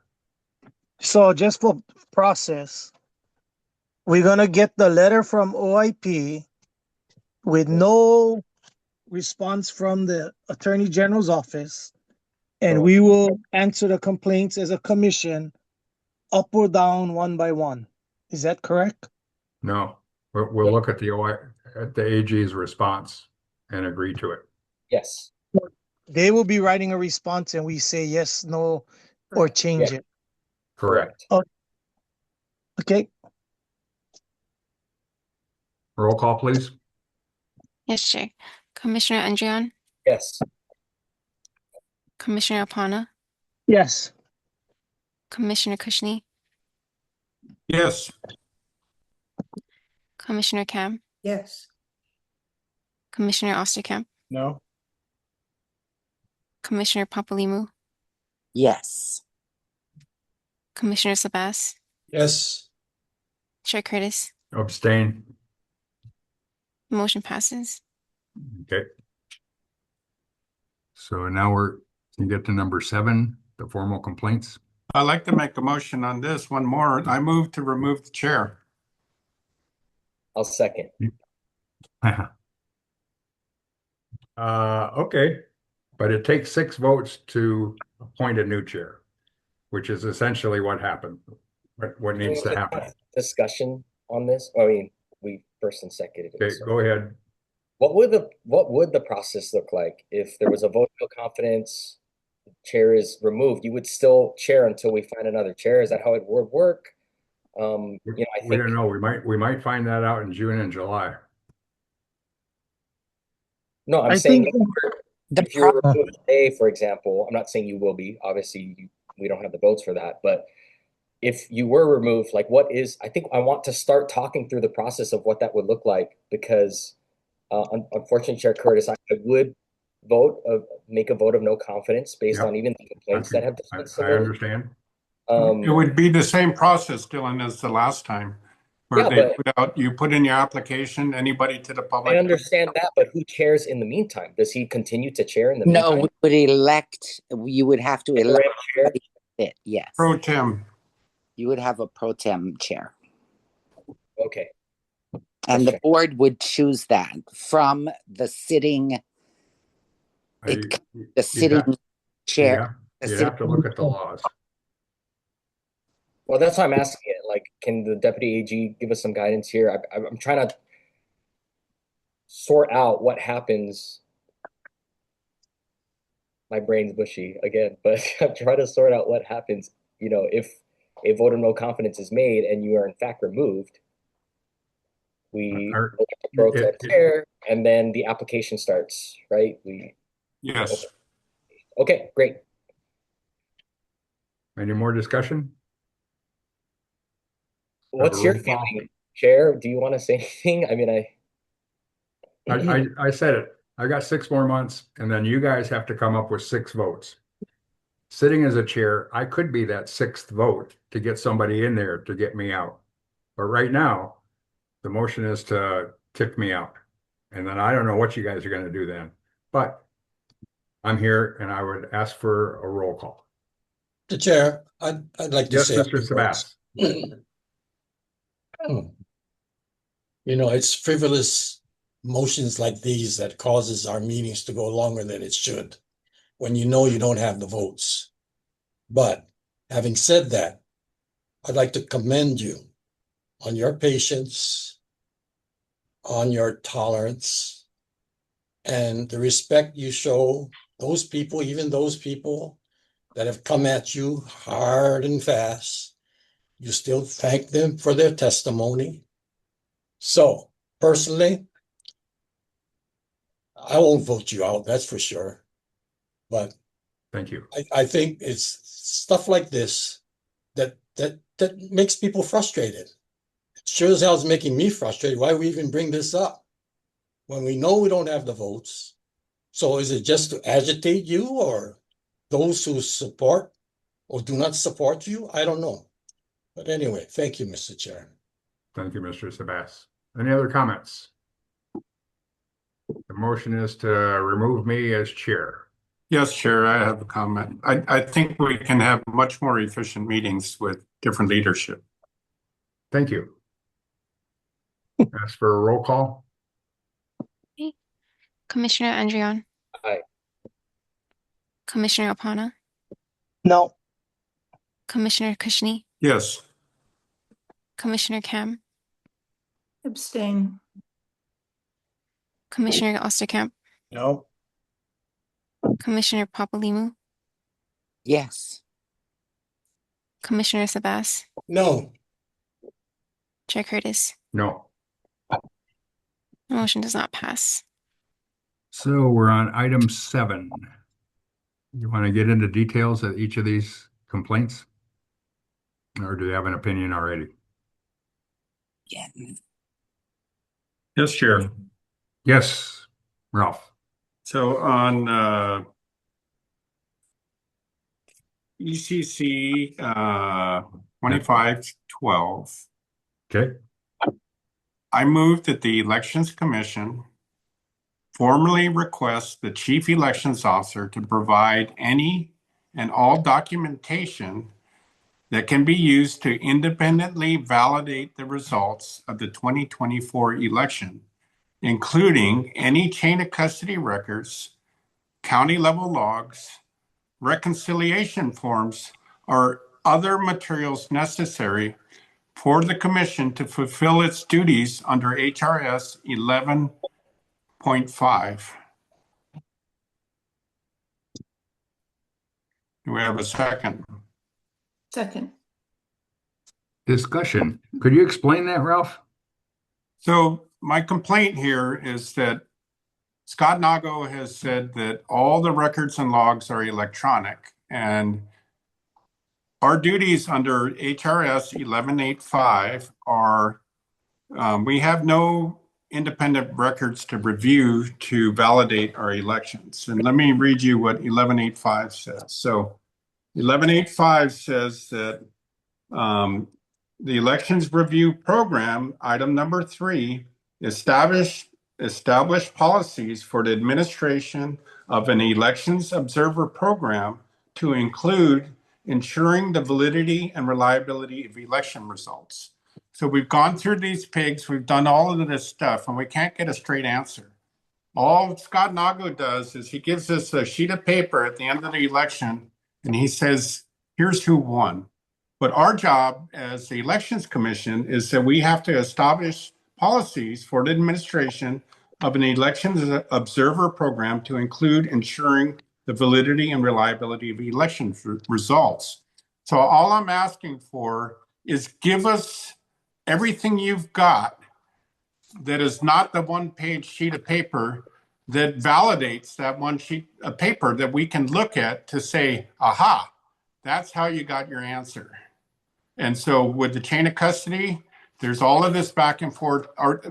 And people are saying, well, we didn't get the chain of custody delivered to us. We didn't ask properly, whatever it is. So I'm just saying, let's give him the opportunity to send us the information that would validate the results that he's giving us. So we must be missing something, but to my knowledge, we don't have any records that validate the results that he's giving us. So I'm just saying, let's ask him formally for that. Other discussion? Yes, Dylan. I just want to say, I think some of this will also be addressed in the PIG that we formed, but I don't think it'll hurt to also ask Scott and the Office of Elections to provide the documentation that is being requested. And I'm with everyone as far as like frivolous motions and carrying things on. I just want to say, you know, a lot of times the motions that are made are to show the public that we hear them, we hear their concerns, and we want to, even if it won't carry through, we want to put some action to it. So that's why even with this, I will vote yes on it on principle and to show the public that where I'm at least with all of this. Other discussion? Is your hands up, Lindsay? Yeah. Okay. I mean, this is the same, this is what we've been asking for all along. You know, we just want something that we can see that supports the results. What I think you're, you know, if this should pass, Scott Naga would say, I don't have the county's records. The counties have their own records. You're going to have to go get them from the county. And which is what we've been trying to do for the last few months. And so I don't know that it would go anywhere, but this is the crux of what we're after. It's, you know, they don't seem to believe that the chain of custody begins when they receive the ballots, the ballot envelopes. And they don't seem to think it's important to keep paper records that they can then show an independent party. That's what we want. We can ask for it every which way from Sunday, and maybe someday they'll deliver. So I'll vote for it. Yes, Mr. Apana. Mr. Chair, I'm kind of surprised that I'm not sure how many commissioners have been on this commission a long time, but these are things you guys should have gotten long time ago. Yes. And I don't know how you collect these things. That is why the PIG is so important to me, why I started talking to the different county clerks to see what they gather, what is their punch list to get to the total ballots out, ballots in, from the beginning to the day they give the certificate of election. That's what I want to do. Commissioner Papalimos said we're doing their job. If we have to do it to ensure the public that the election is clean, I'm going to do it. To piecemeal everything at this point, kind of, we passed that already. I think the PIG is in place. We have the outside auditor hopefully come on board to verify what we see. And one way or the other, the truth will come out. And that's what I'm after. So I'll be voting no on this particular motion. Thank you. Mr. Thank you. Kushney. Oh, I'm sorry. Anna, you're still talking? No, done. Okay. I don't understand why we would vote no not to get information. So we're just asking under our mandate under 11-8.5, we want to establish policies for the administration of an election observer program to include ensuring the validity validity and reliability of election results. And that's all we're asking for, is give us something that validates the results. And there's nothing to date. So not asking for information is going to be a disservice for the public. And I hope that everybody in this room can ask for that information and get a majority vote by the commission to get this one way or another. We're getting stonewalled with this information, and we're being told that it wasn't given to us. So I just heard that again today. So give us the information. Why isn't it being supplied to us if it's out there? Thank you. Other discussion, Lindsay? Yeah, but Ralph, the information. Please address the chair. Sorry, Chair. It seems to me that the information that we're seeking, Scott Nago is not the source of that information. He has his computer. He has what is received in the state counting centers in each county that comes through the computer after the signature verification. That's where his office begins tracking everything, and they do. What the part that we want to know is the part before that. It's the county part. It's how they handle it from the moment they receive it until they deliver it to the state counting center. All of it. That's what we're looking for. And so the election review program, how do we do our job? We've never even discussed this before on having the election review program. So how do we do our job? Is the motion to establish an election review program? That's what it says in the statute. Yes. Chair, is that what the motion is? I asked the secretary to reread the motion. Yes, Chair. Motion for the Election Commission to formally request that the Chief Election Officer provide any and all documentation necessary to independently validate the results of the 2024 general election.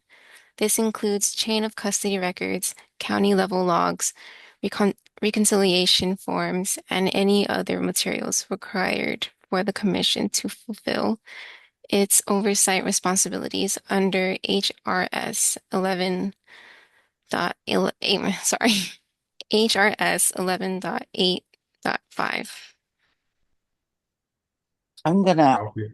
I'm sorry, I'll raise my hand. Okay.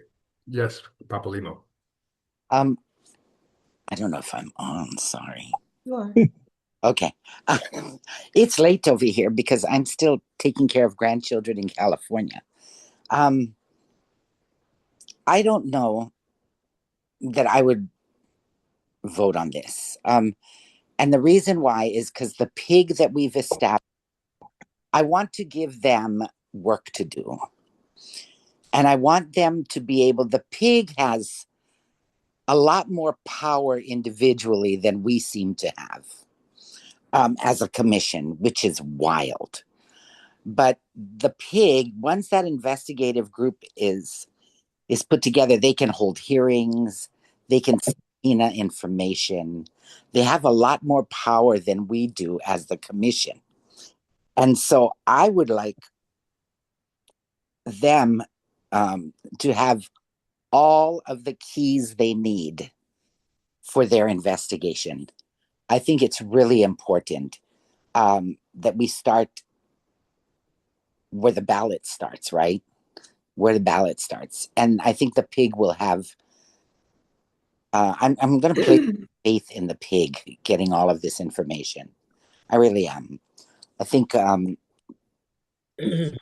be successful. And I know that this is a motion for the people that have been coming for 4 or 5 years and doing all. And I get what you're doing, but it's late. And I just want to give the PIG that we've already decided to do, I want them to have their power and to go for it. I really do.